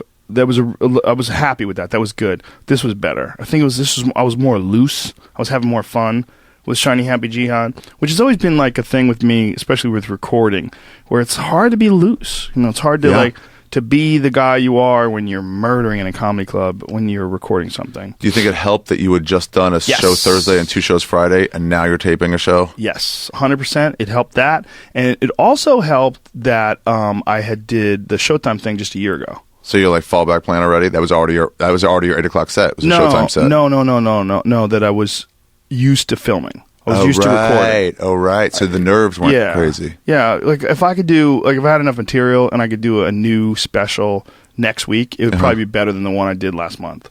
You know, it's just like with that same material. Yeah. No, not even with that same material. If I had new material, like I would be better at recording a special. Mm-hmm. Like I think the more often you do it, the more it becomes a relaxed thing. When you take time, and especially this one, I worked really hard on this one that I just did. I worked hard on it for a long time. I did a lot of sets, more sets than I had really done ever. Like I was doing Tuesday night, Wednesday night. I was driving to Irvine, back to LA. I was doing sets all over the place. I was doing the Ha-Ha, the Improv. I was doing a lot of fucking comedy on the weekends. I was doing clubs. I was doing 2 Friday, 2 Saturday. Boom, come back home. I do the Improv Sunday night sometimes. Yeah, I was hitting it hard. And great. But that also gave me like a lot of like, man, this is a big moment. Whereas if I was always doing that and then I recorded, it wouldn't be as big of a moment. Because like that's what I always do anyway. So I kind of made a decision after I did that. What are we talking about? This new one? Yeah, this latest one, to really ramp up my comedy from now out. Just like to make it so I'm doing 3-4 nights a week anyway, all the time. All the time, not leading up to it. Yeah, I'm not even leading up to it. I just need to do that all the time because I got so much better when I was doing that. I was like, everything was like, so sharp, and you lose sight of it. I do too, and then you realize like, oh, I know this already. The more I practice anything, the better I'll be at anything. Mm-hmm. It's just like, that's just the reality. And then you lose that. You're like, I'm good enough. I'm fine. Especially stand-up, because stand-up is so weird. Yeah. It's such a weird way to express yourself. It's a weird art form that to really nail it correctly. The pauses have to be exactly right. Mm-hmm. You know, everything. that's what we're talking about. You have to know editing, how to feel a crowd. And you have to have a lot of fucking extra material. You have to, as much material as you can fucking jam together. And then in the show, you figure out what belongs and what doesn't, you know? Yeah, exactly. You can edit it later, too. Yeah, doing a lot of sets is giant. Doing a lot, and that was a really good thing about being at the store all the time. So I was doing a lot of sets there, and I was doing long sets. I was getting to do half hours all the time, 45 minutes all the time. And doing those long sets like that really puts your act in a... Like, I remember that helped you tremendously, man. When you went from doing the short sets in town to going on the road with me and doing these half-hour sets. And 2 a night. Yeah. 2 Friday, 2 Saturday. So now we're talking about not only... Because there's something to be gained just by getting on stage and getting a crowd on your side. You can gain that by a 5-minute set, that thing. But there's more you can't. But just getting that, just on new crowds twice every weekend night was like, yeah, that would help me tremendously. Skyrocket in my and development. You were murdering in front of these giant rooms. And then you'd go back to the Comedy Store on Sunday night, and there'd be like 10 people in the crowd. Yeah. But you would do, we'd do the Tempe Improv. It'd be 450 people each show, and it would be all sold out, and you'd be killing. God, and they were there for comedy too, and you would crush them with a half an hour, and it was a totally different experience, and your comedy just ramped up really quickly. More practice. Yeah, that's my thing. I think that's my problem with Chris Rock. When people are like, no, but he works out, before he comes. I'm like, he gets ready for things, but he isn't doing it 14 months ago. Right. 6 days a week when it was going to be getting good. You can't just get ready for something. He doesn't do like regular sets. I think he only like gears up for a specific show or a specific thing. So like a couple months before, but you're definitely not in the clubs every night like he used to be. He's been waking up in silk sheets for a long time, man. It's hard to have that fury, Yeah. He's in his 40s. He's pals with Obama. A lot of people are just like, but if he was writing he's pals with Obama. If he was writing the material that he was now before he was famous, he would not be famous. That's true. Yeah, it's unfortunate, but he's earned the ability to coast a little. Well, he had a bunch of writers. Yeah. For all of his specials, including Richard Jenny. Jenny was a big one. Yeah. Jenny was a big help to him, I'm sure. Voss wrote for him. DePaulo wrote for him. Louis too. And Paulo. There's nothing wrong with that. Nothing wrong with that. No knock there at all. But that's also, it's a different kind of comedy. You know, it's a different kind of comedy. I mean, I don't know, like maybe he had the jokes and they punched them up, or they gave their critique. Give me any thoughts to whatever it is. I don't know. Yeah. But it shows a lot of balls to work with writers like that, you know. You know what I did this time? I flew David Taylor to New York to watch me do an hour. I'm like, pick out anything here that's unclear. Right. Pick out anything where you're like, that you've heard before. And just anything. Just tell me all of it. You know, if you thought it was going to go a lot. Wow. Some of the things I'm like, I can use that note. Other things I'm like, no, I get what you're saying, but I want to do it this way. But there were things where it was like, oh yeah, I'm not exploring that whole side of it, huh? There was one bit he goes, I'm telling you, you've written about 10% of this bit, and it's a really good joke, but I think you should save it for next year and really That's work very it. smart of him. Yeah. There are those bits, man, and then sometimes you let those fuckers go early, and you're like, damn it. Yeah, that's the whole basis of it. You can't do it again. Did you make any money off this CD? I don't know. Oh, right. You don't know anything about that stuff. I always forget that. I always forget that. Like, that's another person. Yeah, that goes along with the fuck you money thing. Whenever people would say that to me, like, hey, what kind of residuals you get from news radio? I'm like, you tell me. Some? Is some an answer? Take a guess. I think I get money from it. I don't know. Whenever I asked Chandra about money, but for you, it's like, hey, how much does he make for this one? She's like, I'm not really supposed to. I'm like, Chandra, he would tell me if I asked him. Just tell me the answer. You know this. Right. And she's like, it's just not I'm just not supposed to do that. Then you got to get it from him. Yeah. Well, that's just a manager-client thing. They don't tell you. But I would tell you. Yeah. But you can't, look, I'm aware that there's money. Yeah. I'm aware that I make money, but I do not concentrate on it ever. That's great. That's great. It's great for your development as an artist. That's great for all of that. And your life, not to worry about it. It's the same thing we were talking about with the fuck you money thing. Like, if you don't use fuck you money correctly, you don't deserve it. Like, if you don't just live like a free man, if you live like a slave who's scared that you're going to lose your connection to the tit, the tit of Hollywood, it's going to cut me off if I talk about anything I really truly like. Then you won't do it. Guess what? You're going to not be you. You're going to be famous and not you. And that's a lot of motherfuckers out there, man. There's a lot of motherfuckers who are running around out there pretending to be something that they're not because they got stuck playing a role. They got stuck. They got trapped into this fucking Mel Gibson type world, where he's really this wild, crazy. But he can't be that. Jew I feel hater. bad for those people, those Family Act comics who are like degenerates. Oh yeah, man. Oh, it's terrible. Did you see any bump in draw, or what was the result beyond money or personal expression? Did you see any from the CD?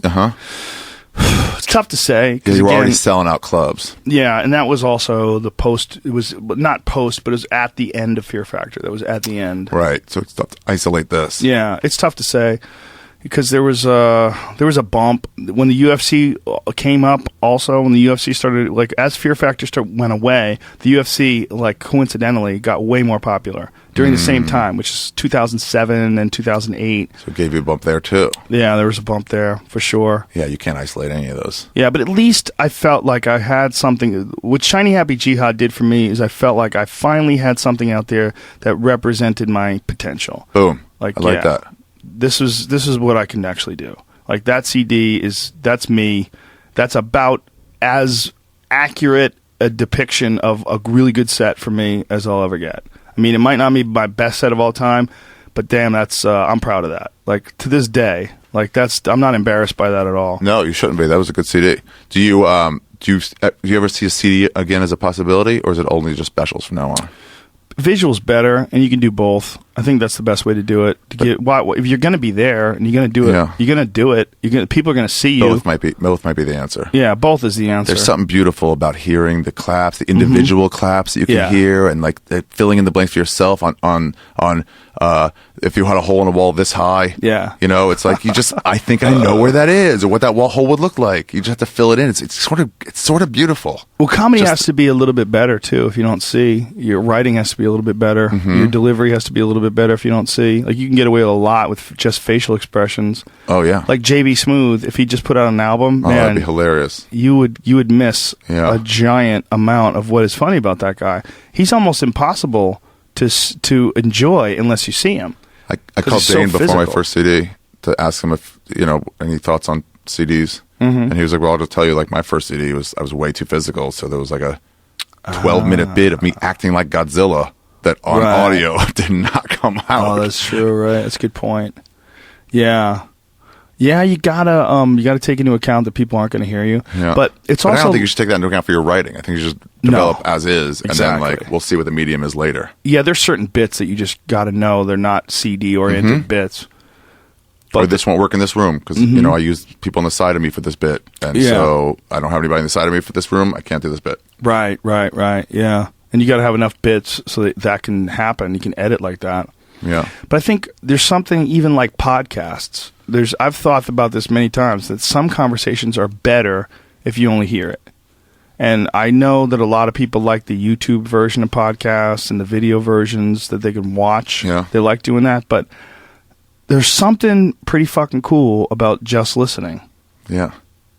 Yeah. You could look out your window the same way you'd be listening in the car, in the back seat of a car to two people talking. I could look out my window and fill in, what I think you're talking about. Yeah. I think, especially when you consider in the podcast world, something like 90%, I don't know what your downloads are. Well, you don't have a visual aspect at all. More than 90% of my podcast viewers are just listening. More than 90%. More than 90%. Is that about right, Jamie? About 90%? Yeah. Something like that. So I realized at some point I did the stats, I looked for red bands, looked at yours, the percentages, and I looked at Punch Drunk, and I was like, oh, that's not worth the extra work for me. Yeah. It's not worth what I'm going to lose in like people being able to open up. Yeah. For those 6-7% of people. Yeah.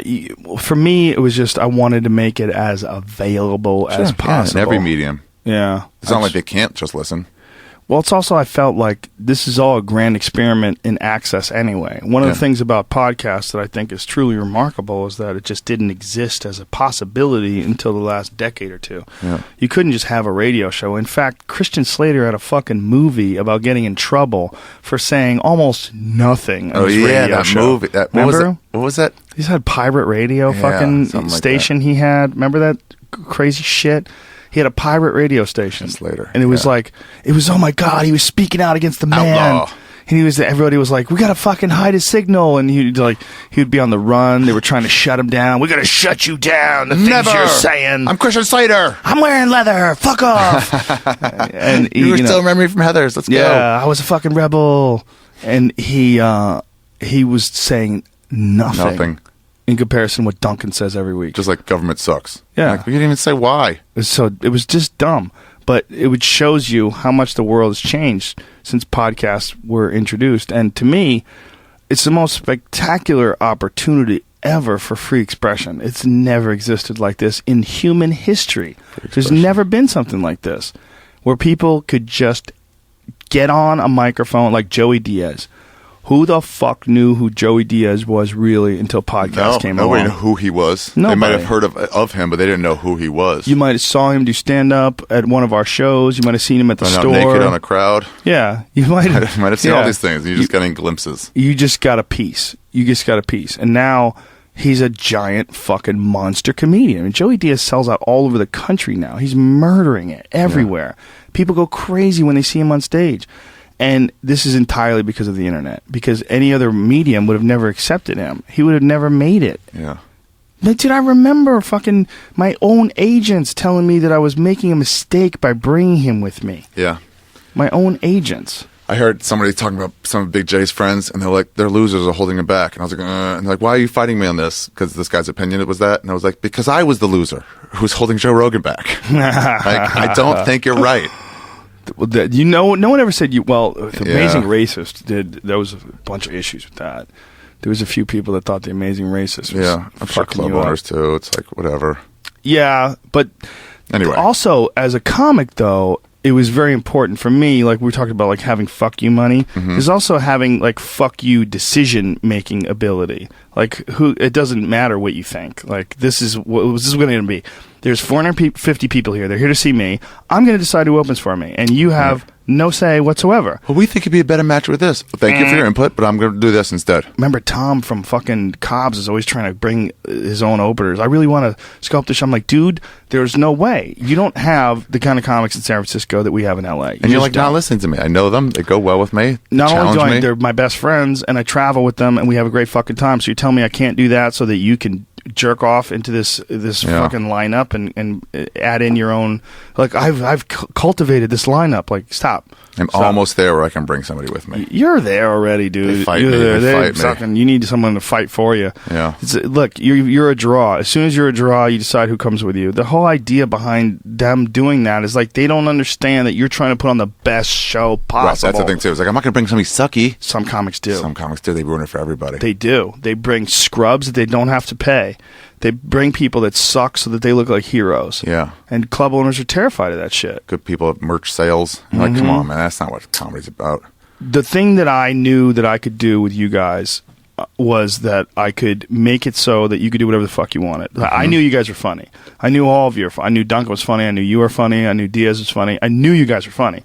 So I just had to give you just like, I remember you and I had a conversation once and you were talking about getting too high before a show or fucking up a bit. I'm like, but you can't get fired. Right. It's impossible. It's Fair Hall. You'll never, it's 450 seats. Yeah. It's not like you're going to headline here. It closed before I was able to. Yeah. You know, so it's like, you're not going to get rehired. You don't live in Boston. So it's not like you're gonna, so I'm the only reason you're here. And I will bring you back here anyway. Yeah, well, I knew you would eventually get to headline there. But I knew that the only way you would eventually get to headline there is if you knew that you couldn't get fired now. Right. Just be yourself. Like that taking the walls down for me was so helpful in my development. Saying like, okay, I know there's boundaries here for whatever club owner tells you this. Those are all gone. Your boundaries is 25 minutes. Yeah. Do that. Doesn't matter. I'll talk to you in 25. And even if you eat fucking plates of dicks you up didn't there, care. Doesn't matter. You didn't care. You were happy if we were writing new stuff. Yeah. You were happy if we're killing. Yeah. You're just like, just do great, man. Yeah. Or don't. But it's like, I'd love if you did. Well, that's, in my opinion, one of the biggest things that hold back comics is everybody wants to be the superstar. Everybody wants to be the only guy that's funny on the show. Yeah. And that's a terrible way to think. She'll be like, what a great show. Yeah. I remember those, okay, we got to stop soon. But like those compliments of like, start like in Tempe, like, I've never seen a full show like this good. Yeah. This is like a 5-hour podcast. Yeah. Oh, I have gotta to lay break shit it up. up. Yeah. No, seriously, I think this was like 4 hours. 4 hours. Plus, I got to lay in a lot of tracks. So, thank you, Joe Rogan, very much. Thank you, Ari Shafir. Shiny Happy Jihad. Yeah, I appreciate it. Please, I appreciate it, man. It's an honor to watch you develop and become a great comic. Thanks, man. It's been cool as fuck. Thanks. Yeah. You saw it all. I did. From door Pretty guy much. where I started to It's cool as fuck. My special next week. It's fucking hard road, dude. Not everybody makes it. A lot of people start out. It's too difficult. It's too tricky. It's too emotional. It's too traps all over you can fall into without even knowing. Left and right. Emotional traps, relationship traps, business traps. And, and we talked about today, like some of the traps that I fell into when I was on these radio. Exactly. Fell into traps. Like no one's immune. Yeah. No one's immune. No one's immune. But thanks a lot, man. Thank you, brother. I appreciate it. This is good for comedy. All right, bye. Oh, wait, I don't have to hit pause. Can you do that for me? Okay, that's right. You're looking for something. Often Comedy Central reruns their specials, but it might not come on again. Also, you can get it at ccdirect.com. You can download it for $5, $2.50 of which goes to Joe Rogan. I wish they would institute my plan. I have a plan that you should be able to click a button and donate extra money to just the comedian.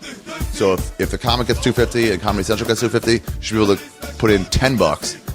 And then $7.50 will go to the comic, and then $2.50. It's always $2.50. But if someone wants to donate extra, they should be able to do that, right? You should have a button right there. So anyway, don't forget to tune in. Get it, download it, and don't forget, my 2015 tour shirt is now available for pre-sale. Pick it up and get that extra 2012 poster with it. 3D shirt, you guys. Pretty fucking stoked. It's coming in silver. That's the color it's going to come in. All right. Also Vancouver, Montreal next month, December 18th. Go to arithegreat.com for all that information. And that's it. A couple dates for me. My Storyteller show, as of right now, is premiering January 22nd. This is not happening. Presents January 22nd. It'll be the first episode right after At Midnight. So 12:30 every Thursday night, I guess, for about 8 weeks. And then one of my specials, either last year's Passive Aggressive or this one, Paid Regular, is going to be on the 16th of January. I think I'd rather have it for promotion. Whatever. But yeah, it's going to be called Paid Regular, and it'll be on either January 16th or in March at the end of that This Is Not Happening run. But regardless, none of that matters for now. So anyway, ladies and gentlemen, thank you for tuning in. I appreciate it.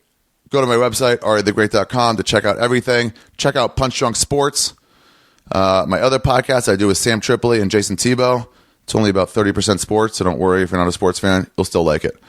But if you are a sports fan, you're going to love it. Tons of callers all the time. Nick Diaz calls in all the time. GSP calls in. Anderson Silva's called in before. Donald Cerrone's called in for real. Yeah, fun podcast. And we also need continuing this drive to get a studio for All Things Comedy. So if you guys have any extra cash you'd like to donate to help us get a studio, Punch Drunk is going to be homeless very soon as the John Lovitz Club goes under. So we need a new place, as do a lot of other All Things Comedy podcasts. So give a few bucks. Give a couple bucks if you like all these podcasts. This is the one time we actually need something. Generally, it's free. This is too, but we need a studio. Otherwise, how am I going to Skype in? How are we going to record? This shit that I do for Skeptic Tank, I do on my own. But for that, we need a studio. There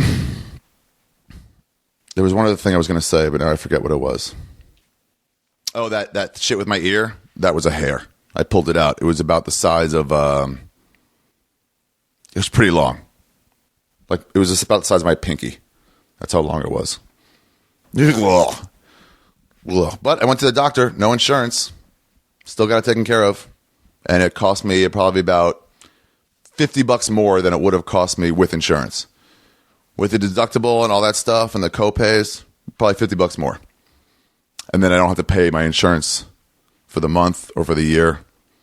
I'm not buying it until I get free. Fuck that. You can't force me to buy a shitty deal just so that everyone gets covered. That's not universal health care. Universal health care is just covering everybody, not forcing everyone to buy a deal they couldn't afford already. Anyway, separate podcast. Fucking, I forgot what the last thing I was going to say was. Anyway, get the shirt. It's part of the Do Mushrooms. Oh, I know what it is. Anyway, it's a Do Mushrooms tour. Is this year's tour. I'm naming it. Here's what I was going to say. Well, do I still want to say it? If you want to send me... Nah, I'm not going to say it. All right. Ladies and gentlemen, Ari Shafir Skeptic, episode 193, Shiny Happy Jihad, with Comedy Central's own Joe Rogan, who's making a new special called Rocky Mountain High this Friday night at midnight. Set your DVRs already. Over and out.